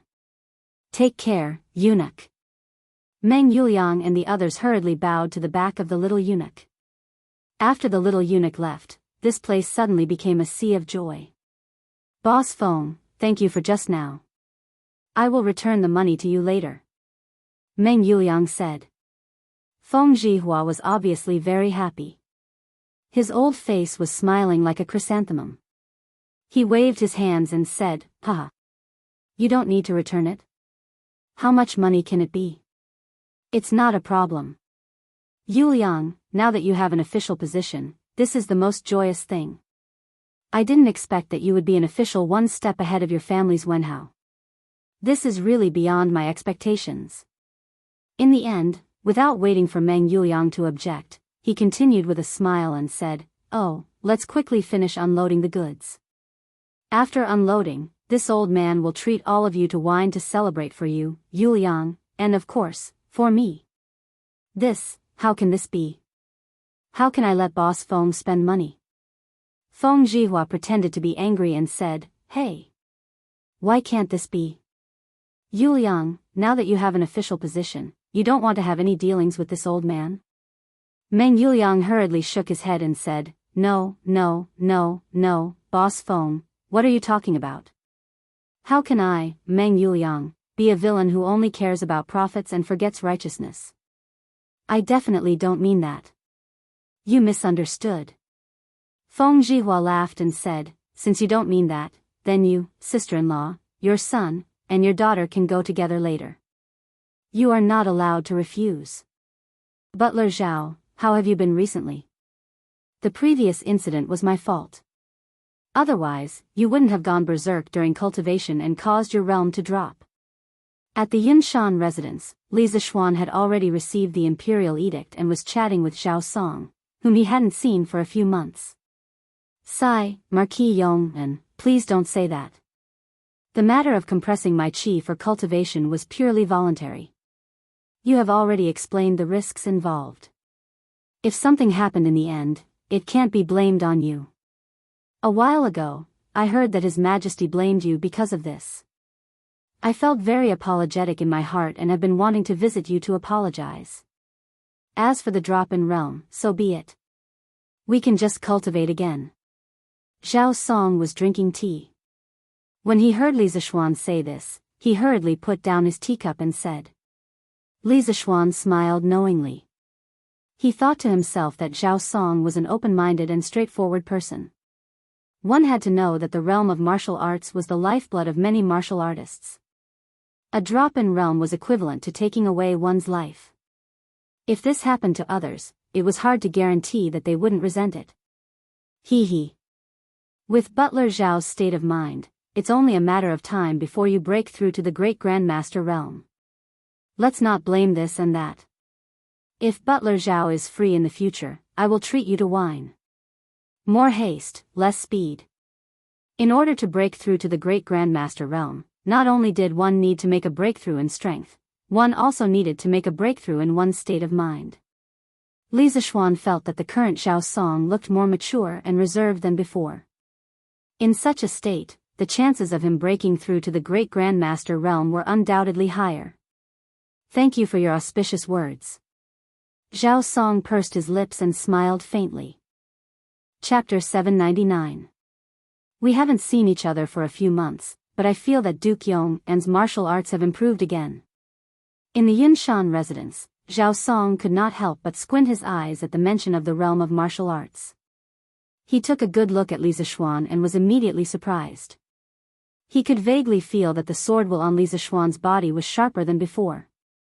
This was hard for him to accept. The young man in front of him had just broken through to the Guru realm. Oh. Really? I've been thinking about a new sword technique recently, and I haven't been practicing it deliberately. Li Zishuan hadn't paid much attention to his own realm. He just combined it with the Duga family's solitary wind swordsmanship to improve the 9 strategies beyond the swords in his free time. To him, improving his martial arts realm wasn't the most important thing. He didn't want to improve his realm too quickly and cause his foundation to be unstable. Zhao Song was speechless. He hadn't practiced much, but his martial arts had improved so quickly. How could he, who had been practicing hard every day, endure this? He wanted to ask what kind of sword technique it was that it had such magical power. But he thought that it was taboo to inquire about other people's martial arts, so he didn't say anything. Duke Yong'an is really talented. No wonder he was valued by spiritual master Lingxiu and accepted into the sect. Zhao Song sighed and then got up to leave. It's getting late. We have to go back to the palace. If we have time in the future, we'll talk about old times with Duke Yong'an. Li Zishuan got up and said, Take care, Butler Zhao. Hey, Wenhao, I heard that your father was promoted to an official. Congratulations. With the help of Class 1 of Yanhuang College's students, the ships at the dock were finally unloaded before dark. Meng Wenhao didn't go to the banquet with his family because he had to rush back to the academy before dark. In the Yanhuang College's cafeteria, Li Tai, Sun Zifan, Qing Chimo, and the others all congratulated Meng Wenhao. Although they were busy with the accounts in the afternoon, they had also noticed the movement over there. It was just that they didn't have time to care about it at that time. Thank you. In the face of these congratulatory words from his classmates, Meng Wenhao politely responded with a forced smile. However, in his heart, he was bitterly laughing. Was this really worth congratulating? Meng Wenhao felt that this was not worth congratulating. He even felt that if he could, he would rather not have this Xianxia chaplain as long as his father was safe and sound. Haha. Tomorrow is Friday, it's finally the holidays again. Wenhao, you've become a rich man now. You have to treat us to a meal when the time comes. Qing Chimo laughed heartily. This time, Li Er not only rewarded the Meng family with a Xianxia commandant, but also a lot of money. That was why he said that Meng Wenhao was now a rich man. That's how it should be. In the past, Wenhao has received a lot of care from all of you. It's time to treat all of you to a drink. Although Meng Wenhao's mind wasn't here, he still replied. The sharp-eyed Li Tai noticed the change in Meng Wenhao's emotions, but he didn't say anything. Hey! Speaking of which, this is the 3rd week, right? The 1-month military training period is about to end. We can finally relax. Now, I finally understand how blissful it is to sit in the classroom and listen to lectures. Sun Zifan, the little fatty, said with a face full of emotion. Calling him a little fatty now wasn't very appropriate. After such a long period of military training, his physique was now at an average level. He couldn't be considered fat at all. At most, he was a little sturdy. As for Li Tai, he had also lost a lot of fat. However, Li Tai was much fatter than Sun Zifan before, so he still looked a little fat now. However, it was much better than his previous round appearance. Sigh, Sun Zifen, I say, let's think about how we're going to spend tomorrow. This afternoon, because we helped the Ministry of Civil Affairs settle the score, we escaped a calamity. However, we can't escape the calamity forever. I heard that this afternoon, the people of Class 2 were badly scolded by Lu Guogong. Now, they're all lying on the sports field. Wang Meng, who was sitting at the next table, glanced at Sun Zifen, who was in a happy mood, and said mercilessly. That's true. When Sun Zifen heard this, he immediately lost his spirit like a frosted eggplant. He muttered in a melancholy mood, when we left in the afternoon, I felt that Lu Guogong was not in a good mood. We are bound to be unlucky tomorrow. I say, Chonyo, can you ask your father not to come tomorrow? It's not so bad for the academy. We can have a break every 5 days, but the ministers only have one break every 10 days. It's not easy. Your father should be resting at home while the imperial court is on holiday. Yes, Zifen is right. Chonyo, you have to persuade Lu Guogong. Li Tai also voiced his agreement. Ching Chimo said with a bitter face, do you think I don't want to persuade him?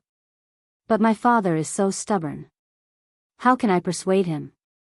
In fact, Ching Chimo knew that the reason why his father came to the academy as a military training instructor, other than helping Li Zishuan train the students, was to help him improve his state through military training. But now that more than half of the military training was over, his martial arts state was like Mount Tai, not moving at all. So compared to Li Tai and the rest, he was the one who was under a lot of pressure. That's right. This prince can still take leave. Today, Lu Guogong wanted to scold us, but because of the fleet from the imperial court, it was all for naught. Tomorrow, he will definitely reprimand us even harder, so tomorrow won't be easy. This prince must take leave tomorrow. Li Tai's mind suddenly flashed. He remembered that before school started, Li Zishuan had asked him for help twice. In return, he had given him 3 days of leave. But it had been so long that he had forgotten. Thinking of this, he immediately smiled proudly. Hee, tomorrow you guys go and accept the training. I'm not feeling well, so I'll ask for a few days of leave from the Yamacho. Sun Zifen stared and carefully looked at Li Tai, then said in disbelief, I say, Qingke, aren't you overthinking it? Looking at you now, who would believe that you're sick? Even if you're pretending to be sick, you should at least pretend. If you go to the Yamacho, you'll definitely be seen through by the Yamacho. It'll be a miracle if you can take leave. Ching Chimo echoed, Zifen is right. Qingke, you should save it. Xiao Xian will definitely not allow you to take leave. He might even punish you for lying. Li Tai smiled mysteriously and said, Zifen, do you dare to make a bet with me? Let's bet on whether the Yamacho will agree to my request for leave. Sun Zifen said without thinking, okay. Let's bet. Qingke, just tell me how you want to bet and what you want to bet on. The world was ignorant. They always thought that they were the smartest, so there was gambling in the world. Chapter 800. Neither of us is short of money, so gambling is boring. How about this, if I can really apply for leave from Yamacho tomorrow, you help me wash footwear for a month. If I can't apply for leave, then I'll help you wash footwear for a month. How about that? In the Yanhuang College cafeteria, Li Tai's eyes rolled twice, and then he looked at Sun Zifen and said. The so-called footwear was the socks worn by ancient people, also known as footbags. It first appeared in the form of laced socks during the Xia, Shang, and Zhou dynasties. During the Qin, Han, Three Kingdoms, and Wei and Jin dynasties, the form of socks also changed a lot. The form was more and more similar to modern socks. Of course, until the Tang dynasty, the word socks had not officially appeared. According to reliable records, the word socks first appeared in the ancient and modern Chinese annotations, written by Ma Huan of the Liang dynasty. F***ck, Qingke, you win. But who's afraid of who? I'll take this bet. Sun Zifen's appetite suddenly became bad when he thought about washing someone's smelly socks on a hot day. But how could he be afraid at such a critical time? Moreover, in his opinion, Li Zishuan would never agree to Li Tai's request for leave. So he looked at Li Tai and agreed decisively. Okay. Then it's a deal. The little fatty was suddenly happy. He thought to himself, there's really someone who isn't afraid of death. For the next month, I won't have to wash footwear at all. It's a deal. Sun Zifan also said loudly. He didn't think he would lose. Husband, what are you busy with? After receiving the imperial edict in the afternoon, you've been hiding in the house and didn't come out for dinner. Mother even asked about you. At night, Yunshan Villa. Han Yushi walked into the bedroom on the third floor with a wooden food box in her left hand and a candle in her right hand. She put the food box next to Li Zishuan, who was hunched over the desk, and then turned to change the candle on the candlestick that was about to burn out. She asked Li Zishuan softly while changing the candle. Oh, nothing. Your husband is still pondering over some things.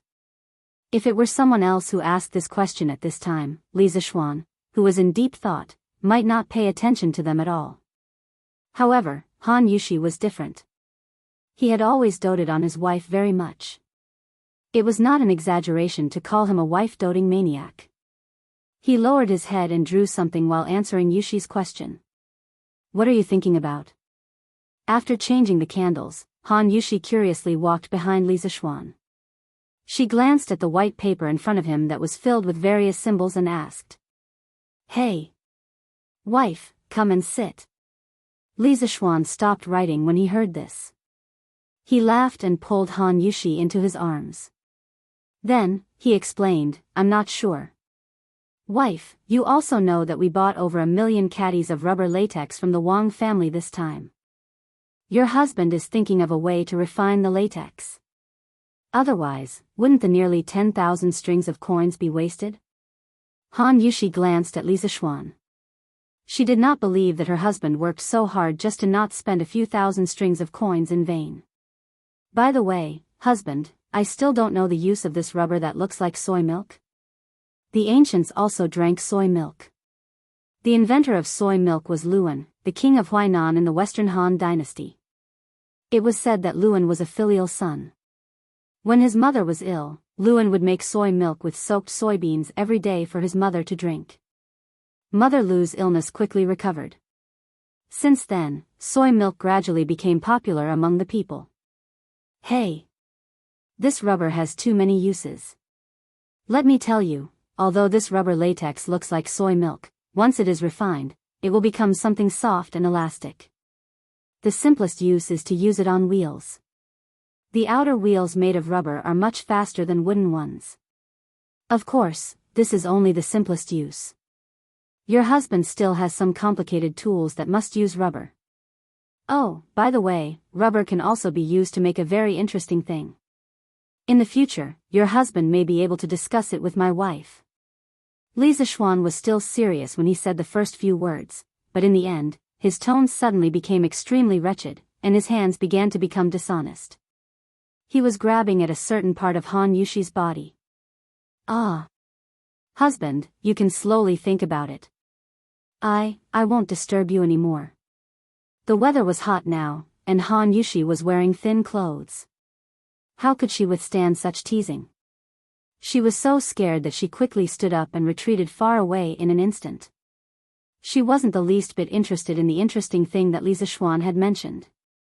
Although they had been married for so long and had experienced a lot of things in bed, Han Yushi still couldn't help but be shy when it came to it. Moreover, she didn't want Li Zishuan to be obsessed with these things and neglect the proper business. Therefore, except for the first few days after they got married, she had always been extremely restrained in this aspect.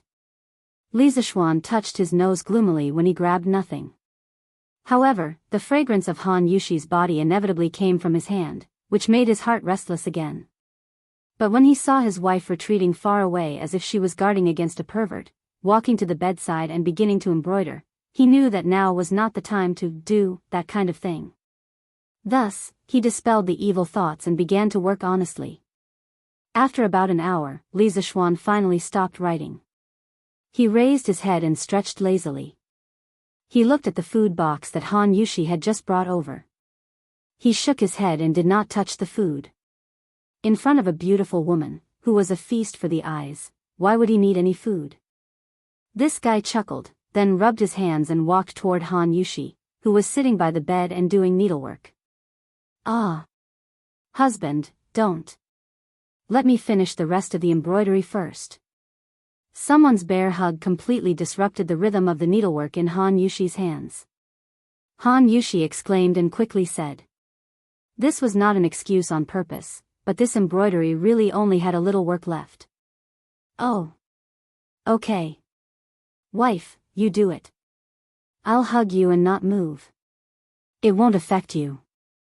Li Zishuan responded in a muffled voice. Then, he wrapped his arms around Han Yushi's waist from behind and buried his head in her neck. Feeling the hot breath on her neck, Han Yushi suddenly blushed. She thought to herself, how can I do it with peace of mind when you are like this? After sighing helplessly, Han Yushi forced herself to calm down and began to do the unfinished work. Ah. Wife, this won't do. The light at night is too dim. Needlework hurts the eyes. Let's not do it. Let's sleep. After a while, Li Zishuan felt that it was still difficult to do embroidery with the weak candlelight in the room, so he spoke up. At the same time, he wondered if he should find a way to install electric lights in the courtyard. Otherwise, it would be inconvenient. Chapter 801. Once a person's dream was achieved, it was easy to become lazy, and this laziness would continue until a new goal appeared. Li Zishuan was like this. When he first came to this dynasty, he dreamed of becoming a marquis and then waiting for death to come. Life was short, and he still had a wealthy family and a beautiful wife. He had to enjoy it as soon as possible. So the next day, Li Zishuan slept very late and didn't wake up. Of course, part of the reason was because he had slept rather late last night.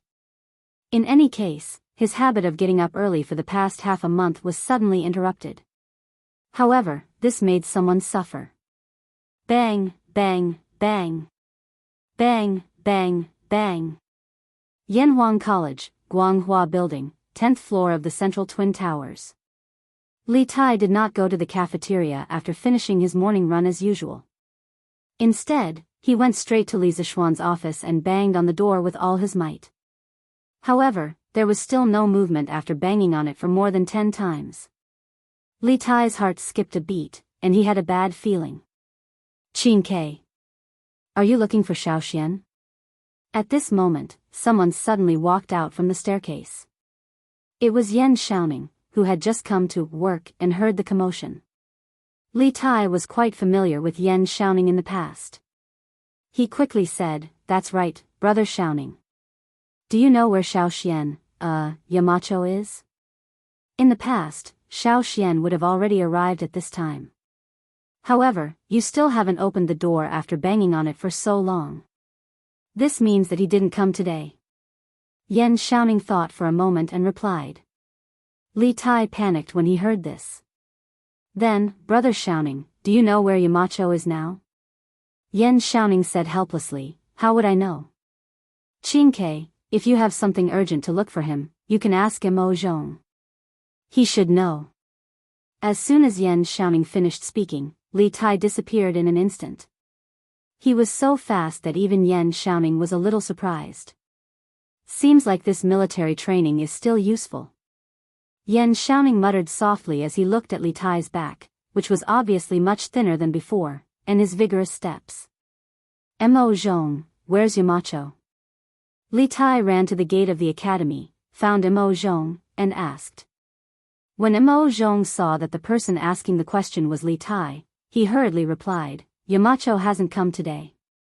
He must have something to do, or he's still at home. Li Tai widened his eyes. How could he do that? If he couldn't get leave soon, he would have to continue the military training with Sun Zifen and the others. Then, he would lose the bet. According to the agreement, he had to wash Sun Zifen's footwear for a month. Wasn't this asking for his old life? Hey, hey, hey. Your Highness, what are you trying to do? You cannot go out. This is the academy's rule. Li Tai was anxious and wanted to go out to find Li Zixuan. Mo Zhong would not let him go and quickly stopped him. Out of the way. I really have something urgent to talk to Yamacho about. Fortunately, this was the academy. If someone dared to stop him in any other place, Li Tai would definitely be angry. Even so, the little fatty's tone was impatient. Mo Zhong knew that this young master in front of him was not an easy person to deal with. He was so anxious that he was sweating profusely. He was still thinking of a countermeasure. When he saw that Li Tai was about to explode, he hurriedly said, "How about this? Your Highness, please calm down first. I will help you find Yamacho. You cannot go out. The academy's rules cannot be broken. When I find Yamacho, you can talk to him face to face if you have something to say." Li Tai thought about it and felt that it was feasible. He waved his hand impatiently and said, Okay. Go and come back quickly. I will wait here." After saying that, Li Tai did not even go to the cafeteria. He went straight to the guard booth at the academy's entrance and sat in Mo Zhong's seat. Mo Yun was shocked and did not dare to sit with Li Tai. He quickly came out to stand guard. Mo Zhong, on the other hand, ran in the direction of the Cloud Mountain Resort.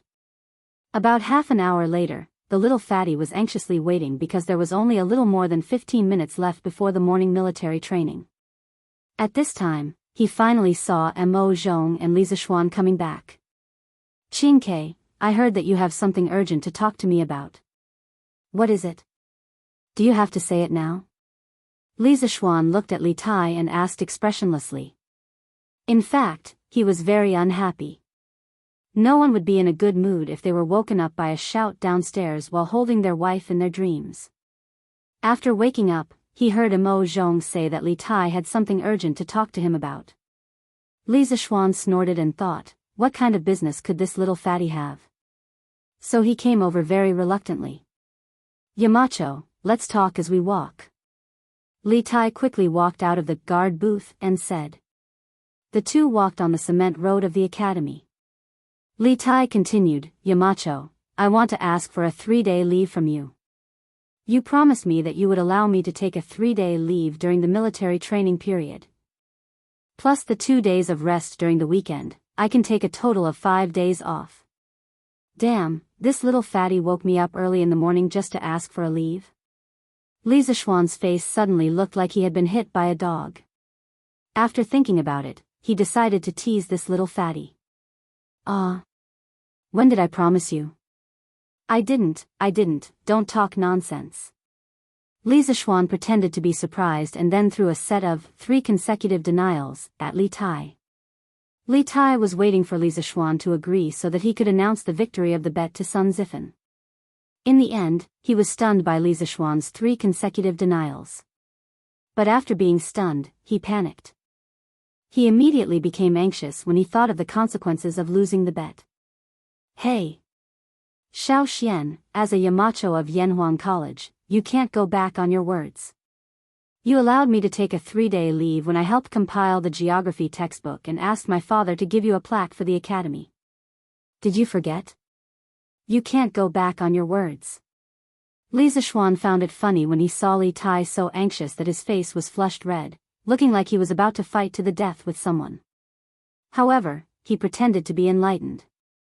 "Oh. I remember now, it seems like there was such a thing." But when Li Tai heard that Li Zixuan remembered, he immediately let out a sigh of relief. However, when he heard the damn turn of events, his heart immediately jumped to his throat. "But what? You can take a leave if you want, but not today. Lu Guogong wanted to come over yesterday to give you extra training, but because of the fleet, he made a wasted trip. So, the students of Class 1 can't be absent today." Although Li Zixuan didn't know about the bet, he could guess that Li Tai wanted to take a leave at this critical moment to avoid being tortured by Demon King Cheng, so he immediately refused. Li Tai was dumbfounded when he heard this. He was King Dun 4. Chapter 802. "Yamacho, when you promised me 3 days of leave, you didn't say when I could ask for leave and when I couldn't. Now there are so many additional conditions. You're going back on your word. Li Tai said unwillingly on the cement road in the academy. Li Zishuan spread his hands and pretended to be helpless. Qingke, when I made the promise to you, how could I have expected this situation?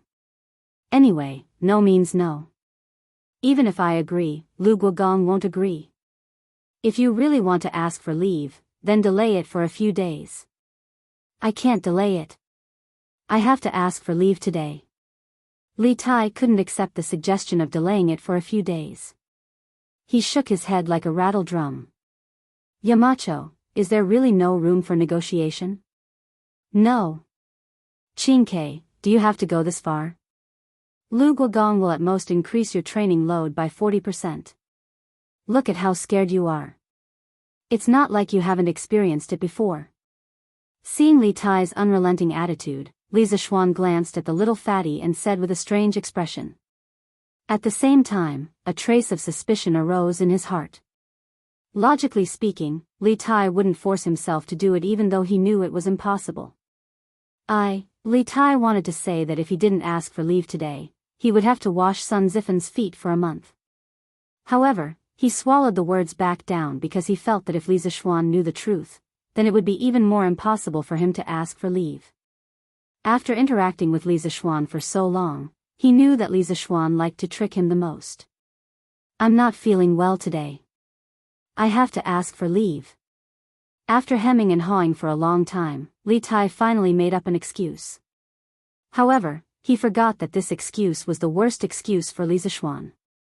Li Zishuan narrowed his eyes and looked Li Tai up and down. Li Tai suddenly felt uncomfortable being looked at. Li Zishuan saw this and knew that things weren't as simple as he thought. Qingke, you're not feeling well? Where are you? It just so happens that I know a little about medicine. Come, let me take your pulse. To be honest, how could this guy know how to take a pulse? He was just bluffing. However, Li Tai was really bluffed. After all, Li Zishuan's medical skills were well known. No, Qingke, are you hiding something from me? Li Zishuan's eyes were fixed on Li Tai as he indifferently said. I'm not, Yamacho, don't talk nonsense. Li Tai felt guilty under Li Zishuan's penetrating gaze. In a moment of desperation, the little fatty actually used Li Zishuan's 3 consecutive denials and threw them back at Li Zishuan. Li Zishuan was speechless when he heard this. Speaking of the 3 consecutive denials, the I'm not, don't talk nonsense emoji from his previous life subconsciously appeared in his mind. It was really funny. At first, he wanted to tease the little fatty, but he didn't expect that he would be the one being teased in the end. Thinking of this, he suddenly became angry out of humiliation. Alright, don't talk nonsense with me, there's no room for discussion. It's almost time, why aren't you going to military training? If you're late, you'll be punished again. Li Tai looked at Li Zishuan with a tragic expression. Suddenly, he had an idea and said, can't you make an exception? I can use those 3 days of leave in exchange for today's day, is that okay? Li Zishuan hesitated when the little fatty said this. But why was this kid willing to put in so much effort? Was there something fishy about this? Then tell me first, are you hiding something from me? Otherwise, there's no need to talk about any conditions. Li Tai didn't know what to do in the face of this blatant threat. He thought about it and told him about his bet with Sun Zifen. It's like this, Yamacho. If you don't agree to my request for leave, I'll have to wash that kid's feet for a month. When Li Zishuan heard this, 10,000 alpacas ran through his heart. These 2 little bastards really knew how to play. One was the son of the emperor, and the other was the son of the top scholar.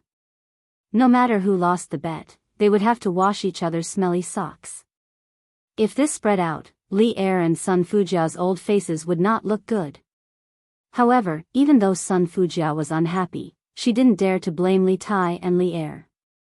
She only pulled the hatred onto Sun Zifen. In this way, that little idiot would be in trouble.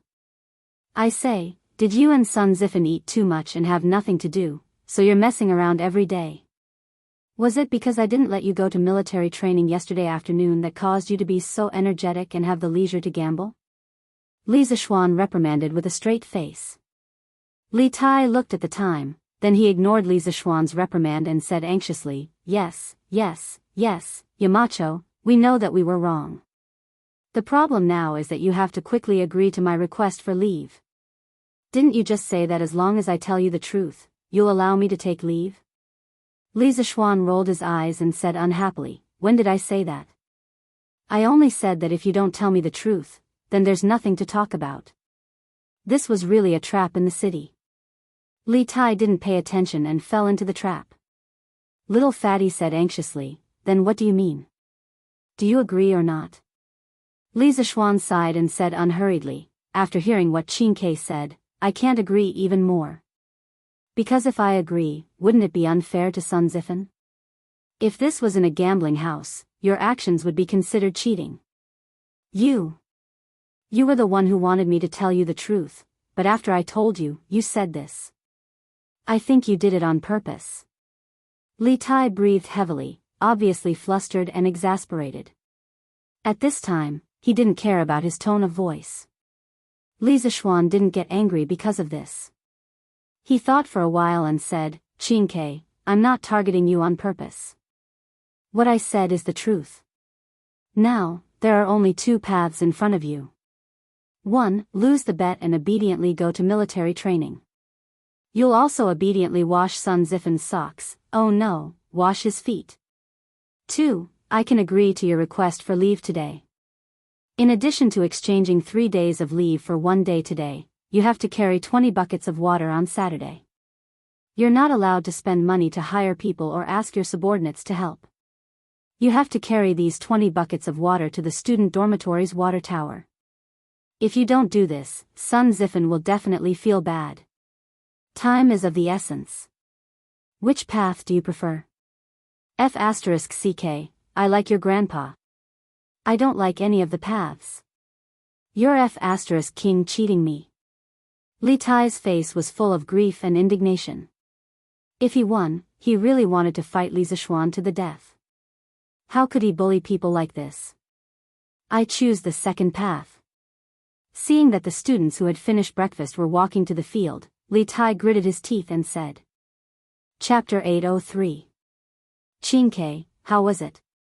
Did Yamacho allow you to take a leave of absence?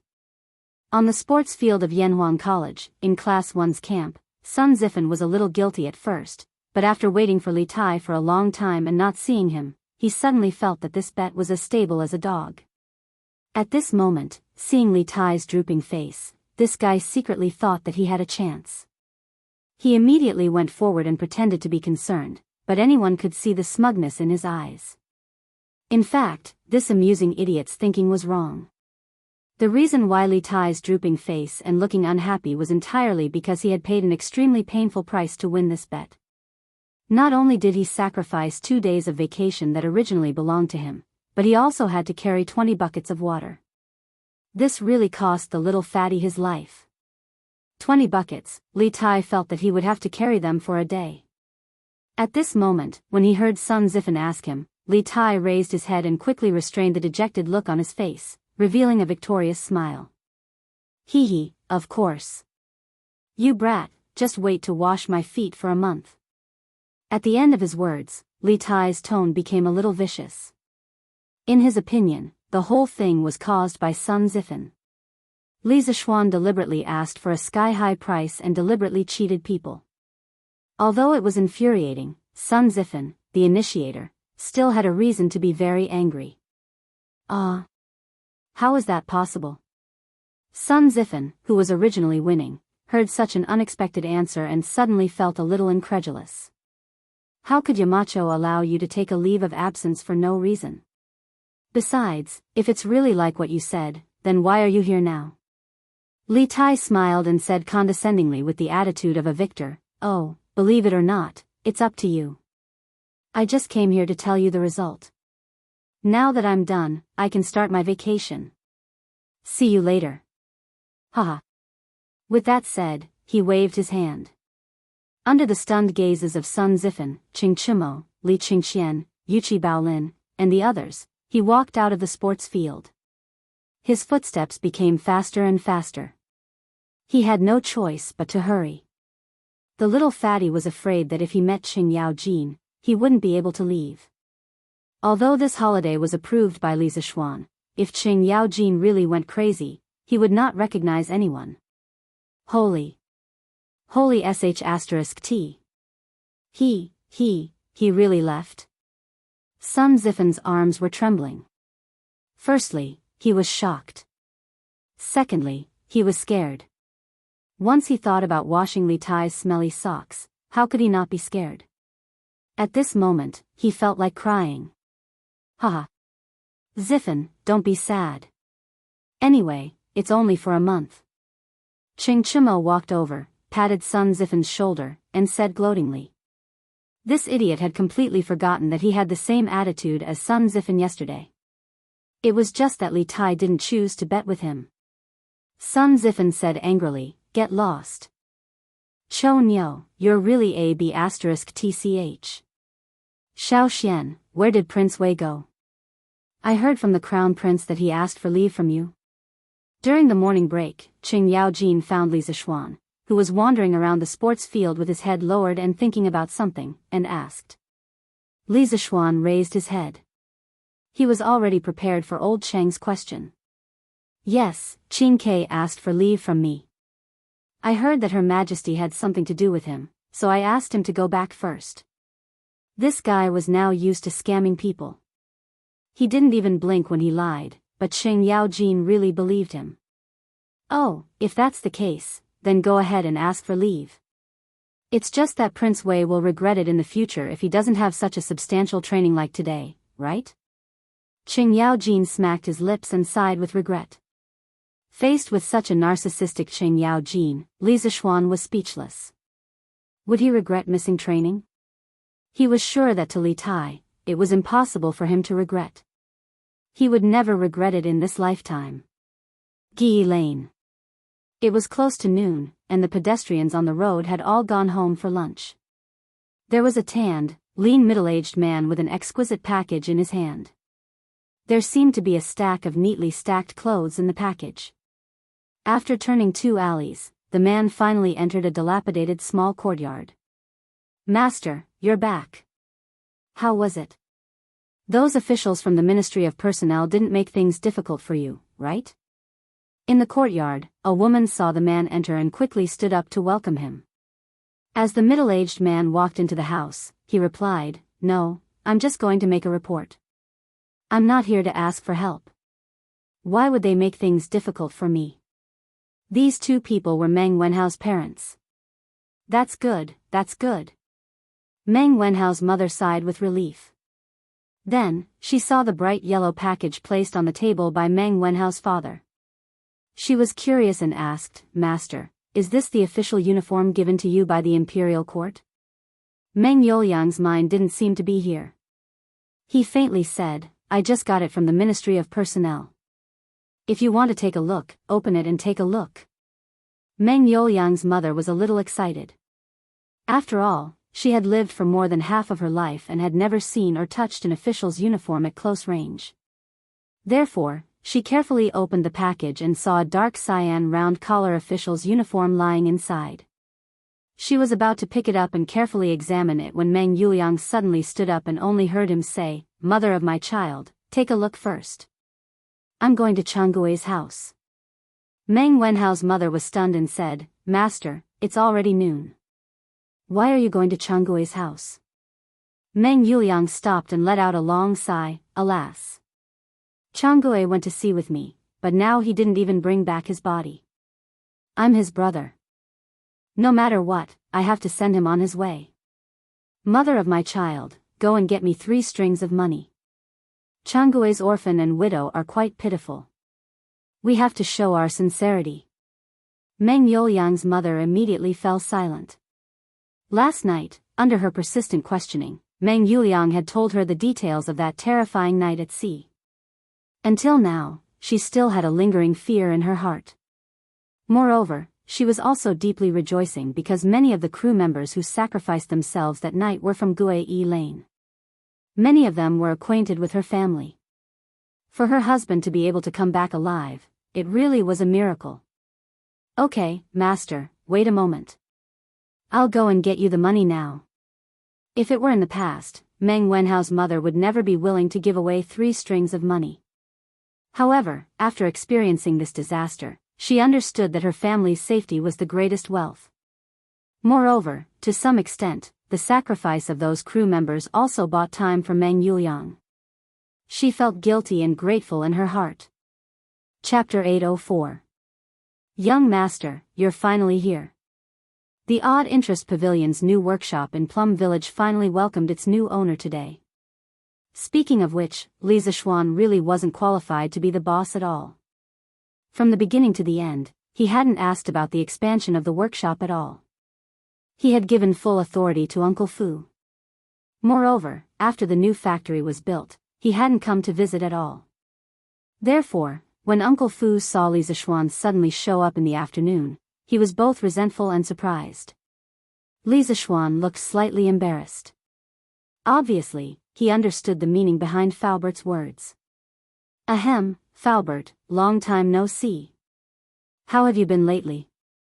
Falbert looked at Li Zishuan and sighed helplessly. He knew that Li Zishuan had been busy recently, so he did not blame him too much. Moreover, Li Zishuan had always been very respectful to the elders in the workshop. Therefore, Falbert had always treated Li Zishuan as his junior. Young master, thank you for your concern. I'm still in good health and can help you manage the workshop for another 2 years. Falbert led Li Zishuan into the workshop and answered Li Zishuan's question at the same time. After hearing this, Li Zishuan frowned. He suddenly remembered that Falbert was getting on in years.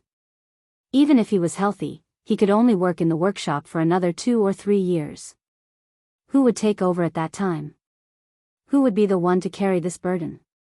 Successor, I have to look out for a successor for Falbert from now on. Li Zishuan sighed in his heart. Curious Pavilion's new workshop occupied a large area of about 100 mu, which was dozens of times larger than the workshop in Chang'an. According to the different functions and types of products produced, the workshop was divided into 10 areas. The production area had a large factory building similar to the ones in modern times, the office area had an office building, and the living area had a dormitory.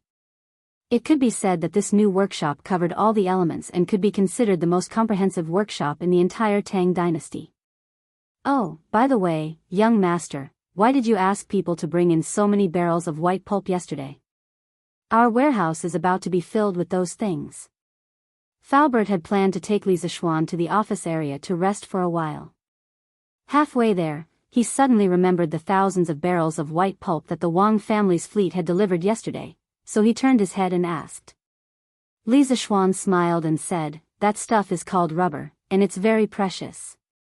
So much rubber, it should be worth more than our workshop. Don't worry, didn't I come here today to teach you how to use it? Falbert heard this and felt a little incredulous. He had heard from other sources that Li Zishuan had bought the rubber for a total of 8,000 strings of coins. Even if the rubber could bring 10 times the profit to the workshop, it was only 80,000 strings of coins. How could it be more valuable than the entire workshop? That's great. This old man wants to see what this stuff that looks like soy milk can be used for. Seeing how confident Li Zishuan was, Falbert still wanted to take a look even though he didn't believe it from the bottom of his heart. Hee. Then let's go to the workshop next door. Falbert, get someone to bring a barrel of rubber over. Oh, and bring a big pot of white vinegar as well. Li Zishuan pointed to the large factory building next to them and said to Falbert. Okay. Although Falbert was puzzled as to why Li Zishuan wanted vinegar, it wasn't convenient for him to ask. Thus, he ordered his subordinates to do as they were told. After a while, all the items were ready. Falbert even brought a few old craftsmen from the workshop to observe from the side. Song Xiaoxi, Pang Feiji, pour this barrel of rubber into the stone trough. Li Zishuan pointed to the rectangular stone trough in front of him and ordered Song Xiaoxi and Pang Feiji behind him. This stone trough was originally used for annealing when the blacksmith was forging. However, due to the urgency of the situation, Li Zishuan couldn't find a more suitable container. Yes, young master. Song Xiaoxi responded and quickly lifted the barrel full of rubber with Pang Feiji. The white rubber latex immediately poured into the trough. This stuff looked as thin as soy milk. It was no wonder that Faubert couldn't think of a use for it. Pour the whole pot of vinegar in. Li Zishuan weighed the pot of white vinegar in his hand and ordered. A very important process for the extraction of rubber latex was the solidification process. In the modern rubber latex solidification process, the most commonly used solidifying agents were formic acid and acetic acid. Formic acid and acetic acid could increase the hydrogen ion content in the latex, thus lowering the pH value of the latex, compressing the electric double layer, and thinning the hydration film. When it reached the isoelectric point of the protein, the electromotive potential would be zero, and there would be no repulsion between the rubber particles. They would gather together and solidify into a block. In the 21st century, most foreign countries used formic acid as the solidifying agent, while domestic companies mainly used acetic acid as the solidifying agent. Depending on the specific acid used, the properties of the rubber would be different. Li Zishuan had learned all of this from his rich classmate's family's factory in his previous life. Otherwise, how could he have known all of this? In the Tang dynasty, formic acid definitely didn't exist, but acetic acid did. This was because the so-called acetic acid had a very common name, and that was acetic acid. Vinegar contained a large amount of acetic acid. This was all thanks to the wisdom of our ancestors, who invented vinegar. Otherwise, Li Zishuan would still be making vinegar. The two of you, go get 2 hoe handles and wash them with hot water. Then, bring them over and stir them vigorously. Li Zishuan quickly ordered. Song Xiaoxi and Pang Feiji obeyed and left. After a while, the two of them each carried a smooth hoe handle and walked in. Under Li Zishuan's demonstration, they began to use the sticks to stir in the stone trough. Hey, master. It's solidified, it's solidified. It was like soy milk just now, but now it's turned into tofu. After stirring for about half an hour, Pang Feiji suddenly shouted in surprise. It's really turned into tofu. Come and see. Song Xiaoxi was also very excited. Without needing him to say anything, Faubert and the rest of the craftsmen had already rushed over. Seeing that the rubberized latex had turned into tofu, Faubert could not help but click his tongue in wonder. Hey! This is really strange. Isn't it just pouring a pot of vinegar into it? How did all the rubber solidify? Yeah. This is too strange, it's like a magic trick. If I didn't see it with my own eyes, it would be really hard to believe. The rest of the craftsmen were also very shocked. They had never learned about chemical reactions, so they could only categorize it as a magic trick. Chapter 805. Song Xiaoxi, Pang Feiji, take out the solidified rubber. Li Zishuan saw everyone's reaction, but he did not say anything. Everything was within his expectations. Take it out? Master, how do we take it out? Pang Feiji looked at the tofu in the stone trough and asked. To him, the solidified rubber latex was as fragile as tofu. Wash your hands and take it with your bare hands. Li Zishuan was speechless. After the rubber latex solidified, although it looked like tofu, it was actually much tougher than tofu. This was because the solidified rubber was sticky. Instead of saying that it was like tofu, it was more like a dough with a certain degree of toughness. Song Xiaoxi and Pang Feiji moved the rubber from the stone trough into the buckets that they had prepared beforehand.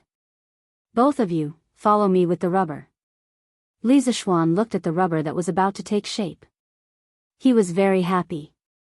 Although he knew the theory behind the solidification of rubber, it was only on a theoretical level.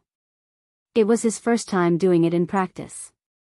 After a while, under Faubert's lead, everyone arrived at the papermaking workshop area. Faubert, where is the papermaking machine? It was difficult to find something in such a big papermaking factory. Li Zishuan asked Faubert directly. paper-making machine? Falbert was even more confused. What did the extraction of rubber have to do with the paper-making machine? Yes, it's the new paper-making machine that we made before. Li Zishuan nodded. Seeing that Li Zishuan was not in the mood to explain, Falbert could only bring him to a big factory. Master, the paper-making machine is here. Needless to say, Li Zishuan also saw it. He said to Song Xiaoxi behind him, Xiaoxi, you two pour the rubber in. At this moment, the two of them believed Li Zishuan's words without a doubt. They poured the rubber into the paper-making machine's pulp inlet. Li Zishuan stepped forward and raised the roller of the paper-making machine slightly. Then, he asked the servant next to him to pull the donkey and start the paper-making machine. The paper-making machine's paper outlet was a thin, white film-like object that was slightly thicker than paper. This was the plasticity of rubber. It could be rolled flat like dough, and during the rolling process, most of the water in the rubber could be squeezed out. Xiaoxi, find someone to cut these rubber pieces into sections. Then, just like drying paper, put them outside to dry. At this point, the process had basically come to an end. In the modern rubber production and refining process, it was generally only at this step before it could be compressed and packaged and sold all over the world. Yes, boss. After staying in the workshop for so long, Song Xiaoxi was very familiar with the paper-making process. He responded and called for the servant next to him to cut the rubber. Master, that's it? But I still can't see the use of this rubber. Seeing this, Uncle Fu asked the question in his heart. Li Zishuan smiled and replied, it's not over yet. This is only the first step.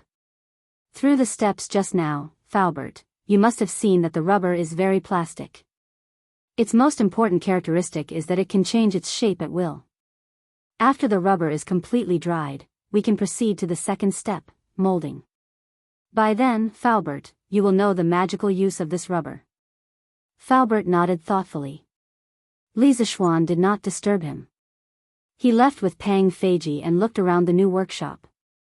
As they were about to go back, they met two people. They were two girls. Yamacho, you're here? Sir. Different names represented different identities of the owners of the voices. They were Mo Lingwei and Little Fishy. Ink Girl, Little Fishy, why are the two of you together? Looking at the two beauties, one big and one small, Li Zishuan did not feel any joy. Instead, he felt some lingering fear. Beauties were beautiful, but beauties with the characteristics of witches were not very good. Yamacho, your memory is really bad. Didn't little Mingzi tell you that? I've been polishing the glass to make an astronomical telescope. Mo Lingwei rolled her eyes and said sarcastically. Oh. Li Zishuan suddenly realized that Yan Xiaoning had indeed told him. But now, the two girls were obviously gossiping and chatting under a big tree. They did not look like they were doing research at all. Ink Girl, how's the progress on your side? Not very good. Yamacho, your craftsmen are not good at all. It's not as good as me polishing it myself. Mo Lingwei pouted and said with some dissatisfaction. Fine, she was getting someone to work for her for free, and she was being despised. Li Zishuan choked and said helplessly, okay, then you polish it yourself. I'll wait for your good news at the academy. Then, he looked at Li Yu and asked, Little Fishy, what about you? Little Fishy was not as presumptuous as Mo Lingwei. Although she had a demonic nature in her bones, she only released it to outsiders. In front of Li Zishuan, she had always been more obedient. Perhaps it was because Li Zishuan had given her the capital to settle down in Chang and city, or perhaps it was because Li Zishuan was Meng Wenhao's mentor. Hearing Li Zishuan's question, the little girl smiled sweetly and then replied, Sir, it's Steward Ma who wants to move the editorial department of Datong Daily here. He has been busy preparing lessons in the academy recently, so he sent me here to inspect it first. A few days ago, I met Sister Wire here. She told me the principle of the telescope. I feel that what she and Brother Xiaoning are doing now is very meaningful. After chatting for a while, I feel that we hit it off quite well, so we became good sisters. Oh. Li Zishuan whispered in his heart, of course, the witch and the witch hit it off. He actually knew about Ma Zhou's intention to move the editorial department to the new workshop, and he also agreed. Firstly, the office environment here would definitely be better. Secondly, it was close to the academy, so it would be convenient for Ma Zhou to take care of the work on both sides at the same time. By the way, sir, I want to write in detail what Sister Wire is doing now in the newspaper. Although it looks boring, if it is displayed in the newspaper, it can promote Sir's work and attract more people to join it. Li Zishuan heard this and thought in his heart, isn't this similar to modern academic papers? To be honest, he really wanted to set up a top academic journal similar to that in Nature and Science in his previous life to gather the best academic results of mankind. But was this really appropriate? Once he did this, it would easily cause technology leakage. This was what Li Zishuan was very unwilling to see. The modern scientific knowledge he brought could only take root and sprout in the Tang Empire. It could never be spread to foreign countries and become a weapon for foreign countries to deal with the Han people. Chapter 806. Little you, if you really want to write about this in the newspaper, you can't write about the principles of the telescope that Ink Girl just explained to you. You can only write about it roughly. After you finish writing, I have to look through it. You can only publish it after I give my approval. Do you understand? In the workshop, Li Zishuan said to Li Yu with a serious face. In the modern era, there were many academic journals in every country. There were all kinds of academic papers in them. They showed the latest discoveries in various fields to the researchers. But there was one thing that had to be admitted. If these academic papers were published, it would be easy for others to imitate your latest discoveries. However, in the modern era, there were patent protection laws. Even if others learned your technology, they could not steal it. They had to pay patent fees to you. For example, in the 21st century in China, every mobile phone manufacturer had to pay patent fees of hundreds of billions to the United States because of 3G or 4G communication agreements. But this was the Tang dynasty. In this era, 70% to 80% of the countries had not developed their knowledge. Who are you going to talk to about intellectual property protection? Isn't this playing the lute to a cow? Even if Tang dynasty passed the patent law, the rest of the world would not recognize it. If he published academic journals now, the ambassadors of the other countries might bring the advanced scientific knowledge back to their countries. This was something that Li Zishuan could not tolerate. If patent laws were to be passed around the world, it would have to be in an era of peace. Right now, the only thing Li Zishuan could do was to monopolize the academic field. When the Great Tang became extremely powerful, only then would he consider the issue of academic journals and intellectual property rights. Yamacho, why is that? Although Li Yu was smart, she did not think of all these. So, she raised her head and asked. Li Zishuan looked at the little girl and did not explain further.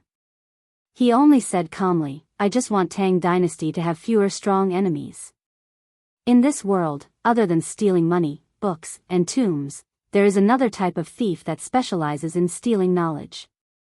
Little you, just do as I say. After saying that, he flicked his sleeves and left the workshop, leaving the two little girls in deep thought. Qingke, why are you still here? You haven't returned to the residence? Or did he come here again after returning to the residence? In the evening, with the sound of gongs and drums, the students of Yanhuang College were finally dismissed from school. At the same time, they also ushered in the long-awaited weekend holiday. Sun Zifen, who had been drilled by Qing Yaojin for an entire day, returned to the dormitory, exhausted. He wanted to change his clothes before going home, but he didn't expect to see Li Tai in the dormitory. He immediately exclaimed. Li Tai was half lying on the bed with his head resting on his arm. He was facing the sky, facing the bed board above him, and replied, I'm sorry. I just came back from the prince's mansion an hour ago.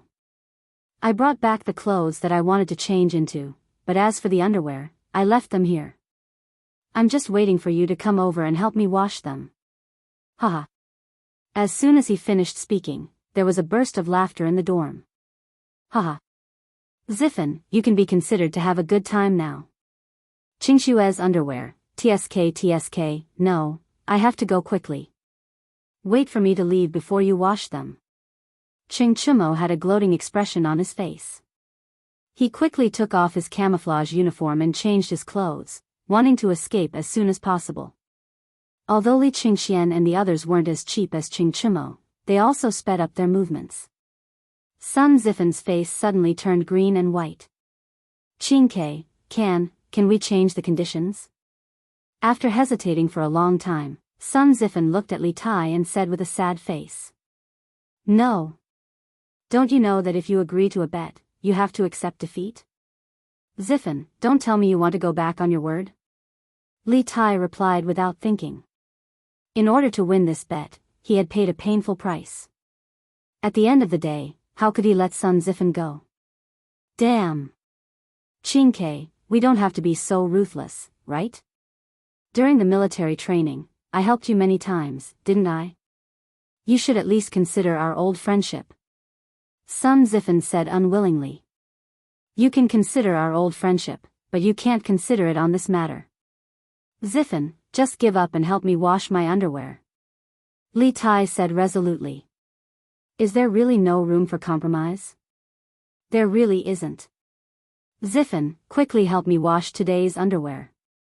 Li Tai said with a satisfied face as he lay on the bed with his legs crossed. This situation was exactly the same as when he pleaded with Li Zishuan in the morning. However, the person pleading was Sun Ziffin, and the person being begged was himself. Li Tai felt an inexplicable sense of pleasure in his heart. However, when he thought of carrying 20 buckets of water tomorrow, a thick haze appeared in his heart. Damn. You win. So be it. I'm a man of my word. Once I've said it, I'll keep my word. Sun Ziffin roared in grief and indignation. Then, he bent down to pick up Li Tai's underwear from under the bed.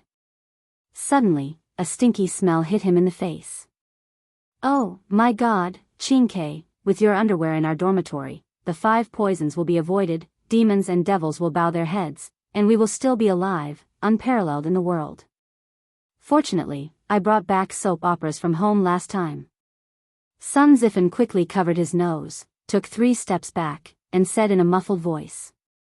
This guy was really funny. He actually said the stinky socks in such a literary way. The rest of the people in the dormitory who were originally disgusted by Li Tai's expired socks burst into laughter when they heard Sun Ziffin's words. Pfft. Haha. Then Ziffin, you don't have to wash them. In the future, hang Qingshue's underwear at the dormitory door. It can also prevent mosquitoes. Qing Chumo laughed loudly. If that's really the case, won't we be unable to enter the dormitory in the future? Yuchi Baolin took Qing Chumo's words seriously and said with a face full of horror. Li Tai immediately blushed and said, Why are you talking so much nonsense? Ziffin, go wash them quickly. Big brother, Cho Nyo, Baolin, Huayu, aren't you guys going home? Haha. I'm going back now. I hope you two have fun, hee hee hee. Qing Chumo waved his hand and laughed vulgarly.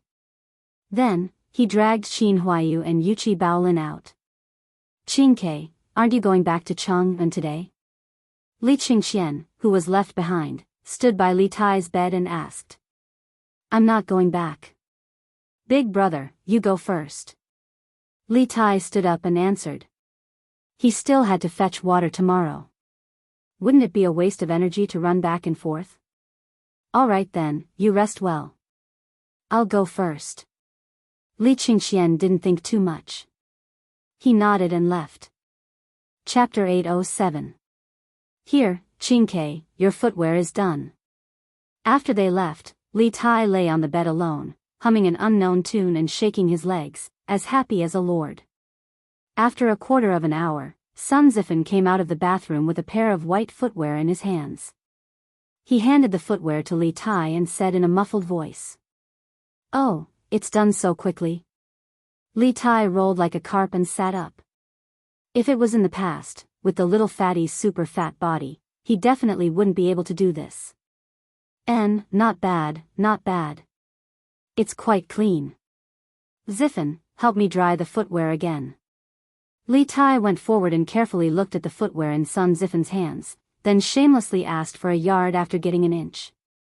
Get lost. Qingke, don't go too far. We didn't agree to dry the clothes in the beginning. If you want to dry them yourself. I'm going out to eat. Sun Ziffen wasn't a punching bag that was easy to bully, so he immediately said angrily. Li Tai sighed helplessly. He could only get up and dry the footwear on the clothes rack in the bathroom. Cough, cough. This clothes rack wasn't the modern clothes rack invented by Li Zishuan. When he was designing Yanhuang College, how could he have so much free time to think about everything? This clothes rack was a local product of the Tang dynasty. In fact, clothes racks were a type of furniture that existed even earlier than tables, chairs, and beds. There were already clothes racks as early as the Zhou dynasty. During the Zhou dynasty, etiquette was implemented. The aristocrats attached great importance to clothes. In order to meet this need, racks specially used to hang clothes appeared early on. Each dynasty had different forms of clothes racks, and their names were also different. During the spring and autumn period, a horizontal wooden pole used to hang clothes was called chang, also known as musher. Hey! Ziffen, you still have the appetite to eat? Hee hee. Li Tai was drying the footwear in the bathroom while turning his head to look at Sun Ziffen with a smirk. This sentence was quite self-deprecating, but there were only the two of them in the dorm. Anyway, Li Tai didn't care at all. Damn, Qingke, your skin is getting thicker and thicker. You have the nerve to say this kind of thing? Sun Ziffen scolded with a look of disdain, then replied, I was lectured by Lu Guogong today. If I don't eat, I'll starve to death. I'd rather die of disgust than starve. Li Tai walked out from inside and said with a smile, heh heh. If that's the case, I'll take you to eat. Let me tell you, the food at the small restaurant of the Hu family at the foot of the mountain is delicious. Let's go there and try it. My treat. Sun Ziffen looked at Li Tai suspiciously and curled his lips. Han family manner? What kind of delicious restaurant could there be? Qingke, don't tell me you're trying to save money and trick me into going there? Li Tai sneered, nonsense. Save money? Do you think I, Li Tai, am such a stingy person? It's up to you. Go or not. Fatty wasn't lying this time. Ever since Yanhuang College started, more and more people came here. Some came to visit their children, some came to inspect the environment of the college, and some came purely because of its reputation. Many small restaurants appeared in Plum Village and Han Village, and some even started to sell accommodation. Compared to the restaurants and inns in Chang'an, the small restaurants and inns here could only be described as cheap. Hey, Qingke, I'll go. I'll go. Wait, I'll go wash my hands first. Sun Ziffen finally realized that Li Tai wasn't lying. He quickly followed behind and shouted. Hee hee, Xiao Xian. Early the next morning, Cheng Chimo actually appeared in front of Li Zishuan's house. Li Zishuan had already woken up and was eating breakfast with a bowl in his hand. Seeing this idiot smiling foolishly so early in the morning, he said in annoyance, What's wrong? Chonyo, did you get caught in the door early in the morning or something? Why are you smiling foolishly? Cheng Chimo almost vomited blood when he heard that. Han Yushi, who was sitting beside Li Zishuan, rolled her eyes at her husband and quickly got up to greet him. Brother Chonyo, have you eaten breakfast yet? Do you want to get someone to bring you a bowl and chopsticks? Hee hee. Of course, of course. Sister-in-law is the best. Little Xian marrying you is truly a blessing that he cultivated in his previous life. Hearing Han Yushi's words, Cheng Chimo didn't hesitate for a moment. He immediately agreed and even flattered Han Yushi. After saying that, he sat opposite Li Zishuan without hesitation. Han Yushi smiled and asked someone to bring Cheng Chimo a bowl and chopsticks. Hee hee. Sister Lan, long time no see. Do you want Brother Chonyo to bring you out to play today? Lan, was sitting beside Cheng Chimo. He was a little embarrassed by the little girl's gaze that was obviously saying, "Are you here to freeload?" Hence, he deliberately changed the topic and joked. "Oh, I don't want to. Brother Cho Nyo, your face is so dark now. It's too embarrassing to go out with you. Lon wants to go with you." He didn't expect Lon, to be so obsessed with appearances. Her words instantly hurt Ching Chumo. This military training had caused all the students in the academy to be tanned. He wasn't the only one. Did he have to be so affected by Lon, Sister Lon, it's not right of you to say that. Previously, Brother Cho Nyo brought you out to eat a lot of delicious food. What porridge is this? Why is the color so strange? Why does it smell so good? Ching Chumo bantered with Lon, for a while. At this moment, the servants brought him a bowl and chopsticks. The bowl was filled with a bowl of porridge that was slightly dark. There were also a few black things on top of it. He didn't know what they were. He sniffed hard and suddenly sighed. "This is century egg and lean meat porridge." Li Zishuan replied as he stuffed a mouthful of porridge into his mouth. "Century egg and lean meat porridge? Century egg? Is it the century egg that I saw the last time I came to your house?" Ching Chumo felt that the name, century egg, was a little familiar. He thought seriously and suddenly shouted. "Yes, that's right. It's the century egg that you saw the last time. Speaking of which, you came at the right time. The century egg that I pickled last time is just ready to eat today. You came just in time." Li Zishuan glanced at him and said lightly. "Hee, this means that I'm lucky. Let me have a taste." Ching Chumo laughed proudly. Then, he picked up the small bowl and stuffed the porridge into his mouth. "Oh. Ha. It's hot, it's really hot. Ha. But this century egg and lean meat porridge is really delicious. I didn't know that porridge could be cooked this way. It's really an eye-opener for me." Chapter 808. Of course, there was porridge in the Tang dynasty, but the porridge people ate at that time was still plain porridge. Li Zishuan added century eggs and lean meat into the porridge and made it into a salty porridge. It was really a new trick. "Oh. Xiao Xian, your century egg and lean meat porridge is really tender and delicious.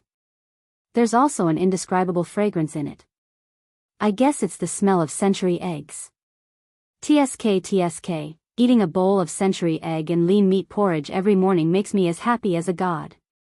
It was the first time Ching Chumo had eaten such delicious salty porridge, and he ate 4 big bowls. After the meal, he rubbed his round belly, leaned back in the chair, and sighed with satisfaction. Li Zishuan rolled his eyes. "Eating a bowl of century egg and lean meat porridge every morning makes me as happy as a god? Why does it sound more and more like smoking a cigarette after the deed makes me as happy as a god? Ahem, I misunderstood. But ugly ox, you just ate 4 bowls. Doesn't that mean you'll be happy for 4 days? Then you don't have to eat for the next 3 days." Li Zishuan joked with a smile. Ching Chumo choked on his words, but his skin had always been thicker than the city walls, and he was born to be a bully. How could he be defeated by a sentence? Xiao Xian, that's not how you calculate things. A bowl of century egg and lean meat porridge can make me happy for the whole day. I ate 4 bowls, so I'll be 4 times happier for the whole day. Ching Chumo laughed shamelessly. Li Zishuan was amused by this guy, and said, "Ugly ox, why are you talking nonsense now? Since you like it so much, you can bring a basket of century eggs back later. See if Uncle Ching likes them." Now that the first batch of century eggs was made, he had to promote it as soon as possible. The best way was to promote it from the people in the circle, and at the same time, do them a favor. That's good. Xiao Xian, you have to give me more later. My dad will definitely like it. Sigh, I wonder how long these century eggs can be stored. The weather is so hot now. Ching Chumo finally used his brain this time. After being happy for a while, he suddenly thought of a question and asked. Li Zishuan smiled and replied, "You don't have to worry about that. As long as you don't peel off the lime sawdust on the outside of the egg and put it in a ventilated and cool place, it can be stored for at least 3 months. The taste and texture will not change, and it can be maintained for at most 5 months. Hee hee. That's good. I was worried that it would spoil before I finished it." Ching Chimo scratched his head and pretended to be relieved. Then he slapped his thigh and exclaimed, "Hey! Something's not right. Little Xian, even if you give me century eggs, no one in my family knows how to make them." Li Zishuan said helplessly, "What's so difficult about that? You can just cut up the century egg and cook it with the lean meat. Then, you can add some salt. Wouldn't it become century egg and lean meat porridge?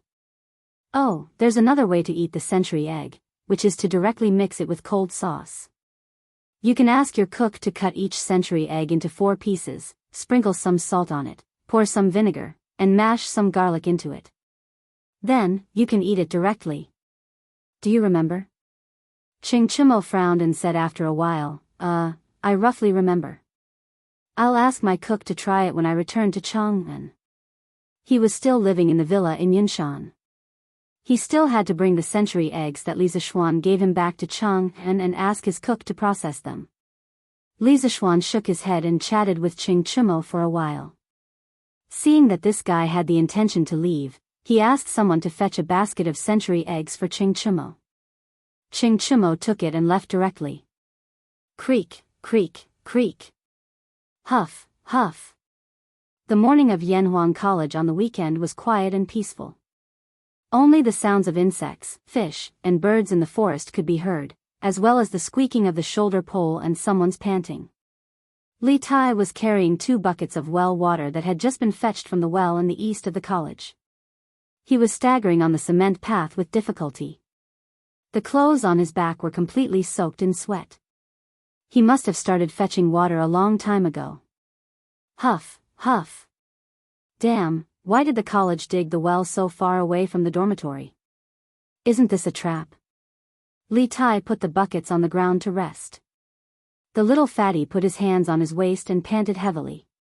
He looked at the dormitory that was far away in front of him, which was estimated to be hundreds of feet away. He sighed and complained in a low voice.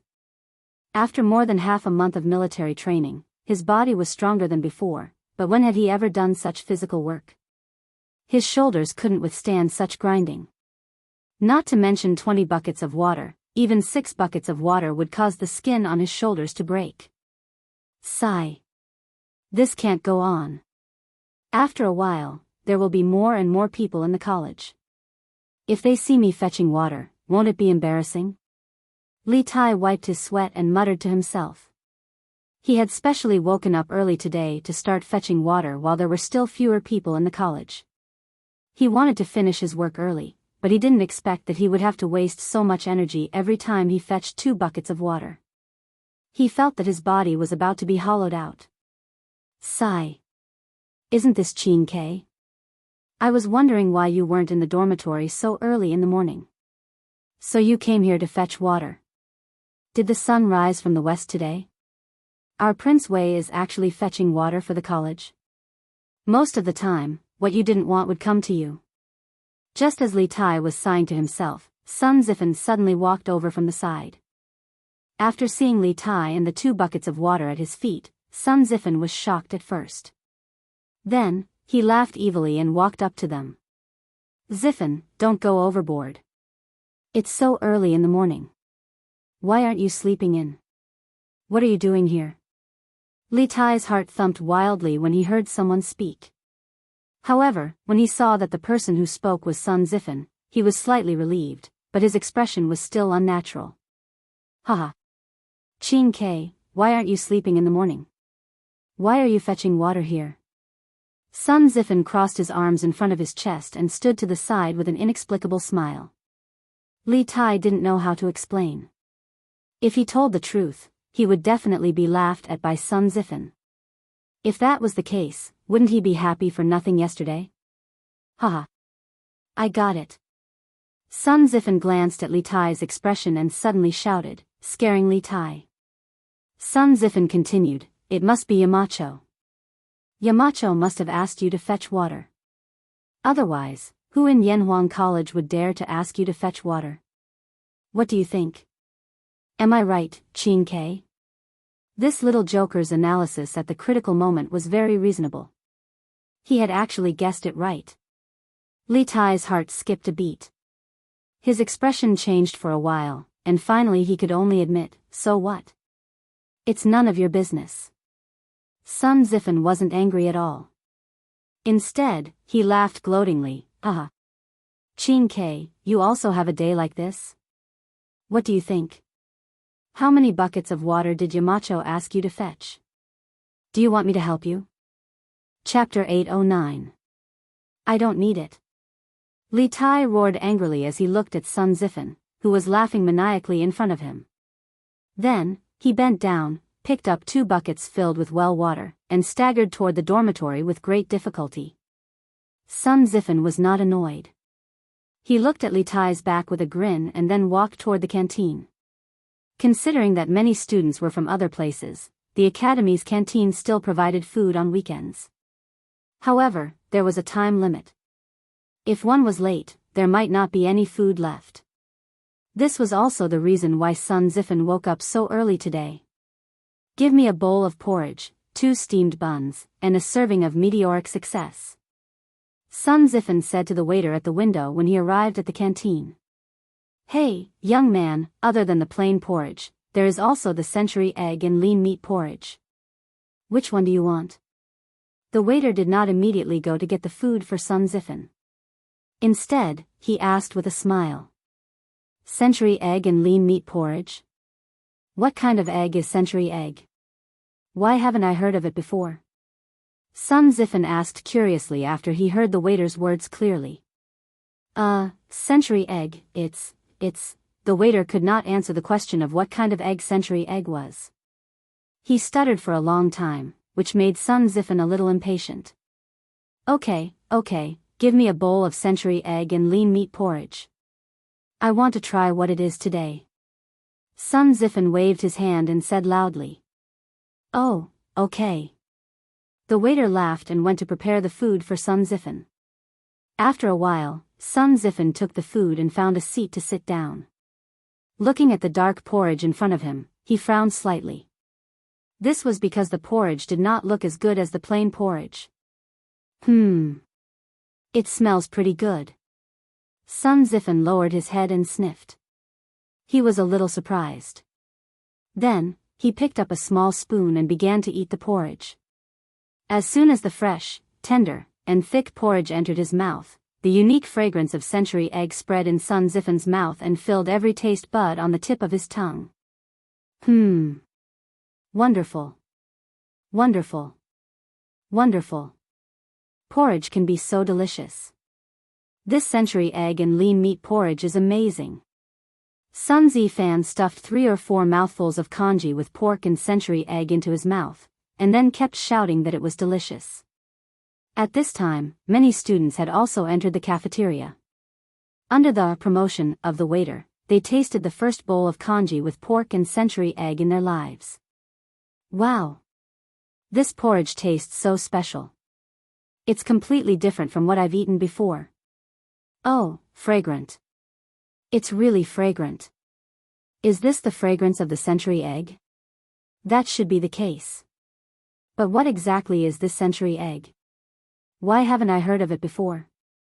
In this way, after Chingchumo, the students who stayed in the academy for the weekend were the first to taste the century egg. Most of the students were full of praise, but there were a few who were not used to the taste of the century egg. Ugh, why is there a fishy smell in this century egg and lean meat porridge? The smell is too strong. I can't stand it.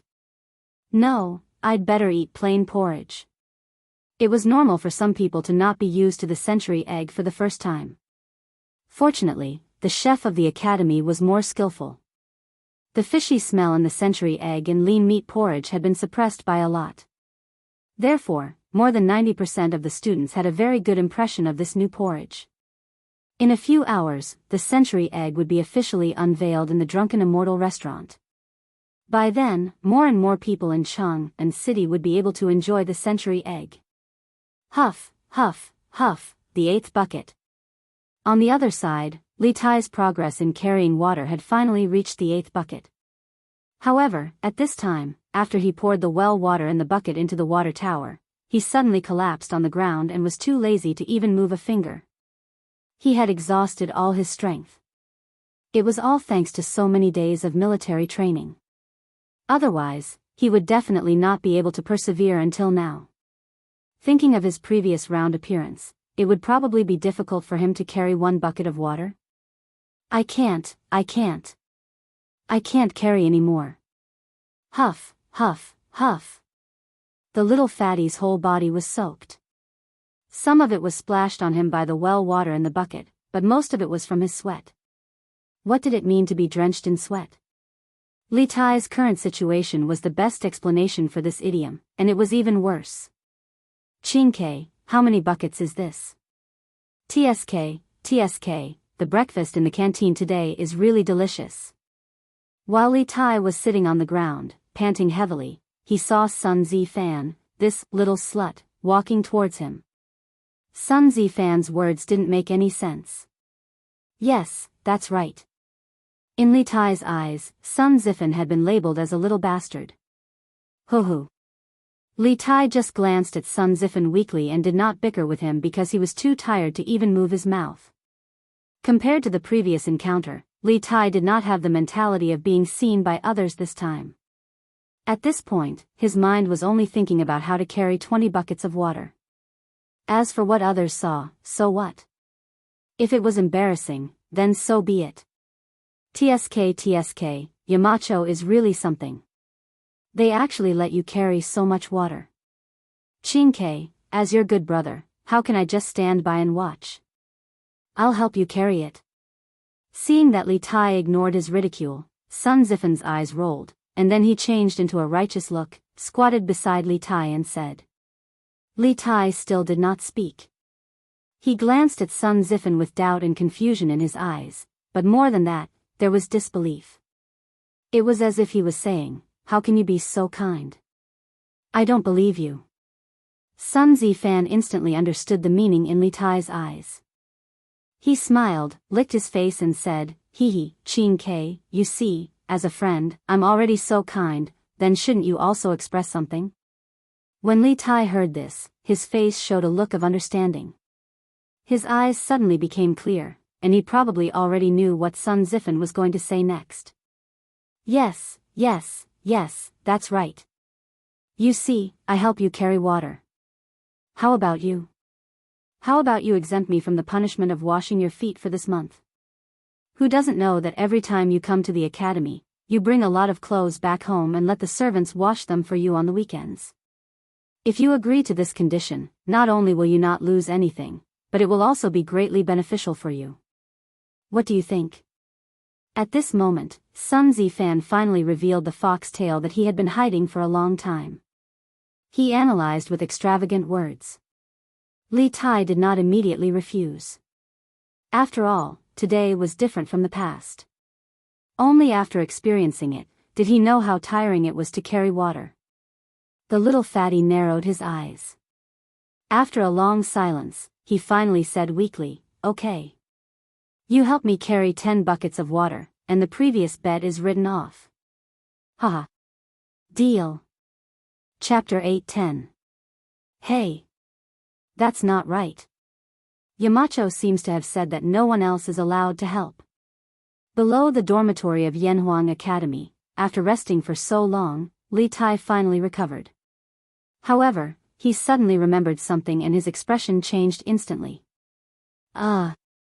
Sun Zifan, who was originally full of joy, suddenly looked sluggish. He scratched his head gloomily. Did he work so early in the morning for nothing? Did he have to wash Li Tai's smelly feet in the future? He couldn't accept it. No, Qingke, think about it carefully again. What did Yamacho say at that time? Did he say that no one else is allowed to help, or did he say that no servants in your mansion are allowed to help? Sun Zifan scratched his ears and cheeks for a long time, then turned his head and asked Li Tai unwillingly.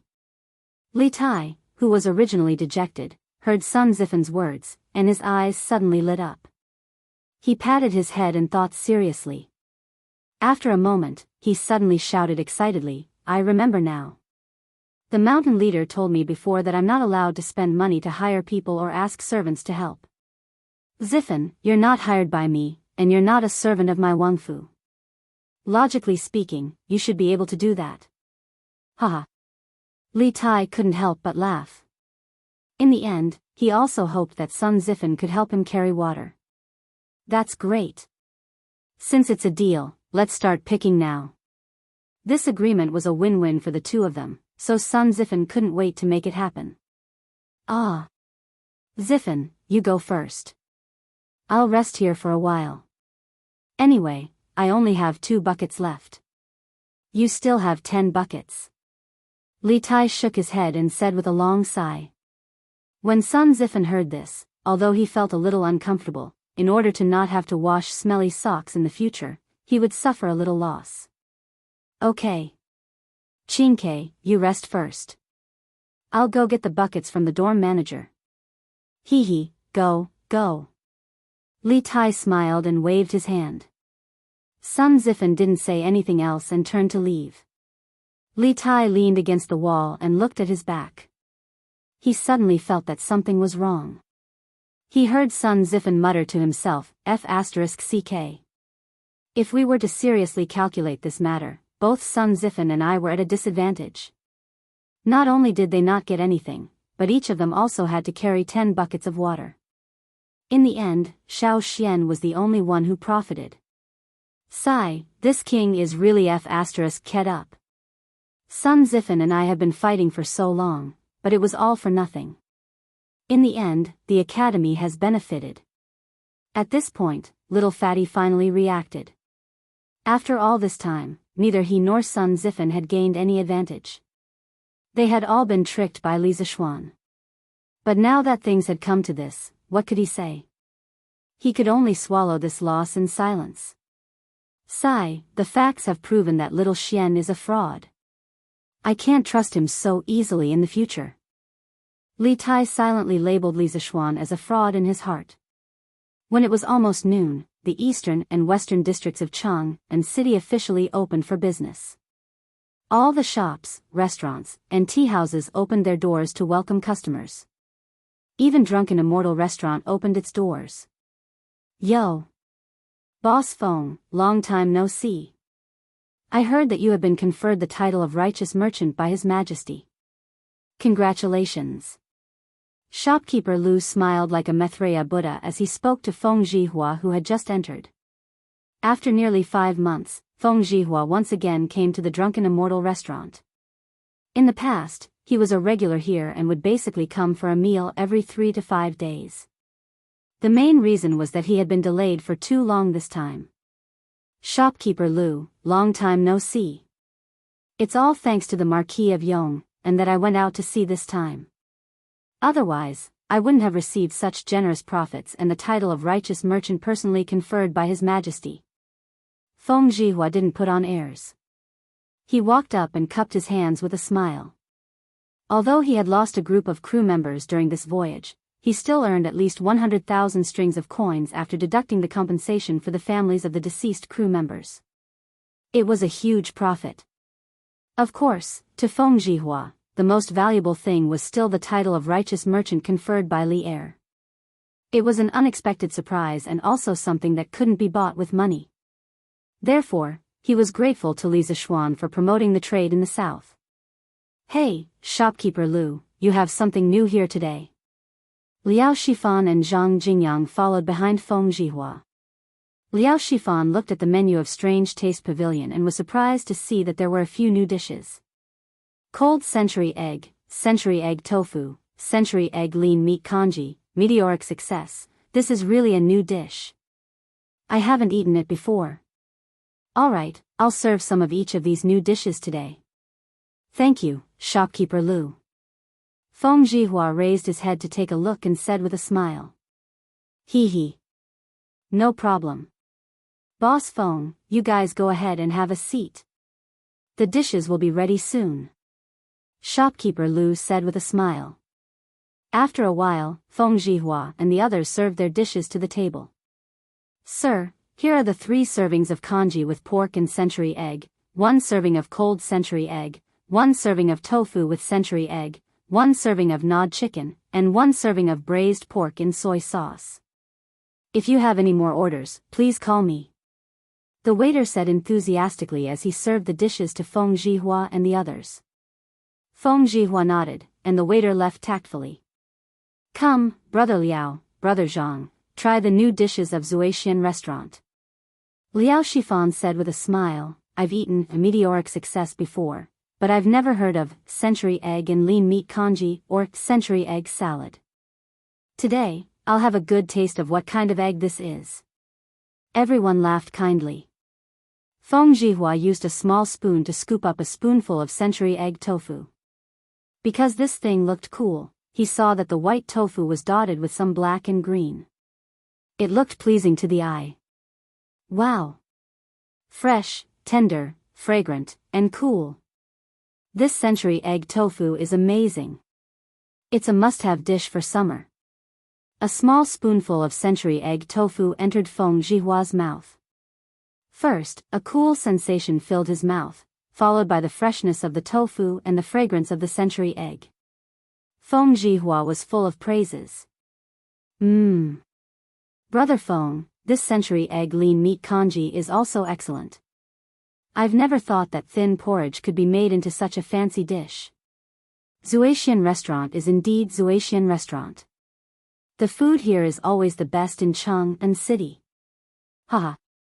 Liao Shifan savored 2 mouthfuls of century egg lean meat congee and praised. Haha. Brother Liao is right. The food of Zuaxian restaurant will never disappoint. This century egg salad is the best in my opinion. Zhang Jingyang had a strong taste and had a soft spot for century egg salad. At this moment, the other diners also came to eat.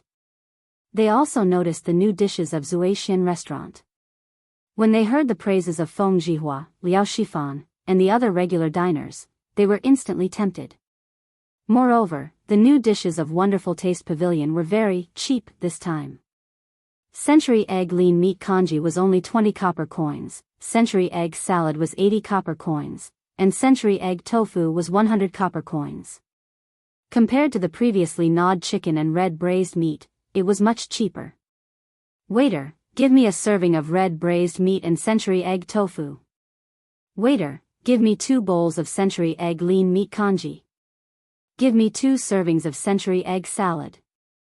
Chapter 8:11. The reason why the congee with pork and century egg, the tofu with century egg, and the cold-tossed century egg were so cheap was that Li Zishuan wanted to sell the century egg on a large scale as soon as possible. After all, if the normal consumption of the Drunken Immortal restaurant and the canteen of Yanhuang Academy were to be relied on, the century eggs made from the eggs that Li Zishuan purchased from the Han village and Plum village a while ago would probably not be sold out until next year.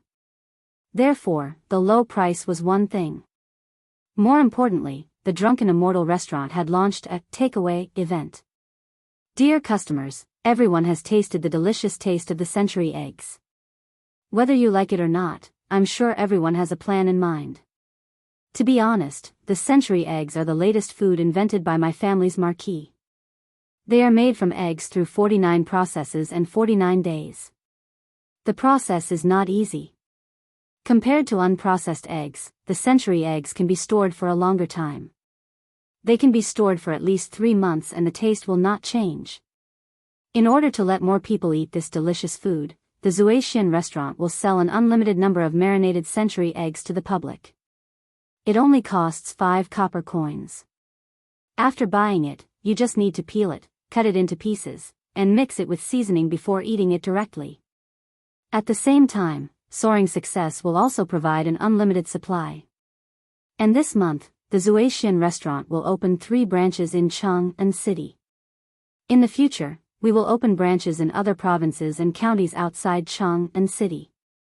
At that time, you may be able to eat the delicacies of the Zuaxian restaurant in your own shops. After about half an hour, shopkeeper Lu saw that most of the diners in the restaurant were almost done eating. He walked to a table and announced to the crowd with a smile.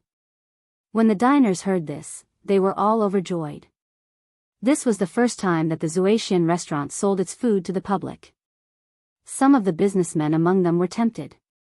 5 copper coins for a century egg was not expensive. It was very profitable to sell it in other places or as a dish in other places. Oh. Only 5 copper coins for a century egg? And it can be stored for more than 3 months? Good, good, good. Shopkeeper Lu, please help me pack 100 of them. I'll bring some for my wife to try when I leave later. Feng Zhihua said with a smile. Shopkeeper Lu, pack 100 century eggs for me too. While you're at it, pack 2 servings of flying meteoric success. Shopkeeper Lu, pack up 50 of them for me. Drunken Immortal and is opening a branch? This was good news. If only it could be opened near Chongren Square. At that time, I won't have to come here in a carriage just to eat. Huff, huff. Not bad, not bad. The congee with pork and century egg that Xiao Xian made was really good. Madam, let's make our porridge like this in the future. This kind of salty porridge is more enjoyable. Qing residence, lunchtime. Qing Yaojin finished a bowl of congee with pork and century egg in no time. He wiped his mouth and said with satisfaction. Madam Qing rolled her eyes at Qing Yaojin and said, "Look at you, insisting that the kitchen make this congee with pork and century egg in the middle of the day. Which family eats porridge for lunch? But this cold congee with century egg is not bad." Qing Yaojin touched his nose embarrassedly. Actually, he couldn't be blamed for this. It was mainly because after Qing Chimo came back, he bragged that the congee with pork and century egg that he ate at Li Zishuan's house was one of a kind. That was why he ordered the kitchen to make congee with pork and century egg for lunch. Ahem. It doesn't matter. The important thing is that Madam thinks that the century egg is delicious. Madam Qing sighed helplessly. Suddenly, she seemed to have thought of something. By the way, old master, I heard from Chou Niu that the Duke of Yong's family is buying eggs from their farmers in large quantities. I guess they're using them to make century eggs, right? Qing Yaojin stroked his beard and nodded. I heard Xiao Xian mention it at the academy. It was mainly because there were so many eggs in Cheng and city that they couldn't sell them. No one bought one for 2 copper coins. The farmers of his 2 farms had accumulated a lot of eggs. Seeing that they were going to spoil soon, Xiao Xian thought of a way to find a way out for the farmers. I have to say that this child is really resourceful. He actually came up with such an idea. Besides, this century egg is to my liking. Chou Niu, after we finish eating, pick a few dozen century eggs and send them to the Qin family.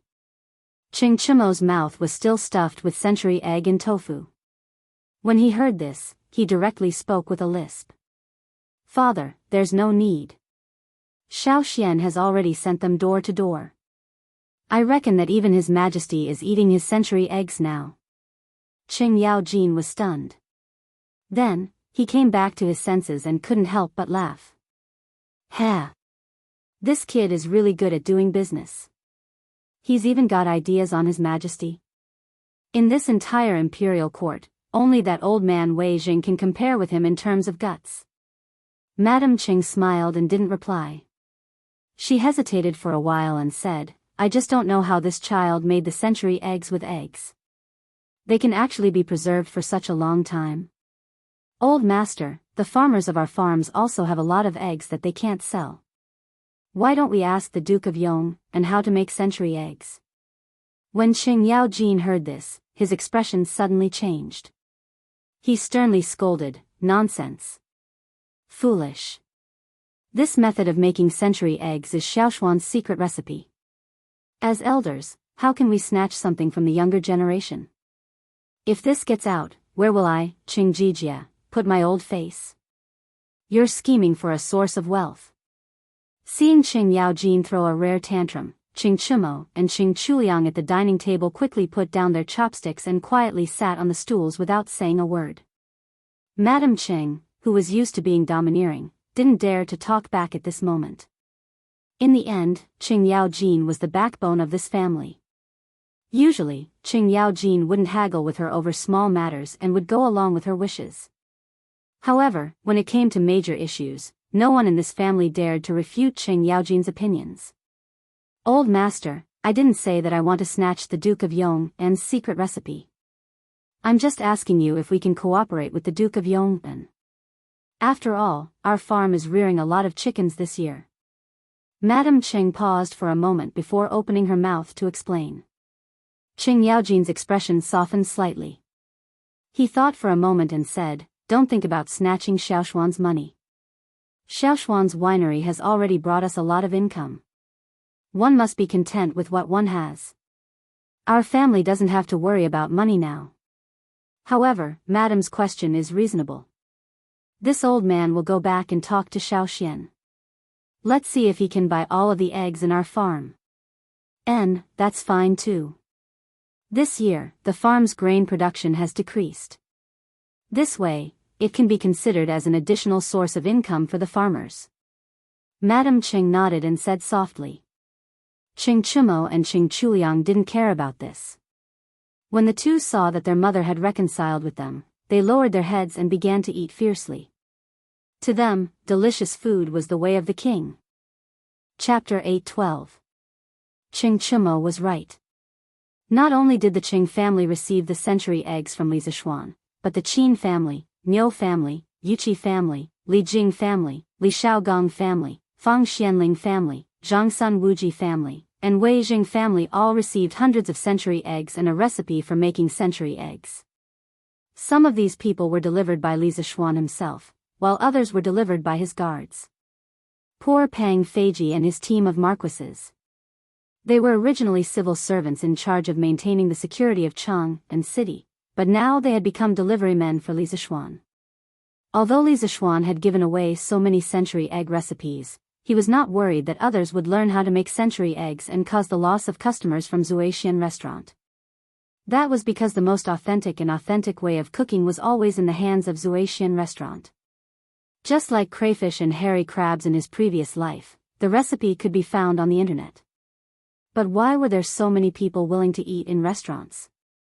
Food was not something that could be made delicious just because you knew how to make it. Therefore, not only was he not afraid of others learning, but he also encouraged others to learn. Only when everyone knew how to make century eggs and tasted the delicacy, could his task of promoting century eggs be completed. At the same time, in the palace, the great Emperor Li Er also received the century eggs from Li Zishuan. Of course, Li Er did not receive them personally, but they were sent by Li Qingqian. This century egg tofu is a good dish. It's refreshing and tender. Tell the imperial chef to keep this dish for lunch every day for the next month. Li Er, who was overwhelmed by a pile of troublesome matters in the morning court, suddenly felt refreshed when he ate the cold and refreshing century eggs with tofu at noon. He praised and then turned his head to instruct the palace maid next to him. "Yes, Your Majesty." The little palace maid bowed and slowly retreated. Empress Zhangsun covered her mouth and laughed. "Since autumn, Your Majesty's appetite has not been very good. I didn't expect that the century egg with tofu would suit Your Majesty's taste. It seems that I should thank Marquis Yong'an." Li Er laughed and said, "Guanyin maid, this is not because of that guy, but because of your good cooking. I heard that you went to the kitchen 2 hours ago to prepare. Thank you for your hard work." Empress Zhangsun shook her head and said with a happy face, "As long as Your Majesty can eat well, everything I do is worth it. The Tang Empire cannot be left without Your Majesty." Li put down his chopsticks and patted Jiangsu's small white hands. And his wife and couple had been together for more than 10 years. How could they not know each other's feelings? After a moment's silence, said, "In fact, my poor appetite was not because the food was not to my taste. This year's drought caused the people's farmland to be reduced. In order to reduce the burden of the people, I forcibly reduced the burden. Later, the tax collection situation submitted by various states was calculated by the Ministry of Civil Affairs. It was found that it was not even 70% of last year's.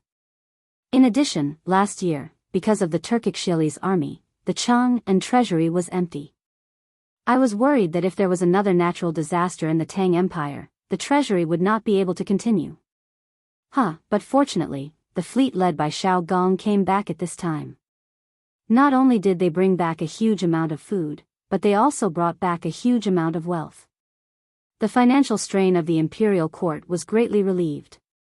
And just this time, the business tax collected from the civilian caravan was a total of 400,000 strings of coins.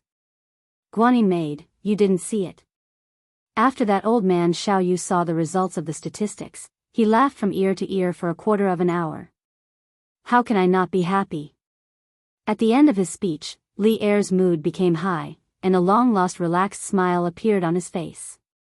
Empress Jiangsun looked at the man in front of her with a complicated mood. She sighed and said, Your Majesty is wholeheartedly for the country and the people. You are happy for the world, but also sad for the world. This is the blessing of the Tang Empire's people. But I hope that Your Majesty will take care of your body. Your Majesty is not only the Majesty of the world, but also the Majesty of Qingxian, Qingke, and Changle. Li Er understood the meaning of Empress Jiangsun. He smiled and said, Don't worry, Guanyin maid. I understand. Empress Jiangsun smiled. She pulled her small hand out of Li Er's big hand and then used a small spoon to scoop a spoonful of century eggs and tofu for Li Er. She said, Your Majesty, eat quickly. The century eggs and tofu won't be fresh in a while. Li Er naturally enjoyed the service of the beauty with a clear conscience. He heard Empress Jiangsun continue, I heard that the century eggs were a new trick invented by the Marquis of Yong, and to help his farmers solve the backlog of eggs in their hands. This child has a lot of ideas. I don't know how many things are in his head. But this way, his farmers can earn a lot of money, and the other farmers are still worried about how to sell their eggs. Li Er had never heard of this. He frowned and asked, What? Are the eggs in Chang'an worthless now? Empress Jiangsun's brows showed a hint of worry and replied, Your Majesty may not know, but since the imperial court issued a decree to reduce the burden of raising chickens this year, not to mention the other states and counties, in Chang'an and the nearby farms, basically every household has at least 70 to 80 chickens. Now, more than 4 months have passed. The chickens raised by the people have long started to lay eggs. These eggs can't be stored for long and will spoil in less than 10 days. In order to sell the eggs as soon as possible, the farmers are desperately trying to lower the price. As a result, the price of eggs has fallen again and again until it's difficult to sell them now. Li Er was silent for a while and then said, This is indeed a problem. But now that Li Zishuan has thought of this method of making century eggs, it depends on whether he's willing to impart the method of making century eggs. If he's unwilling, we can only let him expand the production scale of century eggs. I think it should be able to alleviate the current situation. When the weather gets colder, the production of eggs will also decrease. At that time, the price of eggs will stabilize. What he said was indeed reasonable. Letting Li Zishuan make century eggs into century eggs could, first, expand the sales and second, prolong the preservation time. It was already autumn now. When it was late autumn or after winter, due to the decrease in temperature and light, the laying rate of chickens would obviously decrease until the production stopped. Hey! But this kid is really good to his farmers. In the end, Li Er added another sentence. Speaking of which, this time, Li Er didn't have any intention of getting Li Zishuan's secret method of making century eggs. The main reason was that this sea trade had fattened the imperial court. Old Li was now a rich man, and the small amount of money he earned from making century eggs was not enough for Li Er. Chapter 8:13. Your Majesty is right. The Marquis of Yong treats the people well. Who in Chang'an city doesn't know about this? Your Majesty has given Lantian County to the Marquis of Yong'an. I heard that some of the farmers in the villages close to Lantian County all sighed when they heard the news, regretting that their villages were not the Marquis of Yong'an. From this, it can be seen how kind this child is usually. In the Lijiang Palace, Empress Jiangsun heard Li Er's words and chuckled. Kind? Hearing this, Li Er suddenly smiled mysteriously and said, "This kid has never been a kind person." Guanyin maid, you don't know, but the day before yesterday, this kid was still spouting nonsense in the morning court. He said that the peace of the Tang Empire was not obtained by blindly giving in, but by the soldiers using their blood and fists. The Tang people need to have pride. The Tang people are not afraid of war. Even if the entire world attacks the Tang Empire will be able to break through. Listen to this. Sometimes, this kid is filled with killing intent. At such a young age, he has so much hostility. It is really unbelievable. Right now, he has already been labeled as a traitor by many officials in the court. Hearing this, Empress Jianghu was silent for a while. Then, she smiled and said, "This kid's personality is probably what your majesty wants, right? And what this kid said is not wrong at all. The peace of the Tang Empire today was obtained by your majesty leading a group of generals using their blood." After being with Li Er for so many years, how could Empress Jianghu not understand the true thoughts in Li Er's heart? She could tell at a glance that even though Li Er was criticizing Li Zishuan in all sorts of ways, his words were filled with admiration. Haha. Guanyin maid understands me. That's right, although this kid is often muddle-headed, I admire the spirit and sharpness in his bones. In the future, when I am old, the generals of this generation will not be able to lift their swords. I hope that this kid Li Zishuan can take up the heavy responsibility and help Qingxian well. Just like the title I gave him, Yong'an, protect the Tang Empire forever. Li Zishuan naturally did not know about the conversation that happened in the palace. Li Er also did not know that his precious son was being tortured fetching water in Yanhuang College. If he knew, his conversation with Empress Jianghu would probably be to scold Li Zishuan and not praise. Speaking of which, Li Zishuan was busy going to Chang'an City in the morning to send gifts to the big shots. In order to keep smiling, his face was a little stiff from smiling, Anson. And then, he went to the workshop to teach Faubert's rubber ants. Unexpectedly, just as he was about to leave, an uninvited guest came. An uninvited guest with unprecedented strength. It was a middle-aged man who was nearly 7 feet tall, which was over 2 meters. He had a 3-inch beard on his chin, which looked like it had not been tidied in a long time. It was messy and a bit disgusting. His appearance was ugly, and there was a scar on his face. Although his facial features were sharp and angular, no matter how you looked at it, he looked like the reincarnation of an evil spirit. He was abnormally ferocious. Children would probably be scared to tears if they saw his face. These were not important. The most important thing was that Li Zishuan felt a very majestic and turbulent power of flesh and blood from this man, indicating that this man's physical cultivation had reached a very terrifying realm. In his impression, only the golden body of Arhat of the Shaolin Temple could be comparable to it. What was worse was that the moment this man stood there, Li Zishuan felt an extremely heavy pressure. This meant that this person's martial arts realm was far above his. If they were to compare, even Zhao Song at his peak would not be a match for this man. At first glance, Li Zishuan determined that the man was a master at the peak of the master stage, or even a half step into the great master stage. His strength was not inferior to his martial uncles in Longhu Mountain. If they were to fight to the death, perhaps only his genius youngest martial uncle would be able to fight him. Wouldn't you be nervous if a ferocious-looking man with terrifying strength was blocking your door? The true qi in Li Zishuan's body quickly began to revolve, and he raised his guard to 120%. If this person really wanted to attack him, he should be able to escape with all his strength, but could he escape? No. Behind him were his father, mother, wife, and sister. Not far from where he was, there were hundreds of teachers and students from Yanhuang College. If such a powerful devil was allowed to wreak havoc, no one in Yunshan would be able to keep him in check. When did a monster with such a terrifying cultivation appear in Chang'an City? Did this man come with ill intentions or was he looking for something? Li Zishuan's heart was filled with vigilance and doubts. Senior, may I know your honorific name? Why have you come to Yunshan? Li Zishuan stepped forward slowly, saluted and cupped his fists. Previously, Li Zishuan was sizing up the man. In fact, the man was also sizing up Li Zishuan. At this moment, when he saw Li Zishuan step forward and salute, he narrowed his eyes and smiled instead of answering. You are Li Zishuan, right?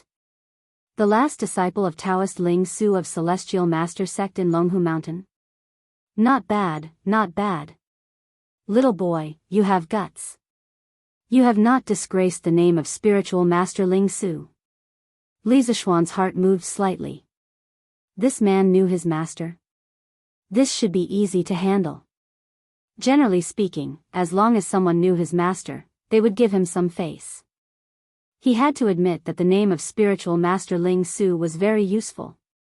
Senior, since you know my master, then you are an old friend. Please come in and have some tea. Li Zishuan smiled and tried to get close to the man. After all, it would be best to be friends with such a powerful person. Who knew that when the man heard this, he would actually pull out the 4-foot-long broadsword on his back. He casually waved the broadsword and then gently placed it on the ground. The hard cement floor was actually cut open like a piece of tofu. The man laughed loudly and said, "Ha! Junior, I am not here to drink tea. I am here to compete with you. I want to see how much of Spiritual Master Ling Su's teachings you have. If you can win against me, that's fine. If you lose..." This is, husband. Coincidentally, at this moment, Han Yushi came out with Madame Li, followed by Li Jingma and Lan They must have heard the commotion in the front yard and ran out. Hee hee, little boy, if you lose, it means that your skills are not good enough. I will clean up the house for Spiritual Master Ling Su. Don't even think about leaving a single person in your yard alive. The curly-bearded man pointed at the people behind Li Zishuan and said with a ferocious expression. He came with ill intentions. As expected, he came with ill intentions. Now that the situation had developed in the worst direction, Li Zishuan's complexion suddenly changed greatly. His heart also sank. This old bastard with extremely high martial arts was actually here to pick a fight.